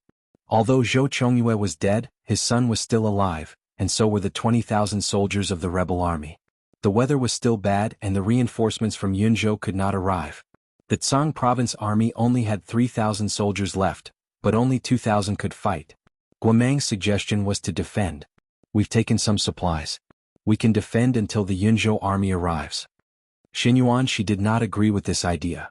First, they did not know how long the weather would last and the supplies would run out one day. Second, there were too many injured soldiers. They had to quickly take back the city and let the injured soldiers in for treatment. He said seriously, "For a hot-blooded soldier, the saddest thing is not dying on the battlefield, but dying of illness in the barracks." Guomeng was stunned. He did not expect a 12 or 13-year-old boy to say something like this. Had he also experienced death and pain? Otherwise, why would he have such feelings? He would rather die in battle than die of illness. In the end, Guomeng agreed to Shenyuan's plan. 3 days later, Shenyuan led 2,000 soldiers of Tsang province to attack the rebel army's right wing. The rebel army had never seen the real Black Wind cavalry, but Shenyuan's reputation had already spread. Coupled with the Shenyuan family's flag, all of the rebel army thought that the ones attacking them were the Shenyuan cavalry. The rebel army's morale was low, and Shenyuan led the Tsang province army to attack the main commander's camp, scattering the 20,000 soldiers. Shenyuan first caught the least number of soldiers and chased after them. The rebel army had no power to fight back. 2 hours later, Shenyuan beheaded Zhou Chongyue's youngest son, Zhou Fengdong. 3 days later, Shenyuan captured Zhou Chongyue's third son, Zhou Fengqiu. On the 7th day, Shenyuan seriously injured Zhou Chongyue's second son, Zhou Fengxia. That night, Zhou Chongyue's eldest son, Zhou Fengchun, surrendered. In just 7 days, 2,000 soldiers defeated Zhou Chongyue's 20,000 rebel army, ending a year of civil strife in the southwest. Shenyuan could be said to have become famous in one battle. When Shang Guanyin received the news of victory from the southwest, he was overjoyed. Without waiting for Shenyuan to return to court, he directly issued an imperial edict to the whole world, conferring Shenyuan as the first marquis champion in the history of Yan Kingdom. A 13-year-old marquis within the 6 countries, there was no one like him.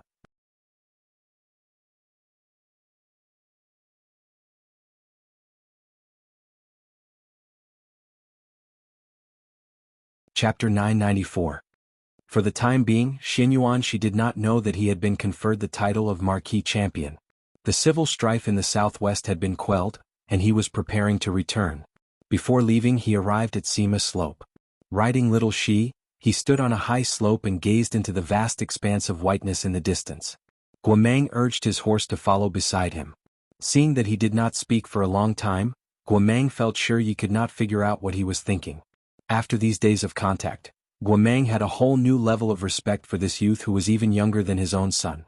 He had the frivolity and hot-bloodedness of a youth, but not the impulsiveness and naivety of a youth. He was brave and resourceful, and his temperament was steady. Guomang often sighed with emotion. This youth seemed to be born for the battlefield. The cold wind whistled, and Guomang felt a trace of coldness. He looked at the youth with cracked lips and firm eyes, and finally opened his mouth to ask, "Sir, what are you looking at?" "Shenyuan," she said, "the mountains and rivers of the Yan kingdom." Guomang thought for a moment, then asked, "Then, what do you see?" "Shenyuan," she said indifferently, "the Liang kingdom is asking for a beating." Guomang did not understand. How did the Liang kingdom suddenly get involved? The topic had gone off the rails a bit too quickly.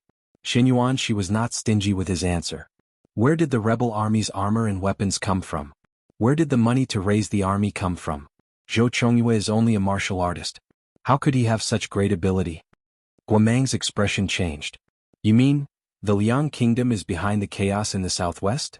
A withered leaf flew over and gently landed in Shenyuan's palm. Shenyuan, she clenched his fist, his eyes cold. The Liang kingdom.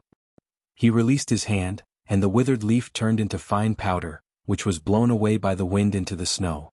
The chaos in the southwest had come to an end, and Shenyuan, she set out to return to the capital. "The road is still closed. Would you like to return a few days later?" Guomang tried to persuade him. No need. He had to rush back to spend the new year with Jiao Jiao. He nimbly mounted his horse. His silver armor and red cape fluttered in the wind behind him. He looked valiant and very handsome. Guomang was stunned. This child was simply too good-looking. Of course, when it came to killing the enemy, they were not merciful at all. It was hard to imagine that such a handsome young man was the little killing god who had struck fear into the hearts of all the rebels on the battlefield a few days ago. "Goodbye, General Guo." The young man patted the warhorse's neck and said with a smile, "There are only 13 days left. Little Shi, I'm counting on you." The adult horse king raised its front hooves and tightened its muscles. It cracked open its mouth as if it was laughing wildly. "I'm coming." All the horses in the barracks were knocked over by him. Like an arrow leaving the bow, it rushed into the endless wind and snow. A man, an eagle, and a horse braved the biting cold wind and snow. They crossed mountains, cities, and forests in this extremely cold world. Finally, they arrived at Chengdu on New Year's Eve. The snow in Chengdu was also very heavy, but there was no wind today.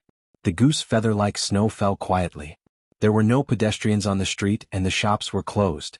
The whole street could only hear the rapid sound of horse hooves and the loud cry of the eagle hovering high in the sky. Shenyuan, she had not seen Jiao Jiao for a year. He missed her so much that his heart ached. He could not wait to return to her side. "Little Shi." He pulled the reins tightly. The horse king and the young man on the horse grew up together.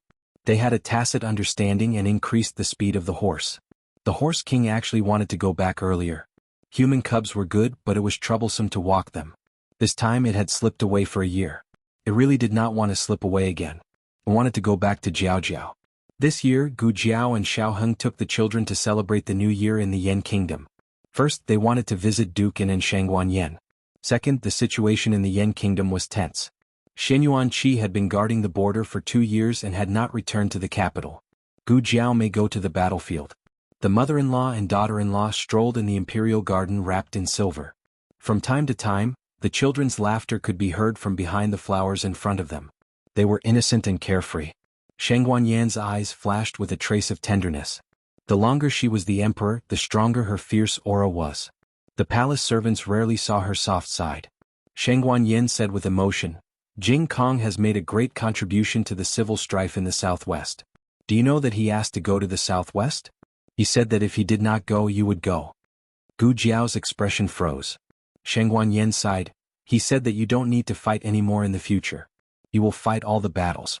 He told me and the Grand Marshal not to tell you any military information. It's enough to tell him. He will definitely win, he promises." Gu Jiao's heart seemed to be hit hard by something. She suddenly remembered what Jing Kong said to her when he first came to her home. "Jiao Jiao, you are very powerful. I also want to be very powerful. More powerful than Jiao Jiao. Then Jiao Jiao won't need to be powerful." She was puzzled. The 3-year-old little Jing Kong looked up. His clear eyes without a trace of impurities looked into her eyes. "Jiao Jiao must be very hard, right? Master said that powerful people have suffered a lot and will continue to suffer a lot in the future. Because powerful people are destined to go up the mountain. Going up the mountain is very hard. Going down the mountain is more comfortable. Jiao Jiao, wait for me to grow up. When I grow up, I will carry you up the mountain. If powerful people have to go up the mountain, then he will carry Jiao Jiao up the mountain. Jiao Jiao doesn't need to walk. Jiao Jiao's hardships, he will bear them. At that time, Gu Jiao didn't quite understand what a 3-year-old squishy ball meant by going up and down the mountain. She only gradually understood later. She also finally understood why he suddenly joined the army when he was 12 years old. He gave up the civil service and joined the military, not because he was unlucky and lost confidence in the imperial examination, but because he wanted to go to war for her. To establish a heart for heaven and earth, to establish a life for the people, to inherit the lost knowledge of the past, and to create peace for all ages. She didn't have time to teach him these. His mind was very simple. He just wanted to give her a golden age of peace. He didn't tell me when he left. She whispered. If he had told you, you wouldn't have let him go. Sheng Guanyin looked at Gu Jiao and said, the war in the southwest is over. Jing Kong will come back soon. He will be very happy to see you. Gu Jiao nodded. She missed Jing Kong. She missed him very much. In addition, Sheng Guanyin paused, the situation of the 6 countries may change again.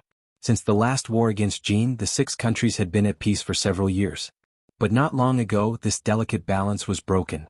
Sheng Guanyin proposed to build a water transportation system for the 6 countries, but it was opposed by all the countries. The reasons were strange. They didn't want to destroy the geomancy of their country, or they didn't want to waste money. However, the reason was actually because of an island called Baoshan. Baoshan Island was located in Jin, the territory of Jin. When Jin was defeated, they ceded a lot of cities to seek peace, including Baoshan Island. However, Baoshan Island was a deserted island. No one took a fancy to it, so Yan Kingdom took it. Who would have thought that the people who reclaimed the island would find a gold mine on the island? The other countries were unbalanced. They all thought that Yan Kingdom deliberately concealed the mineral vein, making everyone mistakenly think that it was a deserted island. Now all the countries wanted a share of the pie. But this was impossible. Sheng Guanyin would never give in. However, this was not the only reason for the tension in the 6 countries. There was another major reason: the Turks. The Turks had changed. The Turks were originally separated from Jin. There were a total of 13 tribes. Over the years, the major tribes were in their own way and there were constant disputes. It was not that no one tried to unify the 13 tribes, but no one had the means. But just 3 years ago, the weakest Turk tribe suddenly rose and annexed the other tribes one by one. In less than 3 years, they ruled the 13 tribes that had been separated for hundreds of years. 2 months ago, the Turkic Khaganate established their country and named it Wei. Whether the 6 countries recognized it or not, it was a country that started a new era. The Wei king did not claim the title of emperor for the time being, but only a king. He probably wants to wait for the envoys of the 6 countries to arrive there and witness his enthronement ceremony before officially ruling the world. Sheng Guanyin said and took out an edict from her wide sleeve. This is a letter written by the king of Wei, inviting the royal family of each country to attend his enthronement ceremony. Gu Jiao took it. She couldn't understand Jin's language, so she asked, "Is mother going?" Sheng Guanyin said, "Qin said he wants to go, but I'm always a little worried, so I hope to find someone to accompany him. Let's see if it's you or uncle." Gu Jiao nodded. This was not a big problem. She could go and Xin Yuanqi could also go. In addition, I want to remind you of one thing. Sheng Guanyin said. "What's the matter?" Gu Jiao asked. Sheng Guanyin frowned and said, "Rumor has it that the reason why the king of Wei can go from being the son of the weakest tribe leader to today is because he has a resourceful prime minister under him." Gu Jiao subconsciously asked, "What's his surname?" Sheng Guanyin said, "Lu."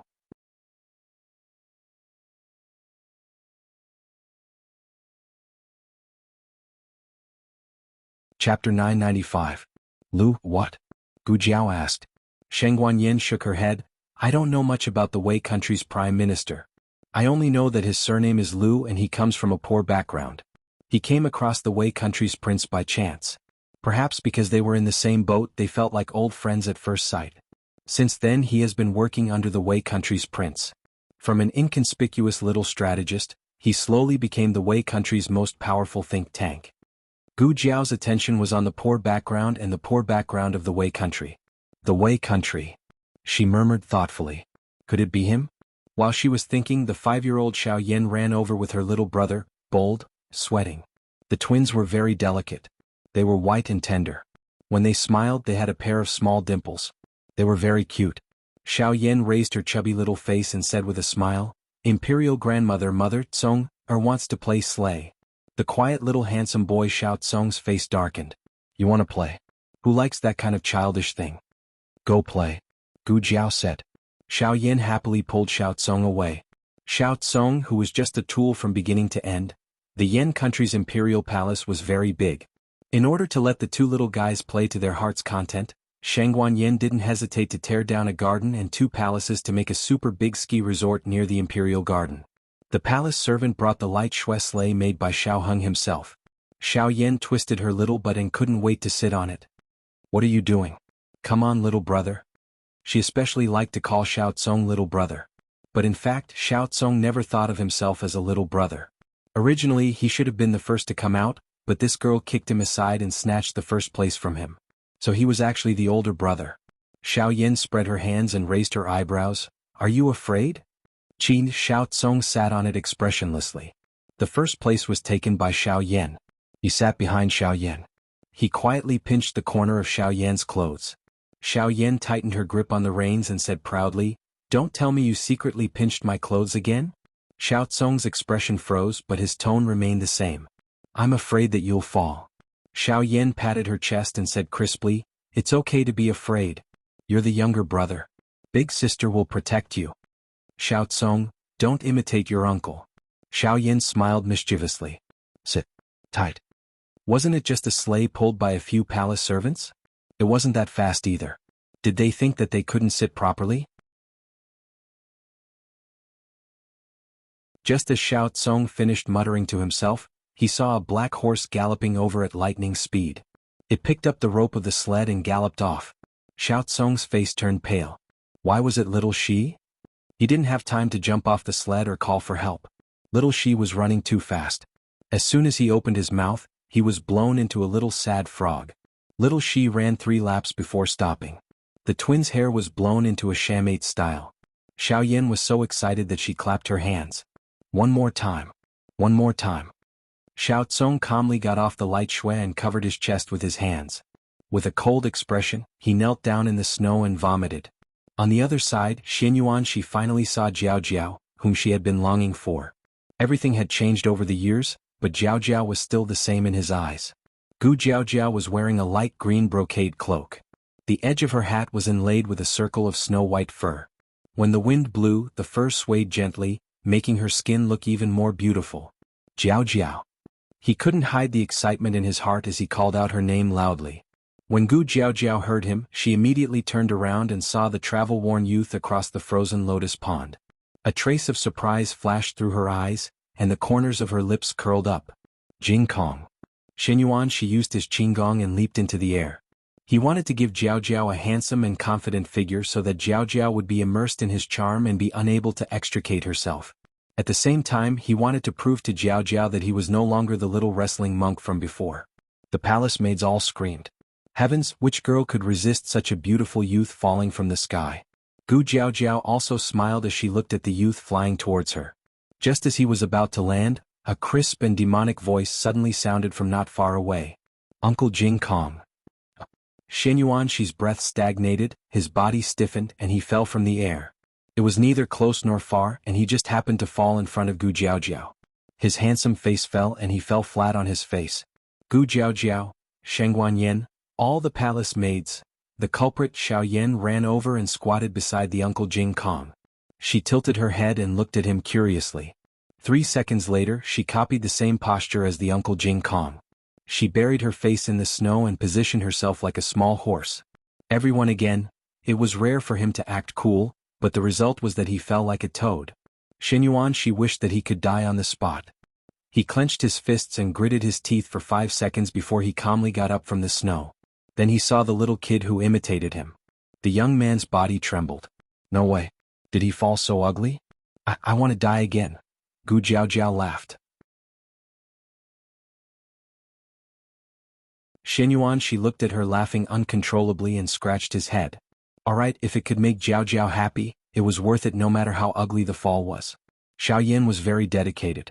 No one helped her up, so she kept her unconscious posture. Shang Guanyin was angry and amused. Get up. It was Xin Yuanxi who lifted her up.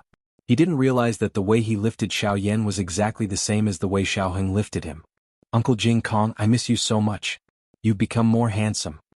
The way Xiao Yan flattered him was exactly the same as when he was a child. Family was really a wonderful pair of words. Jiao Jiao, Your Majesty. He greeted Gu Jiao Jiao and Shang Guanyin.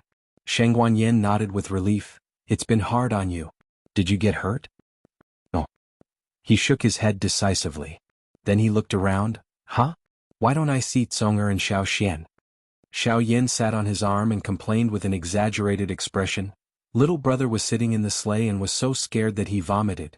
Xiao Tsong, who was carried by a palace maid, had a dark face again. I got carsick and vomited. Xiao Xian was the second child of Gu Jiaojiao and Xiao Heng.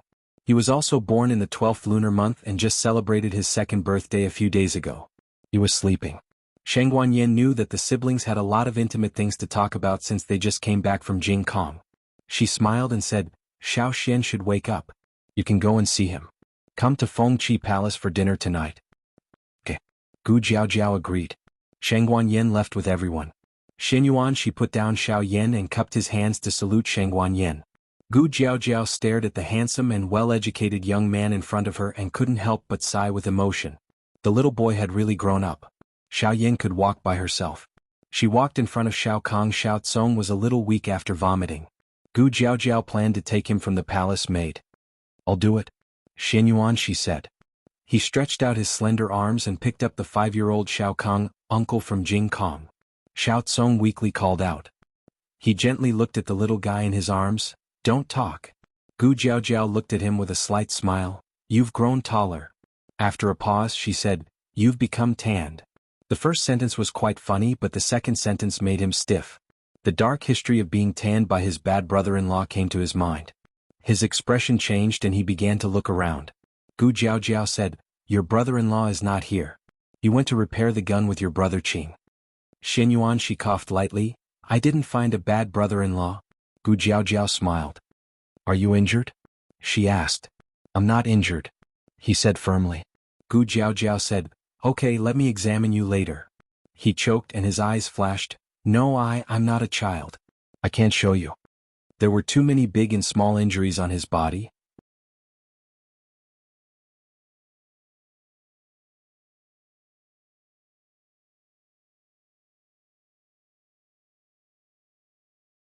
Chapter 996.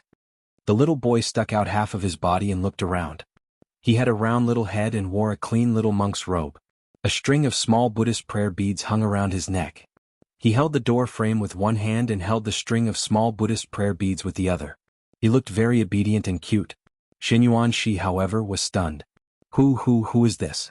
As soon as he finished speaking, the little boy saw Gu Jiao. He wanted to come out but held himself back. He clung to the door frame and called out in a childish voice, Mother! Xin Yuanxi was petrified on the spot. This little monk? Couldn't be Xiao Xian? Xiao Xian became a monk. Gu Jiao saw his confusion. As she led him towards Xiao Xian, she explained, Xiao Xian's body is weak and he always falls sick every few days. Later, my mother carried Xiao Xian to the temple. The master in the temple said that he was fated with Buddha. Xin Yuanxi was flabbergasted. And then, he became a monk? Gu Jiao held little Xiao Xian's hand. Well, you can say that. These clothes were worn by you when you were young. Princess Mother said that wearing old clothes is good luck and can let the child grow up safely. Xin Yuanxi mumbled, No wonder it looked so familiar. When Xin Yuanxi left home, Xiao Xian was only 1 year old. Now that a year had passed, Xiao Xian didn't remember him. Xiao Xian raised his round little head and looked at him curiously with his big black grape-like eyes. Who are you? Xin Yuanxi pinched his little face. I'm your uncle from Jing Kong. Do you still remember me? Little Xiao Xian shook his head very honestly. Xin Yuanxi smiled. Xiao Tsong, who was lying in his arms, opened his eyes and glanced at his younger brother. Tell your uncle in Jing Kong what your name is. Little Xiao Xian nodded obediently and began to introduce himself in a childish voice. My name is Xiao Xian and my Dharma name is Shi Xian. Xin Yuanxi, you even have a Dharma name. Xiao Xian looked smaller and thinner than other children his age, but Xin Yuanxi learned from Gu Jiao that he didn't get sick as easily as he did when he was 1 year old. Yao Shi and Princess Xanyang felt more and more that raising the little guy as a monk was the right choice. There was a precedent for this among the relatives they knew, Kuandao Yuan Baolin. Gu Jiao held little Xiao Xian's hand and walked in. Xianyuan she looked at the 2-year-old boy who was struggling in the snow. He wanted to ask Jiao Jiao if he didn't want to hug him. Xiao Tsong said calmly, "Mother hugs you the most. She rarely hugs the 3 of us." Xianyuan she was stunned.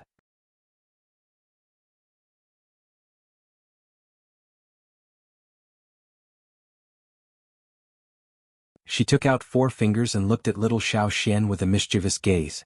Xiao Xian said, "2." Xiao Yan collapsed. Xiao Yan sat up and grabbed her clothes. She breathed in and out. Don't be angry, don't be angry. Let's count. 1, 2, 3, 4, 5. You know how to do this, right?" Xiao Xian nodded.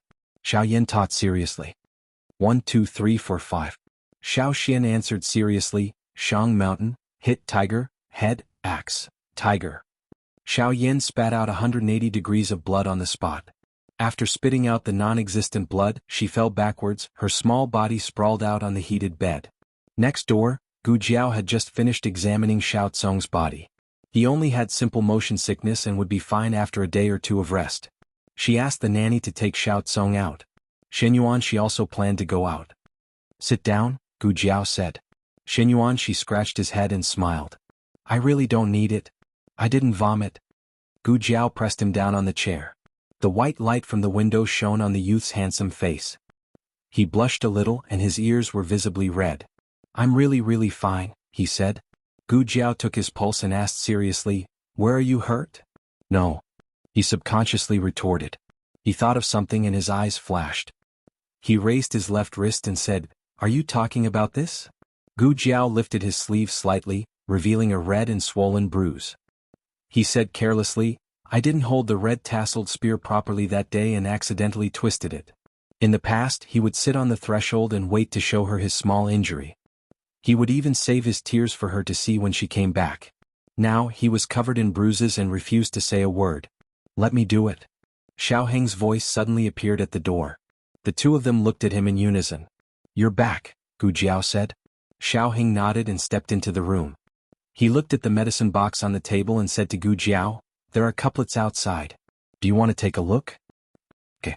Gu Jiao left the medicine box and turned to leave the room. Xianyuan she pursed his lips reluctantly. "What? I just said a few words to Jiao Jiao. Bad brother-in-law." When Xiao Heng saw him at the door, he didn't dare to recognize him. He hadn't seen him for a year and he had grown taller and more mature. He was no longer that immature child. He had the heroic spirit of a soldier and the murderous aura that came from the battlefield. But when he spoke, Xiao Heng was sure that he was still the little monk who fought with him in a battle of wits and courage. Xiao Heng said to him, "Okay, Jiao Jiao is gone. There's nothing to hide. Take off your clothes." Xianyuan she vigilantly crossed his arms. "What are you doing?" Xiao Heng picked up the medicine on the table and said lightly, "If I don't finish this medicine for you, I won't be able to help you if Jiao Jiao asks." Xianyuan she chose between letting Jiao Jiao worry or letting his bad brother-in-law worry. "Then keep it a secret for me. Don't tell Jiao Jiao." "Got it." He unbuttoned his clothes, revealing the mottled scars all over his body. When he was a child, Xiao Heng bathed him. Xiao Heng knew exactly where he had pockmarks on his body. Xiao Heng knew that he would be injured, but he didn't expect it to be so serious. Although most of the scars had healed, he must have been in a lot of pain at the time. This was also a child that he had raised himself. "You." Xiao Heng's throat swelled with pain. Xianyuan she pretended not to see his slightly red eyes. He turned his face and said, "Hurry up, I'm cold." The tip of his nose was also sore. It was strange. He didn't want to cry, but when his bad brother-in-law's eyes turned red, he couldn't help it.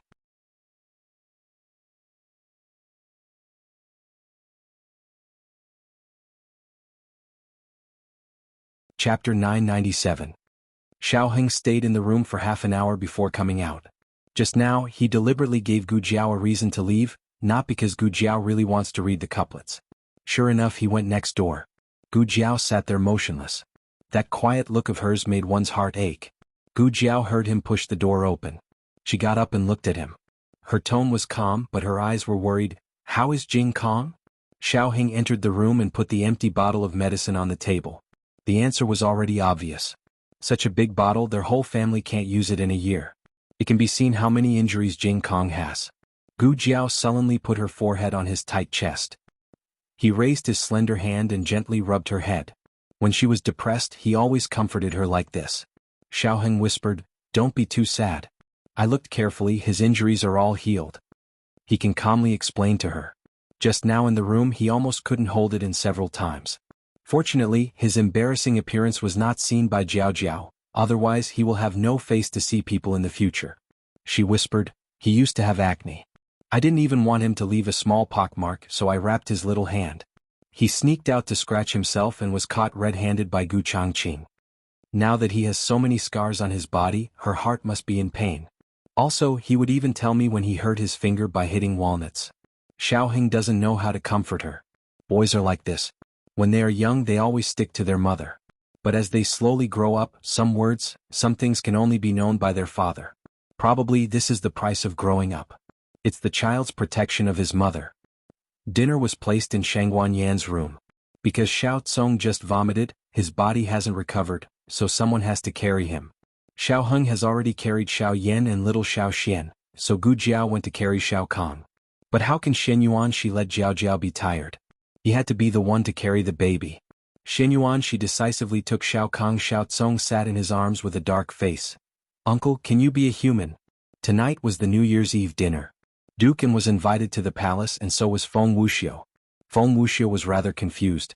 Why would they invite him or his brother to the reunion dinner in the palace every time? However, if the food made by the imperial chef was delicious, he would be happy to come. Shen Yuanqi, Liao Qin and priest Qing Feng were all stationed at the border and could not return to the capital. During dinner, Shen Yuanqi finally found out that he has been conferred a marquis. To be honest, he doesn't care much about official positions. He didn't go to war to become an official. However, if he can show off to his bad brother-in-law, then he will be very happy. He picked up some vegetables with his chopsticks and said in an accent, "Aya, some people are only the top scorer at 19 years old, but some people are already marquises at 13 years old." At the table, except for Xiao Yan and little Xiao Xian who didn't understand, everyone's mouth twitched. The familiar recipe, the familiar taste, that arrogant little monk is back. But what kind of Versailles is this? Only the top scorer at 19 years old? How do you want other top scorers to live? Also, should I remind you that your bad brother-in-law is the young chancellor of the Imperial College at 13 years old? The ceiling of one civil and one martial arts is taken down by the two of you. Shen Yuanxi raised his chin and snorted, "I don't care. In any case, I am better than my bad brother-in-law." Xiaoheng picked up a piece of freshly deboned fish for him. "Eat your food." Shen Yuanxi didn't feel like eating meat when he was 10 years old. In the beginning he could only drink a bit of meat soup. Later on he gradually ate a bit of small fish and shrimp. Now he can also eat a bit of lean meat. He just can't eat too much. Shen Yuanxi snorted and began to eat heartily. At this time he was a carefree child again. New Year's Eve was also Xiaoheng and Shen Yuanxi's birthday. The imperial kitchen made longevity noodles for the two, and Shen Yuanxi finished it all in one gulp. He never went hungry at home, but on the battlefield he went hungry every few days. This caused everything he ate to be especially delicious. The adults at the table saw him like this and couldn't help but feel some heartache. Dukan smiled and tried to smooth things over. "I almost forgot to give you a present." Shen Yuanxi took his head out of the bowl of noodles. "Oh, there's a present? For me?" Dukan smiled. "You and Aheng both get one." Everyone gave Xiaoheng books, antiques, calligraphy and paintings as gifts. The gifts for Shen Yuanxi were much more varied. Gu Jiao gave him a newly made 9-section whip. Gu Xiaoshan also designed a hidden weapon on the whip. Could be used to attack, defend and sneak attack. Shen Yuanxi went outside to try it out. The weight and length were just right and the flexibility was perfect. He liked it very much. He tied the whip to his waist and returned to his seat. He asked Xiaoheng, "Brother-in-law, what do you have for me?" Xiaoheng said indifferently, "No, I didn't know you were coming back." Just as he said this, there was a sudden whoosh from outside the hall. Immediately after, golden fireworks bloomed in the endless sky. Fireworks. Shen Yuanxi's eyes widened, and he dashed out with a whoosh. Xiao Yan was extremely anxious. "I also want to see. I also want to see. I also want to see." The doors and windows were wide open. The position of the reunion dinner was excellent. The angle of the fireworks was also carefully calculated. Sitting down, one could watch the fireworks feast. But the fireworks were gorgeous, so everyone went to the small garden outside the hall. The colorful golden fireworks bloomed again and again. The entire night sky was lit up, and the whole palace witnessed this magnificent fireworks. Bang, bang, bang. Xiao Yan was so excited that she cried out, "So beautiful! So beautiful!" The quiet and beautiful young man Xiao Tsong also felt that tonight's fireworks were beautiful. Xiao Xian, who was only 2 years old, was scared by the explosion and hid in Shangguan Yan's arms. There were a total of 13 fireworks. Xinyuan she looked up at the sky full of colorful lights. He was reluctant to blink. Gu Jiao came to his side at some unknown time. She also looked at the gorgeous fireworks and softly said, "Your brother-in-law specially made it for you." He was startled. Gu Jiao said, "When you came back from Liang State last year, didn't you say that Liang State's fireworks were beautiful? Your brother-in-law made it for you. He planned to show it to you on your 12th birthday, but you joined the army." Xiao Heng didn't say it, but he always remembered it in his heart. Jing Kong was a year older, so he made more fireworks. He just waited for Jing Kong to come back safely. Gu Jiao smiled and looked at him. "Your brother-in-law loves you very much. Just like how he loved his eldest son, he was strict and picky. But if you want the stars, I will not hesitate to give you the whole galaxy." Xinyuan she pulled his slightly red little ears, glanced at his bad brother-in-law who was also watching the fireworks not far away and whispered, "Jiao Jiao loves me the most." After watching the fireworks, Shangguan Qing brought the osmanthus wine brewed by the palace bartender. Xinyuan she drank wine for the first time in his life. Well, it was Shangguan Qing who made him drink. He perfectly inherited Gu Jiao's alcohol tolerance. He got drunk after 1 cup. Then he also perfectly inherited Gu Jiao's alcohol tolerance. He held the wine pot in one hand and staggered on the grass in the small garden with the other hand. He took a deep breath and began to sing. "So what if the lyrics are worn out, bones and ashes are all mine, duckweed in troubled times, enduring the fire of war to burn the mountains and rivers, although I am humble, I dare not forget my country even if no one knows me." He raised his right hand, turned his body and said in a dramatic tone, "The people below the stage pass by, can't see the old color, the people on the stage sing a heartbreaking farewell song. Love is hard to fall in ink, she sings, blood is needed to make peace, the curtain rises, the curtain falls, she is finally a guest." The young man was thin and tall, and his face was as handsome as jade. He was a little tipsy and blurred after drinking. His cheeks were slightly flushed and his singing was soul-stirring. He was indescribably handsome. Such a young man was truly captivating. The palace maids' hearts were thumping, and they all blushed unconsciously. Shangguan Qing was also drunk. He listened to the song while tapping on his leg. When the song ended, he raised the wine pot and shouted, "Good!" Gu Jiao sat next to Xiao Heng and looked at the young man who looked like a banished immortal. She smiled and said, "So beautiful." Xiao Heng was speechless. "Wife, look at me."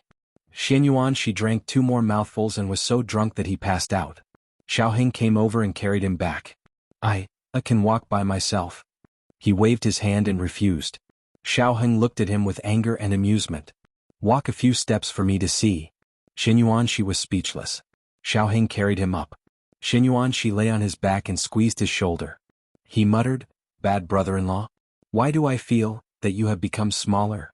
You have grown up." How could he become smaller? An 8-year-old child and a 13-year-old child lying on the same back would naturally feel different. Xinyuan she was drunk, but he did not forget to ask worriedly, Can you carry me?" Xiao Heng carried him in the direction of the bedroom. "I'm only 27. I'm very young. Why can't I carry a 13-year-old child?" Xinyuan she buried his face in his shoulder and said vaguely, "Then promise me. Don't get old. You and Jiao Jiao. Don't get old." Xiao Heng smiled. "Okay, I won't get old." Xinyuan she hugged Xiao Heng's neck and muttered drunkenly, "It doesn't matter if I get old. You raise me when I'm young and I'll raise you when you're old."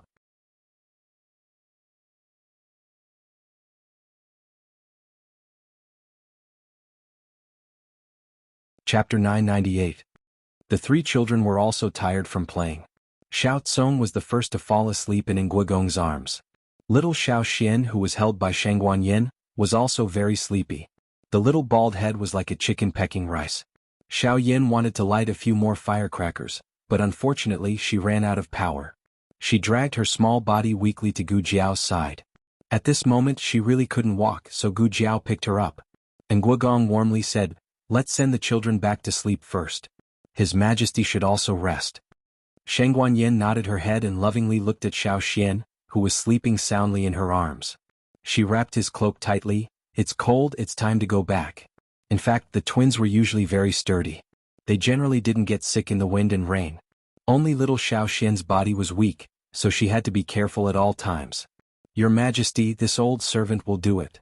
Wu Xixi wanted to take the child from Sheng Guanyan's arms and send him back to Xiaoheng in Gu Jiao's palace. The drunk Sheng Guanqing suddenly put down the wine pot and strode toward the two. Okay, I'll do it. You accompany my mother back." Sheng Guanyin looked at her son suspiciously. She was very worried that he would break her baby in his drunken state. Sheng Guanqing has the physique of a wine immortal. He gets drunk quickly and wakes up quickly. Otherwise, how could he single-handedly drink a large table of relatives and friends at Xiaoheng and Gu Jiao's wedding? "Don't worry, I won't break him. I don't have an heir, so I'm counting on him to support me in the future." Sheng Guanyin glared at him fiercely. "After the new year, you must choose a wife for me." Sheng Guanqing bitterly touched his nose. He drank too much and talked too much. Why didn't he mention that? He smiled and said, Good, choose, I choose. I'll listen to mother. I'm the most obedient." When Sheng Guanyin heard this, she knew that he was being perfunctory. She helplessly shook her head and said, "I should knock you out with a stick and throw you into a ditch. Let's see if you have your brother's good luck and be picked up by my daughter-in-law." Sheng Guanqing. "Mother, you're not serious." With Xiao Tsong in his left hand and little Xiao Xian in his right, Sheng Guanqing sent them back to Jiaoyang Palace. Gu Jiao carried Xiao Yan and sent Dukin to the palace gate. Dukin could now move freely. He looked at Gu Jiao and the little fellow lying on her shoulder and sighed. "I told you not to send them off, but you had to go so far in the wind. What if Yen'er freezes?" Xiao Yan opened one eyelid. "Grandpa, I won't freeze." Dukin could not help but laugh. Xiao Yan had the strongest constitution among the three children, and she was also the most energetic one. She had never been sick since she was a child. However, he still didn't dare to be careless. "That's all for now. I'm leaving. Grandpa, goodbye." Xiao Yan lay in her mother's arms and waved her small hand at him. Dukin smiled dotingly and turned to get on the carriage. Gu Jiao looked down at the little fellow in her arms. "Okay, let's go back." Before she could finish her words, she saw Xiao Yan close her eyes and snore. She fell asleep in seconds. It's not easy to hold on until now. Gu Jiao curved her lips. Children are really fun. She carried Xiao Yan back to the palace. On the other side, Sheng Guanyin also returned to her palace. She sat in front of the dressing table, and the little palace maid came forward to untie her hair. She looked at herself in the bronze mirror and pressed her sore eyebrows. Wu Xixi considerately stepped forward and asked, "Your Majesty, are you tired?" Sheng Guanyin laughed and said, "I'm getting old. I can't be compared to when I was young. I remember when I was in the imperial tomb, always tried to find ways to stay up until the morning of the first day of the new year." Wu Xixi busily said, "Look at what you said, how old are you? Although you are over 40 years old, your Majesty was born with a superior physique. You don't look old at all. Instead, you look very charming. Although your eyes are sharp, they are clean and clear." Sheng Guanyin smiled. As an emperor who holds the power of life and death, she doesn't care about her appearance. Wu Xixi wanted to say something but hesitated. "What's wrong?" She saw Wu Xixi expression from the bronze mirror. Wu Xixi smiled and looked at the little palace maid who was untying Sheng Guanyan's hair. He said, "This slave will do it." Sheng Guanyin faintly raised her hand. The little palace maid understood and tactfully retreated. Wu Xixi took the pearl hairpin from Sheng Guanyan's bun and said with a dry smile, "Yen Shanjun, send another New Year gift. Does your Majesty want to take a look?" In fact, as early as the year when Sheng Guanyin ascended the throne, Yen Shanjun asked to remove his royal status. The memorial was suppressed in the cabinet for several years, but Sheng Guanyin never allowed it. As for why it was not allowed, outsiders didn't know the inside story. But as Sheng Guanyan's confidant, Wu Xixi more or less knew a thing or two. This Yen Shanjun was not a member of the great Yen imperial family. He was the child of the former Empress Dowager and the Tujue. The former Empress Dowager was not the retired emperor's biological mother. Therefore he and his Majesty were not related by blood. For the first 2 years he didn't understand Yen Shanjun's thoughts. He thought that he was taking into account the relationship between uncle and nephew since childhood, so he often sent letters and gifts.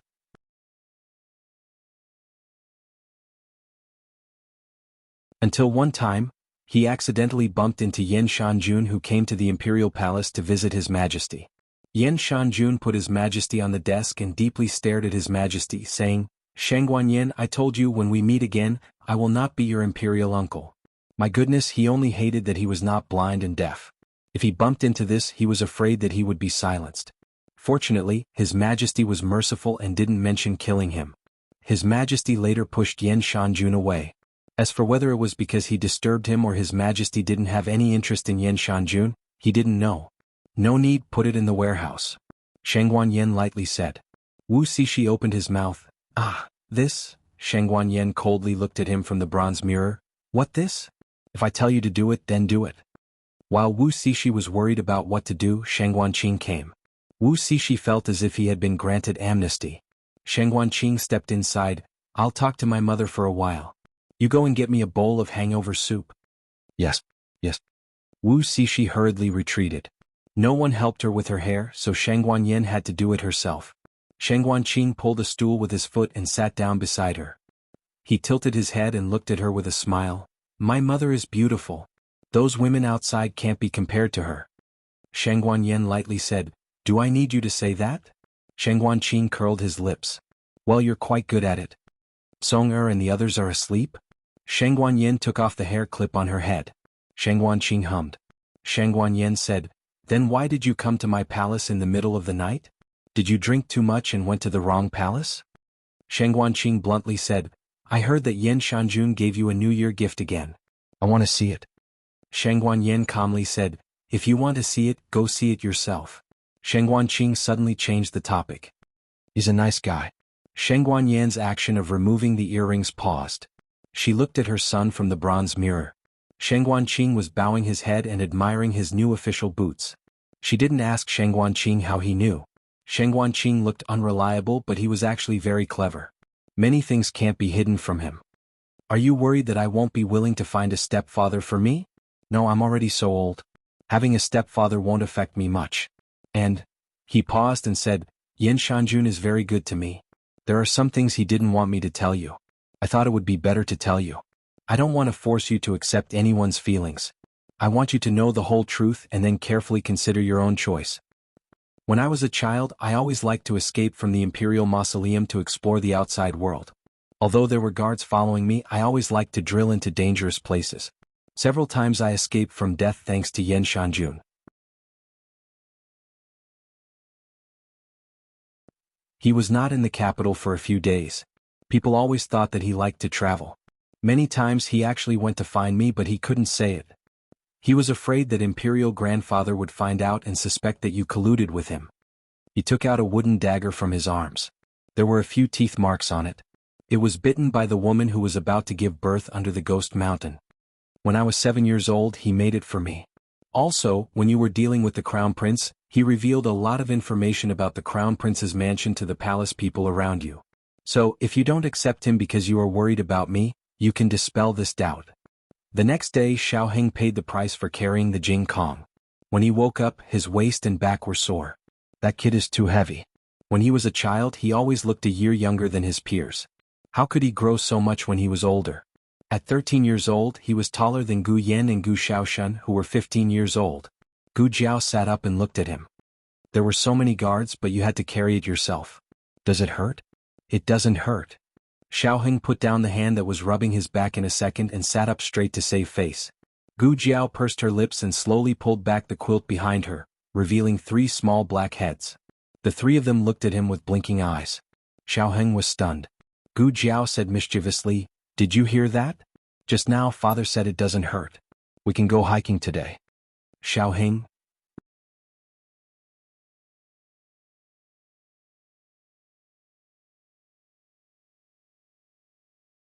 Chapter 999. In the Yen Kingdom, there was also a custom of burning incense on the first day of the new year. Gu Jiao's mountain climbing actually meant going to the temple to burn incense. They couldn't get the first incense, so they tried their best to reach the temple before noon, burn a few incense sticks and eat a vegetarian meal. The three little ones remembered that they wanted to go out and play, so they came early. Xiao Heng was tired for most of the night, so he was still asleep when the children came. Xiao Yan looked at her father, who was lazing in bed for the first time in her memory, and couldn't help but remember how her father carried her uncle last night. She asked her mother if her father couldn't carry her uncle and was injured.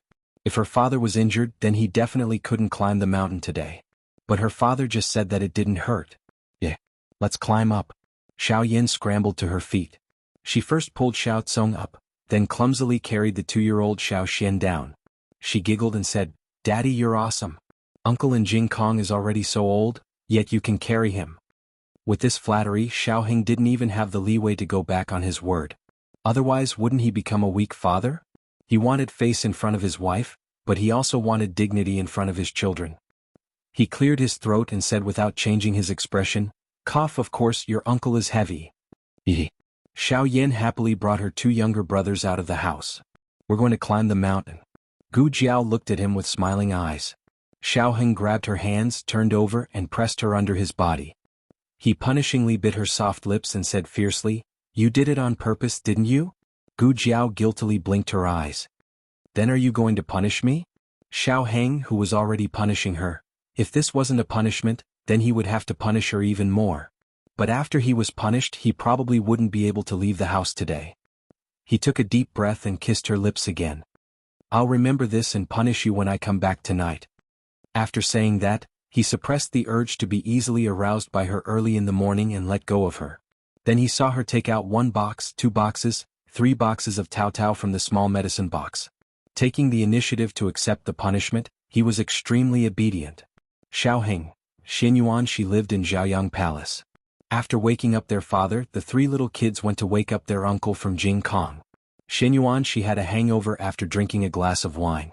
When he woke up, his head was buzzing. "Uncle, uncle."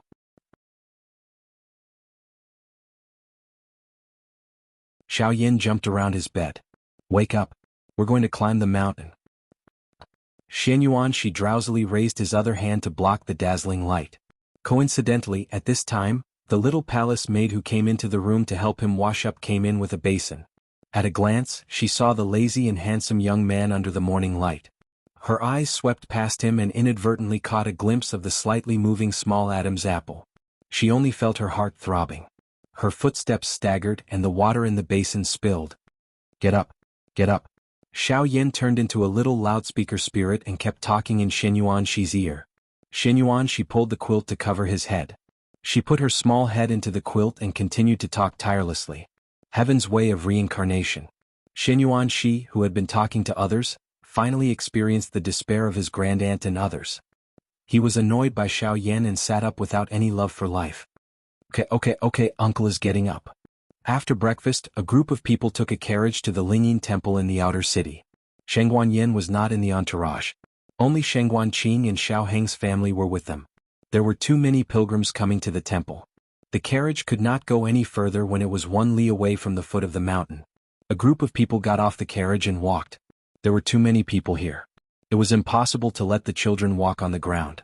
Shengguan Qing held Xiao Tsong, and Xiao Heng held little Xiao Xian. Xiao Yan poked her small head out from behind Gu Jiao and smiled at Xianyuan Shi. "Uncle from Jing Kong."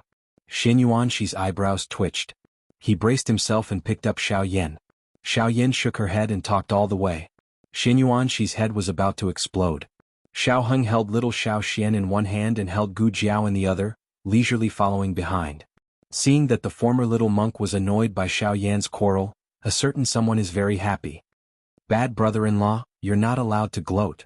A certain someone snorted coldly. Xiao Heng's smile froze. After confirming that Jing Kong did not turn around, he thought, "Are your eyes on the back of your head? How could you notice this?" The group entered the temple and offered incense. The 3 little guys kowtowed and worshipped Buddha. They looked very proper, especially little Shirshin, who was wearing a small monk robe and small Buddha beads. If he kowtowed again, those who did not know would think that he was the little master in the temple. However, this little master was simply too adorable. "Yes, P." Little monk Shirshin, who was little Xiao Xian, tugged at his father's clothes. Xiao Heng pointed at Xianyuan Shi. Go find uncle." Little Xiao Xian walked over and raised his little head. "Uncle P." "Bad brother-in-law, you're too lazy." Xianyuan she had already experienced his bad brother-in-law's laziness. He did not have the slightest hope for his bad brother-in-law. He carried little Xiao Xian to the outhouse. "We'll wait for you in the meditation room," Xiao Heng said. "Got it?" Xianyuan she pursed his lips. On the way from the outhouse to the meditation room, they had to pass by a small plum garden. When Xianyuan she carried little Xiao Xian and walked on the small path in the plum garden, they bumped into a young lady wearing a pink cloak and a veil. The limestone path was so narrow. Xianyuan she intentionally gave way. Who knew that the other party was also giving way and in the same direction? Xianyuan she hurriedly went to the right again. Coincidentally, the other party also thought the same. After a while they really could not walk past each other. Xianyuan she simply turned sideways. "Miss, please?" The young lady bowed to express her gratitude. Then she turned and walked forward. When she brushed past the two of them, little Xiao Xian reached out his little hand and pulled off her hair clip. "Xianyuan she, sorry?" Xianyuan she first apologized to the girl, then looked at the little guy in his arms. "Xian return it to her." Little Xiao Xian did not return it. The young lady warmly said, "It's all right, it's just a hair clip, it's not worth much." Xianyuan she said, "That won't do, if word gets out, it will damage Miss' reputation." But no matter what he said, little Xiao Xian did not return it. Xiao Xian's body was weak, he did not dare to let him cry, afraid that he would cry until he fainted. In the end, under Xianyuan she's insistence, he bought the hair clip for 20 taels of silver. After returning to the meditation room, he did not hide anything and told him everything that happened in the garden. Xiao Heng looked sternly at his little son. Little Xiao Xian was so scared that he trembled and threw himself into Sheng Wanqing's arms. He was not stupid. He knew that it was useless to throw himself into his mother's arms after getting into trouble. His mother and father were always on the same side, only his uncle was reliable. Sheng Wanqing protected the little guy in his arms and softly coaxed him. All right, Xian, don't be afraid, uncle will protect you." "Xiao Heng, your new gun is gone." Sheng Wanqing handed little Xiao Xian over in a second and sternly said to Xiao Heng, "Discipline your own son." Little Xiao Xian. Xiao Heng brought his son to the meditation room next door. Mistakes that should be corrected must be corrected, but he had a principle of not reprimanding his child in front of others. A quarter of an hour later, the father and son came over from the meditation room next door. No one knew what Xiao Heng said to little Xiao Xian, but little Xiao Xian obediently returned the hair clip to Xianyuan shi. "Xianyuan shi, no, why don't you give it to me?" Xianyuan shi also did not want it.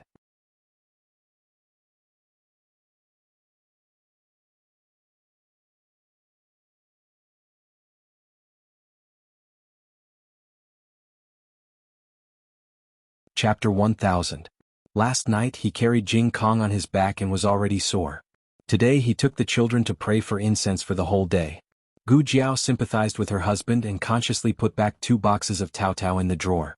Who knew that her husband was so stubborn that he walked over, opened the small medicine box and took out the Tao Tao that she put back.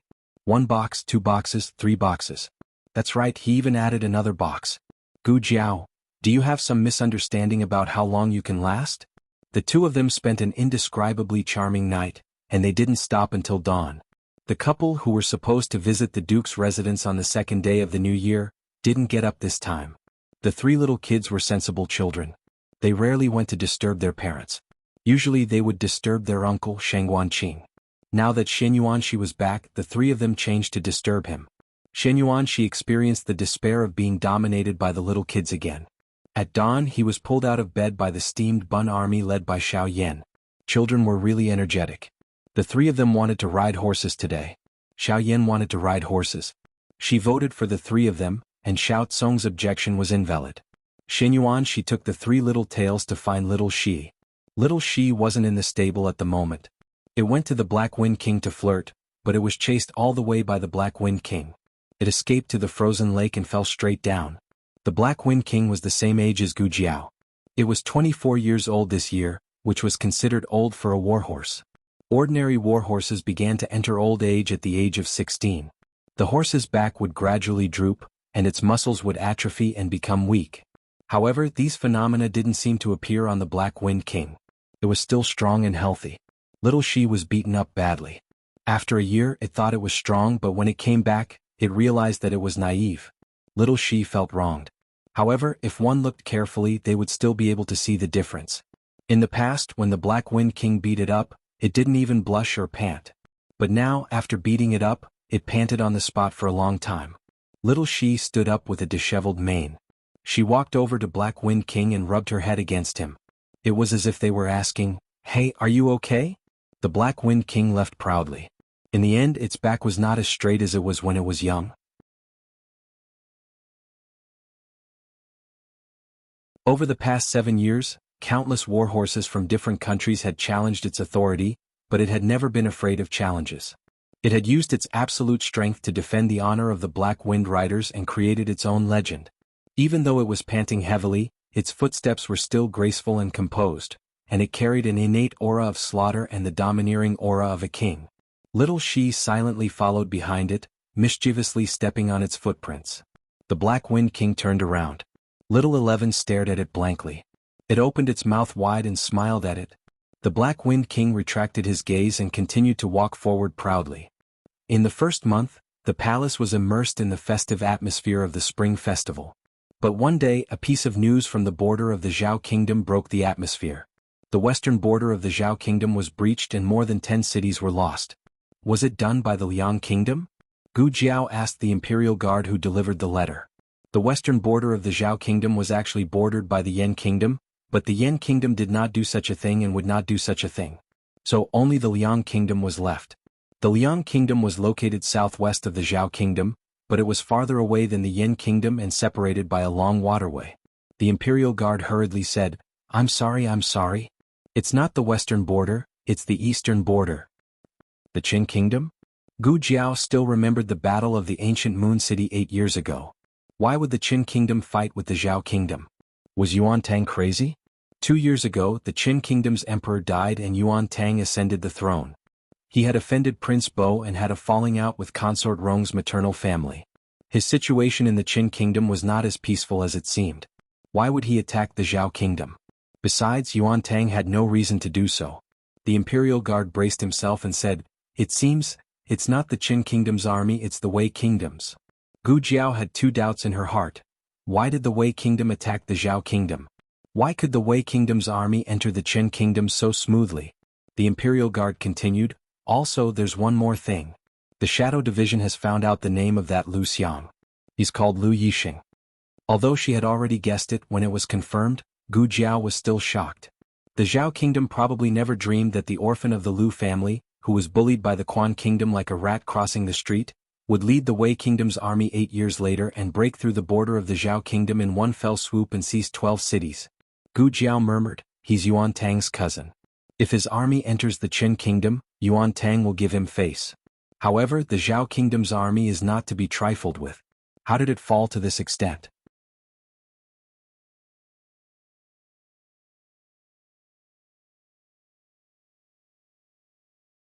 He paused and wanted to say something but stopped. Gu Jiao continued for him. If the emperor wants to protect the crown prince, he must find a suitable scapegoat. He must say that everything was done by that person on his own initiative. There is no one more suitable than the commander of the Gu army. If the emperor really does this, it will cause the Gu army to be at odds with him and he will be completely alone. The more the imperial guard thought about it, the more he shuddered. This Lu Yixing is really calculating. When Xin Yuanshi heard this, he immediately rushed into Gu Jiao's study. "Jiao, I will fight. I will take back the cities of Zhaodu." He grew up in Zhaodu and Zhaodu was his home. Wait for my news in Chengdu. However, this time, Gu Jiao did not let him go alone. In February, Zhaodu lost another city. Gu Changqing went out to battle with injuries. He and Gu Qingfeng led the Gu family army to fight back and took back 2 cities. However, the Wei army did not seem to care about the plundering in the rear. They only cared about advancing into the hinterland of Zhaodu.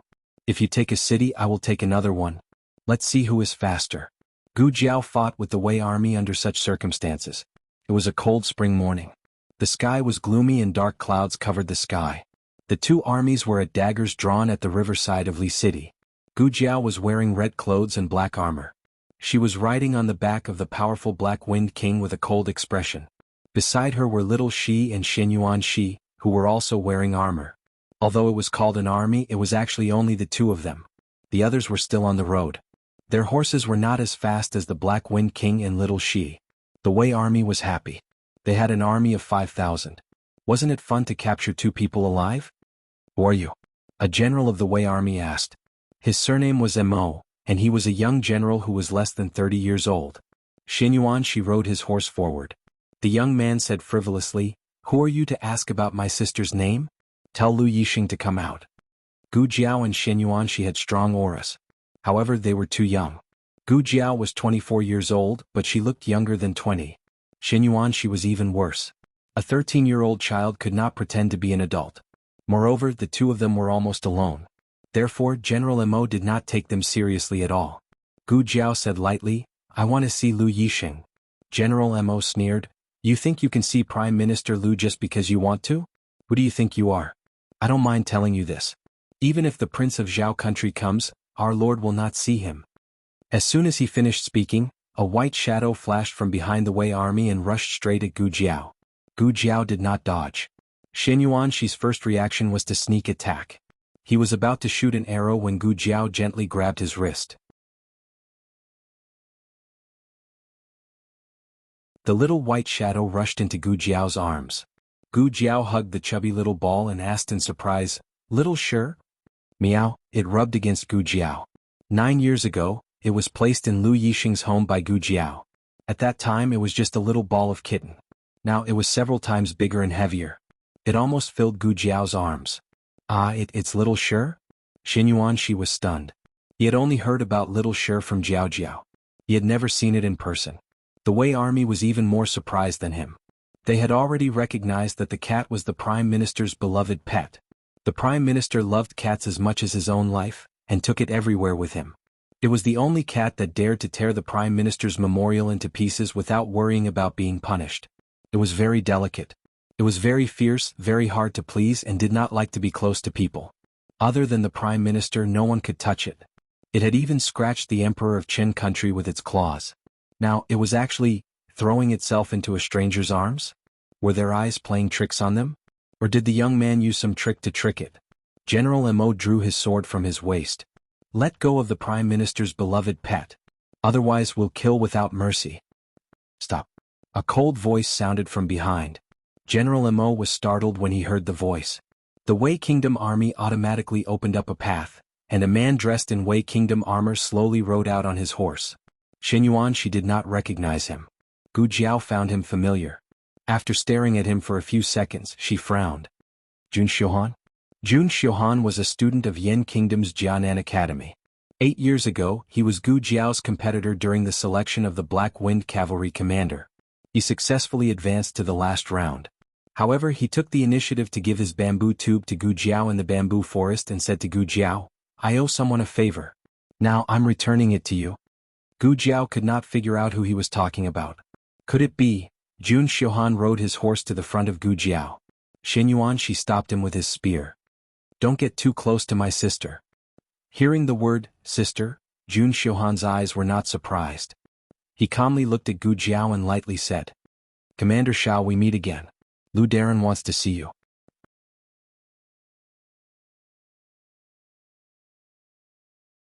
Recently, I'm a bit prone to tears. Good night, see you tomorrow.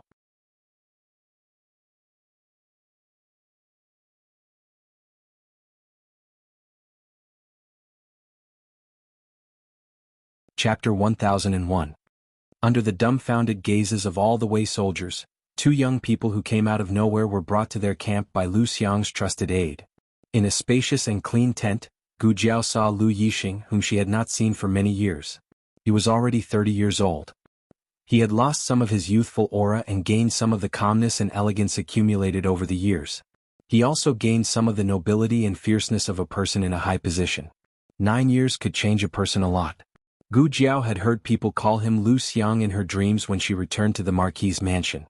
She knew that one day he would be conferred the title of Marquis, but seeing him in person was different from what she imagined. Perhaps she didn't expect that he would trample over the mountains and rivers of the Zhao country and return with the determination to take revenge. When Gu Jiao was looking at Lu Yixing was also looking at Gu Jiao. Gu Jiao had also changed a lot. The birthmark on her face was gone, revealing her sealed beauty. It was unfamiliar but also pleasantly surprising. At the age of 24, she was as beautiful as a fairy. What didn't change was the vigorous vitality in her body, as well as the pure look in her eyes that didn't contain any impurities. It seemed that no matter how many years had passed, no matter how many things had happened, her heart had never changed. "I'll go out first," Jun Xiuhan said. "Okay." Lu Yixing agreed. Jun Xiuhan glanced at Shen Yuanxi. "I'm not going out," Shen Yuanxi said. Lu Yixing gave a rare smile. "It's okay." Jun Xiuhan was shocked. He had never seen Lu Yixing smile before. Lu Yixing said to him, "You go do your own thing. I'll be fine here." Jun Xiuhan glanced at Gu Jiao and said, "Her martial arts are very high." Then he looked at Shen Yuanxi. This guy isn't weak either. He had seen Gu Jiao's skills and knew that she was a formidable expert who could defeat Han Yi. And according to the information they had, the general beside her should be the Marquis of Champion Shen Yuanxi. But he wasn't a person. If they attacked Lu Yixing in the tent, he wouldn't be able to save them. "I know," Lu Yixing said. But since Lu Yixing said so, Jun Xiuhan could only leave first. There was only one attendant in the tent. "New." Gu Jiao looked at him. Lu Yixing was in a good mood. His eyes were full of smiles. "Yes, you still remember." "Nu, do you remember Miss Gu?" Nu nodded and saluted Gu Jiao. He was a mute slave and couldn't speak. He had grown taller and was a mature and steady bodyguard. Gu Jiao nodded to him. "Jing Kong, right?" Lu Yixing looked at Shen Yuanxi, who was beside Gu Jiao. Shen Yuanxi's eyes widened. "Oh, you know me?" Lu Yixing said bluntly, "We've met before. Have you forgotten?" Shen Yuanxi suddenly realized. "Ah, Brother Ming, I remember now. You saved us." Lu Yixing said pleasantly, "Then I've been investigating you for the past few years." Shen Yuanxi, "Oh." He didn't ask why he was investigating him. 9 years ago, when Gu Jiao saw Lu Yixing off, she played the zither for him in the pavilion. That time she brought Jing Kong with her. Jing Kong asked Lu Yixing about it out of curiosity and found out that he and Gu Jiao were close friends. When he went back, he bragged to his bad brother-in-law that Jiao Jiao and Lu Yixing played the zither and the zither together, which made his bad brother-in-law very jealous. Later, when he grew up, he understood that the zither and the zither were not meant to be played that way. Moreover, Lu Yixing played the flute with Jiao Jiao in the carriage. Shen Yuanxi curled his lips and said, "We're here to beat you up, but you don't seem to be asking for it." The main reason was that he didn't feel any murderous intent or malicious intent towards Jiao Jiao from Lu Yixing. He smiled as if he didn't mind Shen Yuanxi's straightforwardness. He came to the short table, sat down and asked the two of them, "Would you like some tea?" Shen Yuanxi didn't want to drink. He curiously looked at the weapons and books in the tent. "Feel free to look around," Lu Yixing said pleasantly. Shen Yuanxi looked at Gu Jiao. After seeing Gu Jiao nod, he went to look through the books and weapons. Gu Jiao sat opposite Lu Yixing. Lu Yixing picked up the boiling kettle from the stove and made 3 cups of tea. Gu Jiao asked, "How did you meet Jun Xiuhan?" Lu Yixing said, "His mother is from the Zhao kingdom. Before his father took him back to the Yan kingdom, we lived in the same alley. We met a few times. Once he fainted from hunger. I carried him home." Gu Jiao suddenly understood. No wonder. Lu Yixing handed the tea to Gu Jiao. His family in the Yan kingdom wasn't very well off. Fortunately, he worked hard and got into the Jianan Academy. You can almost guess what happened after that. I met him by accident and learned about you from him. I guess that Xiao Lulang was you. Gu Jiao picked up the teacup. During the Black Wind Cavalry selection, he helped me. He said it was to repay someone's favor. Lu Yixing took back his hand, paused and said, "I don't know about that." Gu Jiao looked at him. "How have you been these years?" Lu Yixing smiled faintly. "As you can see, it's neither good nor bad. How about you? How have you been?" Gu Jiao said honestly, "Very good. I like it very much." She liked her current life and everything she had experienced. Lu Yixing smiled with relief and bitterness. "Is he good to you?" Gu Jiao was stunned. "My husband? He's very good to me." Lu Yixing lowered his eyes and took a sip of tea. "That's good. Do you have hatred in your heart?" Gu Jiao asked directly. Lu Yixing clenched the teacup in his hand and stared at the floating tea leaves in the cup. After a while he said in a low voice, "Yes. The royal family of the Zhao kingdom slaughtered my entire family. How can I not hate them? I live like a dog. I let anyone bully me. Anyone can step on me. If anyone is unhappy, they can take it out on me and the people around me. No, I don't have any people around me. I only have a mama and a mute slave that I bought halfway. Gu Jiao had heard and seen the scene of him being framed. At this moment, when she heard him mention it again, she suddenly felt that the past was shocking. Lu Yixing's misery that the world saw might only be the tip of the iceberg. He grew up in endless bullying, and the seed of hatred had long been planted in his heart. He laughed at himself. You shouldn't have helped me. If you had let me die of illness on the street, the country wouldn't have almost been destroyed. The Zhao kingdom won't be destroyed, Gu Jiao said. Lu Yixing looked into Gu Jiao's eyes. You want to fight with me? Gu Jiao didn't avoid his gaze. Yes. Lu Yixing smiled sarcastically. If you want to kill each other, why do you need to know each other? Gu Jiao said, it's my duty to save you and it's my mission to kill you. You are a good doctor and a good general. Lu Yixing put down the cold tea in his hand and stood up lightly. Why don't we have a bet? If you win, I will immediately withdraw my troops and never invade the Zhao kingdom again. If you lose, you have to promise me one thing. Gu Jiao said without hesitation, okay. Lu Yixing frowned. You don't want to ask what the condition is. No. Gu Jiao said. Lu Yixing clenched his fingers. Miss Gu, do you know that people are sinister? If you do this, I will do whatever I can to win you. You should bargain with me and let me know that even if I win, I can't get what I want. Maybe then I won't have such a strong desire to win. What do you want to bet? However, Gu Jiao replied to him with this calm sentence. You. Lu Yixing choked and turned his face to calm down. When he turned his face again, his face was calm. I heard that you are Mr. Meng's disciple. You play a game of Go with me and decide the winner. If it's a draw, you win. Okay. Gu Jiao agreed without hesitation. Lu Yixing looked at Shen Yuanxi, who was reading in front of the bookshelf, and said gently, in Jingkong there is a box of Go on the second shelf. Can you pass it to me? Okay. Shen Yuanxi found the Go box and passed it to him. He set the Go board, grabbed a handful of white Go pieces from the box, clenched his fist and said to Gu Jiao, guess first. Gu Jiao picked up a black Go piece. Odd. Lu Yixing opened his palm. There were 3 Go pieces. It was indeed an odd number. Whoever guessed correctly would play black. And the black player would go first. Gu Jiao placed her Go piece first. She placed her Go piece on the upper right corner of the Go board. She didn't have enough control over the corners, but it was a good place for Gu Jiao's swift and decisive personality. Little Shi rolled up on Gu Jiao's lap and closed its eyes comfortably. Gu Jiao played Go while stroking the cat. It didn't seem like a life and death game. She was quite comfortable. Lu Yixing raised his Go piece and glanced at Little Shi. Little Shi felt a chill on its back and curled up in Gu Jiao's arms. Sir. Outside the tent, General Mo rushed over in a hurry. Glancing at the tightly shut tent behind Jun Xiuhan, he whispered, what's going on? If you ask me, who should I ask? Jun Xiuhan retorted. General Mo didn't dare to argue with Lu Yixing's confidant. He scratched his head and said helplessly, I'm just worried about your safety. Speaking of which, who are those 2 people? They seem to be wearing the armor of the Yan Kingdom. Are they reinforcements sent by the Yan Kingdom? You don't have to worry about them. It's none of your business, Jun Xiuhan said and added lightly, it's none of my business. My lord, are you jealous? Ahem. General Mo cleared his throat. We're about to take down the Zhao Kingdom. We can't let anything go wrong. The Zhao Kingdom has a strong army these years. This is a good opportunity. If we miss it, it'll be difficult to attack the Zhao Kingdom again. Marquis Xianping was not in the court. Tang Yueshan stayed in the capital. The crown prince tricked the Gu army. This was a once-in-a-lifetime opportunity. There wouldn't be a next time. Jun Xiuhan said coldly, if you can think of it, how can Sir not think of it? General Mo's eyes lit up. So we'll continue to play? In the tent, Gu Jiao put down the last piece. I lost. Lu Yixing said, you lost by half a point.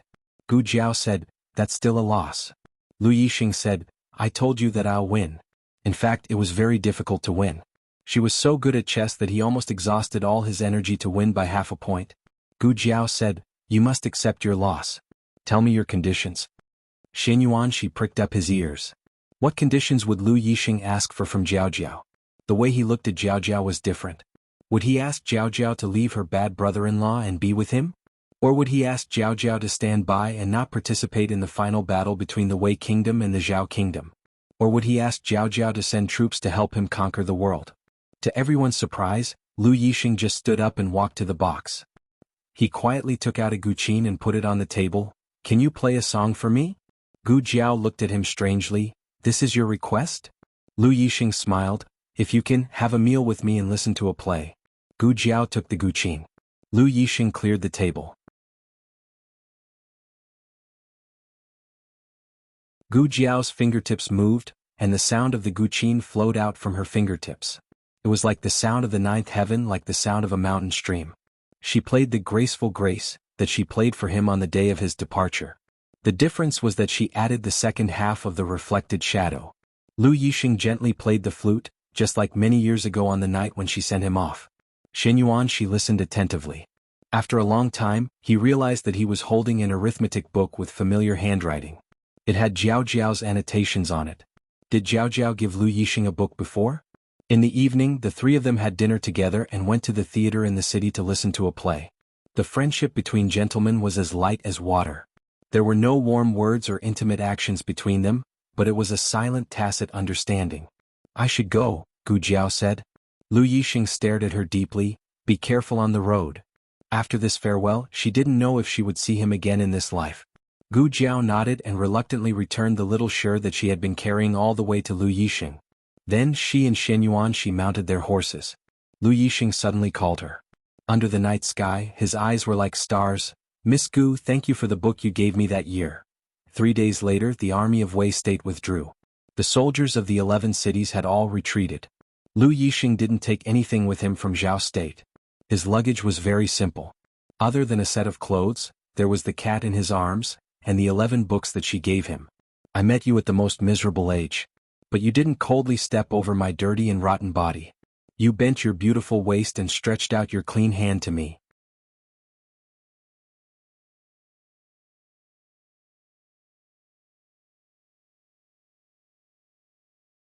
Chapter 1002. Zhao's crisis was resolved, but the court's crisis had just begun. The crown prince was ignorant and incompetent, obstinate and self-opinionated. Although he was benevolent, he couldn't take on important responsibilities. More importantly, even Xiaoji thought that his nephew couldn't take on important responsibilities. Xiaoji didn't think that an emperor needed to be wise, but at least he couldn't be too stupid. The crown prince wasn't just stupid, he was also a bit narrow-minded in some matters. For example, when he heard that Xiaoji and Xiaoheng were silent about the memorial to depose him, he actually complained to Empress Xiao. The father and son were holding a grudge against him for taking away Wen Linlang. Who was Wen Linlang? The father and son had long forgotten about this person. He still had the nerve to mention it? With his pig brain, if he succeeded the throne in the future and was instigated by someone with ulterior motives, how could Xiaoheng have a good life in the future? Xiaoji was originally silent, but now he wanted to drag him down from the throne. Tang Yueshan was Empress Dowager Zhuang's trusted aide, and Empress Dowager Zhuang was Gu Jiao and Xiaoheng's backer. Even without Empress Dowager Zhuang's reminder, Tang Yueshan wouldn't speak up for the crown prince. As for the old marquis and the old chancellor, the crown prince didn't even need to think about it. Only now did the crown prince realize how laughable the power in his hands was. The emperor still had 3 princes: Consort Yu's son Rui Wang, Consort Shu's son King Liang, and the 16-year-old 7th prince Qin Chuyu. Rui Wang had done many things for the court and had a high reputation among the people. He also married Duke Luo's granddaughter, so he had a certain background. Consort Shu was the old marquis's daughter. On the surface, she and King Liang had Marquis Ding En and the Gu army behind them, so they had a certain amount of support in the court. On the other hand, Qin Chuyu was young and a bully in the directorate, so his reputation wasn't good. Few courtiers proposed making him the crown prince. The emperor's head hurt. On the other side, after Shen Yuanxi returned to Yen, he immediately led troops to attack Liang. This was revenge for the civil strife in the southwest. Liang Guo naturally did not admit it verbally, but did it matter whether he admitted it or not? "If I want to hit you, I don't care if you feel wronged or not." The one who came to fight was an unexpected person. His brother Ming-er. Ming-er was 6 years older than little Jing Kong. She was 19 this year. In the early years they had written letters to each other. Later, Shen Yuanxi frequently visited the Yen kingdom, so they wrote fewer letters to each other. After joining the army they could no longer keep in touch. Who would have thought that they would meet again on such an occasion? Unfortunately, Ming-er was not Lu Yixing and Shen Yuanxi was not Gu Jiao. This battle was destined to be unavoidable. Both sides were in a state of frenzy. Xinyuan rode on horseback and viciously chopped down with his spear. Ming-Er swung the long sword in her hand and blocked his red-tasseled spear. He had a hard time blocking it. It was hard to imagine that this was the power of a 13-year-old boy. The Black Wind Cavalry was brave and skilled in battle. The soldiers of the Liang Kingdom fell one by one. Ming-Er gritted her teeth. You said you wouldn't kill my soldiers. Xinyuan sneered. You also said you would retreat 30 miles for me. Neither of them kept their promise. Don't laugh at each other. Xinyuan won this battle. Ming-Er fell off the horse. Xinyuan pointed his spear at his heart. Guards, tie him up. Ming-Er stared at him fiercely. You might as well kill me. You are my brother Ming-Er. How can I bear to kill you? Xinyuan slowly withdrew his spear and raised his hand to wipe away the blood on his cheek. He said coldly and domineeringly, Isn't it good to use you to threaten the Liang Kingdom? Ming-Er was tied up. He was furious. My mother still cares about you. Xinyuan carried the spear on his shoulder and said casually, I will visit the princess consort another day. You don't have to worry about me. Ming-Er stomped his feet. I am so angry. Xinyuan fought all the way to Bianjing, the capital of the Liang Kingdom. The king of the Liang Kingdom was trembling in fear. Someone came up with an idea to let the king of the Liang Kingdom hand over the most beautiful princess. Since ancient times, even heroes could not resist the charms of beautiful women. However, Xinyuan did not even look at the little princess of the Liang Kingdom. He plundered a pile of trophies and returned to his country. The second to suffer was the Qin Kingdom. Yuan Tang was furious when he heard about this. What did the Qin Kingdom do? Why did they attack me? The guard beside him muttered, It was because you allowed the army of the Wei Kingdom to pass through and caused the border of the Zhao Kingdom to fall. Did you lose your memory? Moreover, you also wanted a share of Baoshan Island. You even wrote a letter to threaten the king of the Yan Kingdom. Have you forgotten? Yuan Tang's mouth twitched violently. Even the powerful army of the Liang Kingdom could not withstand Xinyuan's attack. How could the small Qin Kingdom? After thinking about it, Yuan Tang felt that this trouble was caused by his cousin. He went north to the Wei Kingdom without saying a word. He lay down on the bed in Lu Yixing's mansion and said shamelessly, I don't care. I was implicated by you. If I, the emperor, fall, you will raise me. Lu Yixing frowned. Get out. Yuan Tang rolled up the quilt. I won't. The Qin Kingdom suffered a severe defeat. Xinyuan was not a belligerent person, but Shangguanyin was a woman and was looked down upon by the other countries. If they were not beaten until they were convinced, they would become even more aggressive in the future. After the Qin Kingdom, it was the turn of the Jin Kingdom and the Zhao Kingdom. He did not attack the Zhao Kingdom. After all, the Zhao Kingdom was Jiao and the Zhao Kingdom Emperor's idea of Baoshan Island was extinguished in the cradle by Empress Dowager Zhuang. He fought this war for 2 years. When he reached the Wei Kingdom, he was already a 15-year-old teenager. The Wei Emperor had already ascended the throne. He looked at the memorial sent from the border with a confused face. I didn't bully the Yan Kingdom. Is this guy crazy? He wants to beat whoever he catches? His trusted minister said, He is probably thinking about the matter of us sending troops to the Zhao Kingdom. I told you to stop Lu Xiang, but you insisted on competing with Xiaoji. Who knew that the one who fought in the end was not Xiaoji? He didn't let Xiaoji lose face. Instead, he planted a future trouble for the Wei Kingdom. The Wei Emperor glared at him. The Wei Emperor ordered, Go and call Lu Xiang. The eunuch went and soon returned to the palace to report. Lu Xiang said that he won't fight with Miss Gu's brother. If you want to fight, you can fight by yourself. The Wei Emperor, what kind of unreliable prime minister was this? The eunuch coughed softly, however Lu Xiang gave you a trick, a honey trap. Lu Yixing's original intention was to let the Wei Emperor give himself to Shangguanyin, the kind that would be wrapped in a gift box. Who knew that the Wei Emperor would misunderstand and directly let the female official send his own daughter out? The trusted minister and the eunuch were convinced. Your Majesty, haven't you heard the rumors about this divine general of the 6 kingdoms? How many people have offered him beauties?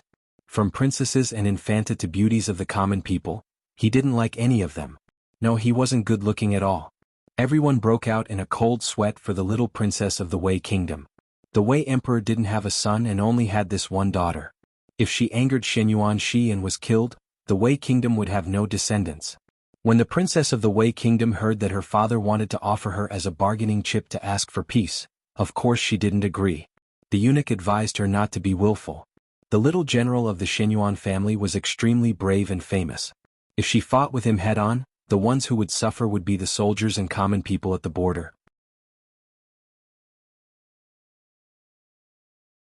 The princess of the Wei kingdom clenched her small fists. At worst, I'll kill him myself. The north wind was strong and 50,000 black wind cavalry were at the border. Shenyuan she was wearing the golden armor passed down by the Grand Marshal. His legs were slender and his posture was tall and straight. The cold helmet was put down, covering this face that was the best in the 6 kingdoms. 3 months ago, the Black Wind King and Little Shi had a battle between kings. No matter how unwilling Little Shi was, he had to challenge the Black Wind King. This was the way the Black Wind Cavalry passed down. Only by defeating the Black Wind King and becoming the new king could he lead the Black Wind Cavalry to the next golden age. After a fierce battle, the Black Wind King fell to the ground in a sorry state. However, there was no trace of embarrassment or despair in his eyes. He seemed to have been looking forward to this day for a long time. The Black Wind Cavalry welcomed a new inheritance. He bowed down to Little Shi and acknowledged Little Shi's position. The new Black Wind King was born. At this moment, Shenyuan she was riding on the back of the new Black Wind King's horse. 1 man and 1 horse were like thousands of soldiers and horses. They were unstoppable. General. Wenren Chong reminded him in a low voice, the Shadow Division has found out that the Wei Kingdom is going to use a honey trap. Please be careful. Shenyuan she didn't even bat an eyelid. Honey trap? How is that possible? He wouldn't be tempted by those so-called beauties. He said arrogantly, none of them are as beautiful as Jiao Jiao. Wenren Chang's eyes narrowed, Sir. It seems that the Wei army is going to attack. Over there, someone is attacking from there. Indeed, someone was coming. However, after taking a look, Wenren Chong felt that something was wrong. What's this? Riding on a white pony? Although the person on the horse was also wearing armor, it was obviously not fitting. The helmet was swaying and looked like it could fall off at any time. Wenren Chong suddenly had a déjà vu of a child wearing an adult's clothes. He was stunned for a moment before he said, Sir, I'll go and fight. He was just a rookie. He could kill him in 1 move. Shenyuan Shi, where are you? Come out and face your death. The child opened his mouth arrogantly. However, it was unknown whether it was because of fear or something else, but his voice was trembling and somewhat immature. Shenyuan Shi frowned and urged his horse to rush out. On the vast battlefield, dust was flying everywhere. The 2 horses galloped towards each other.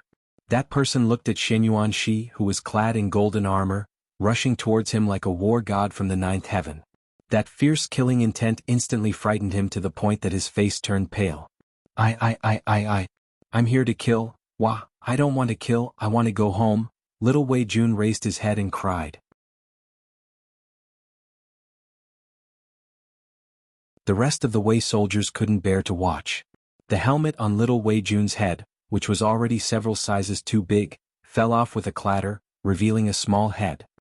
His jet-black hair cascaded down like a waterfall and was lifted by the strong wind, brushing past his delicate and lively face. Shenyuan Shi's expression froze. The killing intent around him froze, and he abruptly tightened his grip on the reins. The sudden braking caused Little Shi's hoofs to scrape across the ground, causing sparks to fly. He stopped when he was 3 steps away from his opponent. He stared at him for a long time before he finally called out his name, Light Shui? Chem? Shenyuan Shui was stunned. She looked at him with tears in her eyes. Shenyuan Shi's aura was too frightening.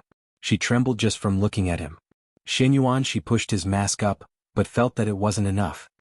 He simply took off his helmet. It's me. Shenyuan Shui blinked her tear-filled eyes. She asked in a daze, Jing Kong? The solemn god of war youth revealed his first bright and moving smile on the battlefield. Light Shui. Shenyuan Shui's eyes widened. Jing Kong. Time seemed to return to many years ago when people came and went in the state preceptor hall. 2 little kids faced each other, flapping their tiny arms and leaning forward.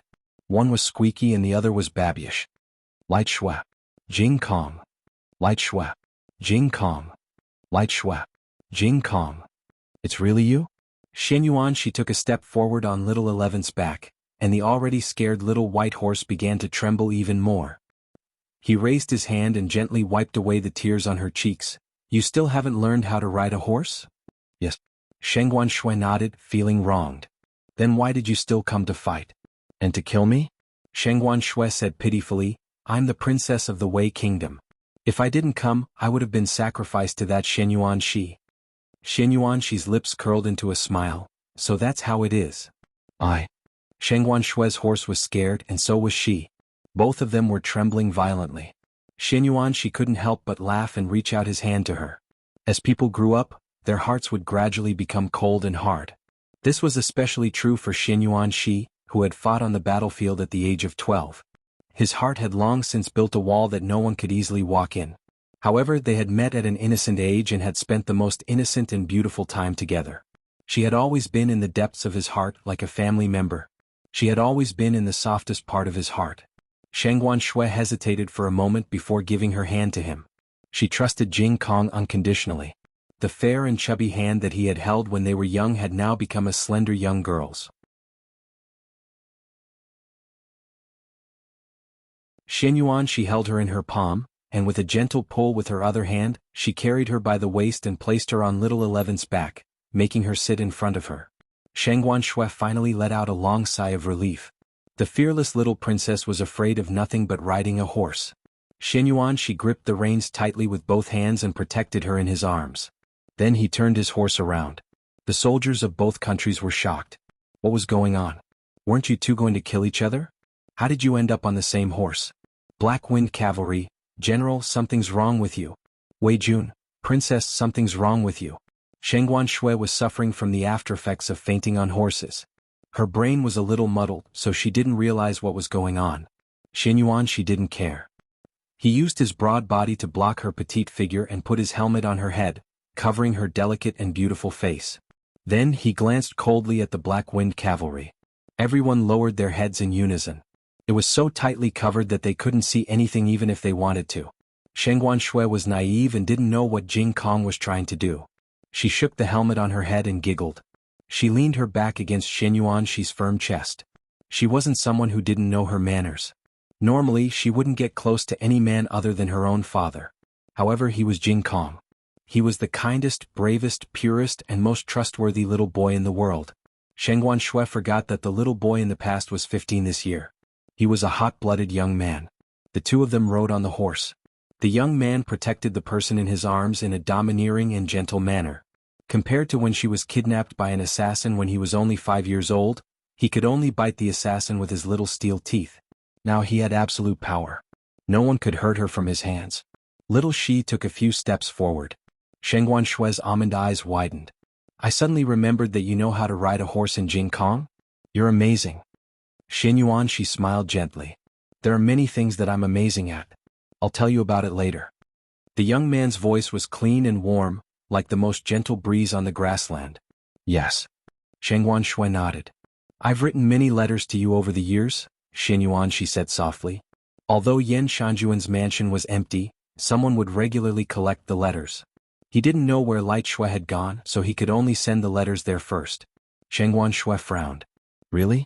I haven't received a single letter. I've also written many letters to you. But you never replied to me. Shenyuan Shi narrowed his eyes. Very good, the Wei Emperor had detained her. Shengguan Shui sat in his arms and stroked the horse's mane. She asked, Is this little Shi? Shenyuan Shi said, Yes, you recognize it? Shengguan Shui nodded. She couldn't help but exclaim, Wow, little Shi is so impressive. Little 11 raised his neck valiantly and took a step forward without any regard for his family. After knowing that it was little Shi, Shengguan Shui's last trace of fear disappeared. When she was young, she really liked little Shi. She thought of something and asked, But Jing Kong, why are you here? Do you know Shenyuan Shi? Shenyuan Shi smiled. I know him. Is he powerful? Shengguan Shui continued to ask. Shenyuan Shi's expression didn't change as he said, Very powerful. Shengguan Shui's face turned pale with fright. Then will he kill me and my father? He won't. Shenyuan Shi suppressed the smile on his face. I promise you. Shengguan Shui patted her chest in relief. Where are we going now? Where do you want to go? Shenyuan Shi asked her. Shengguan Shui tilted her head and thought for a moment. I want to see my teacher. Shenyuan Shi said meaningfully, See your parents? Ha! Shengguan Shui didn't understand. Xianyuan lips curved. I said okay. You're tuning in to the Han Li's Wuxia Adventures YouTube channel. We're so grateful for your support, and don't forget to subscribe to join us on this incredible journey through captivating stories. Your generosity through donations truly makes a world of difference, as it's the primary source of revenue that allows me to expand and enhance this channel for you. Thank you from the bottom of my heart for being a part of this adventure.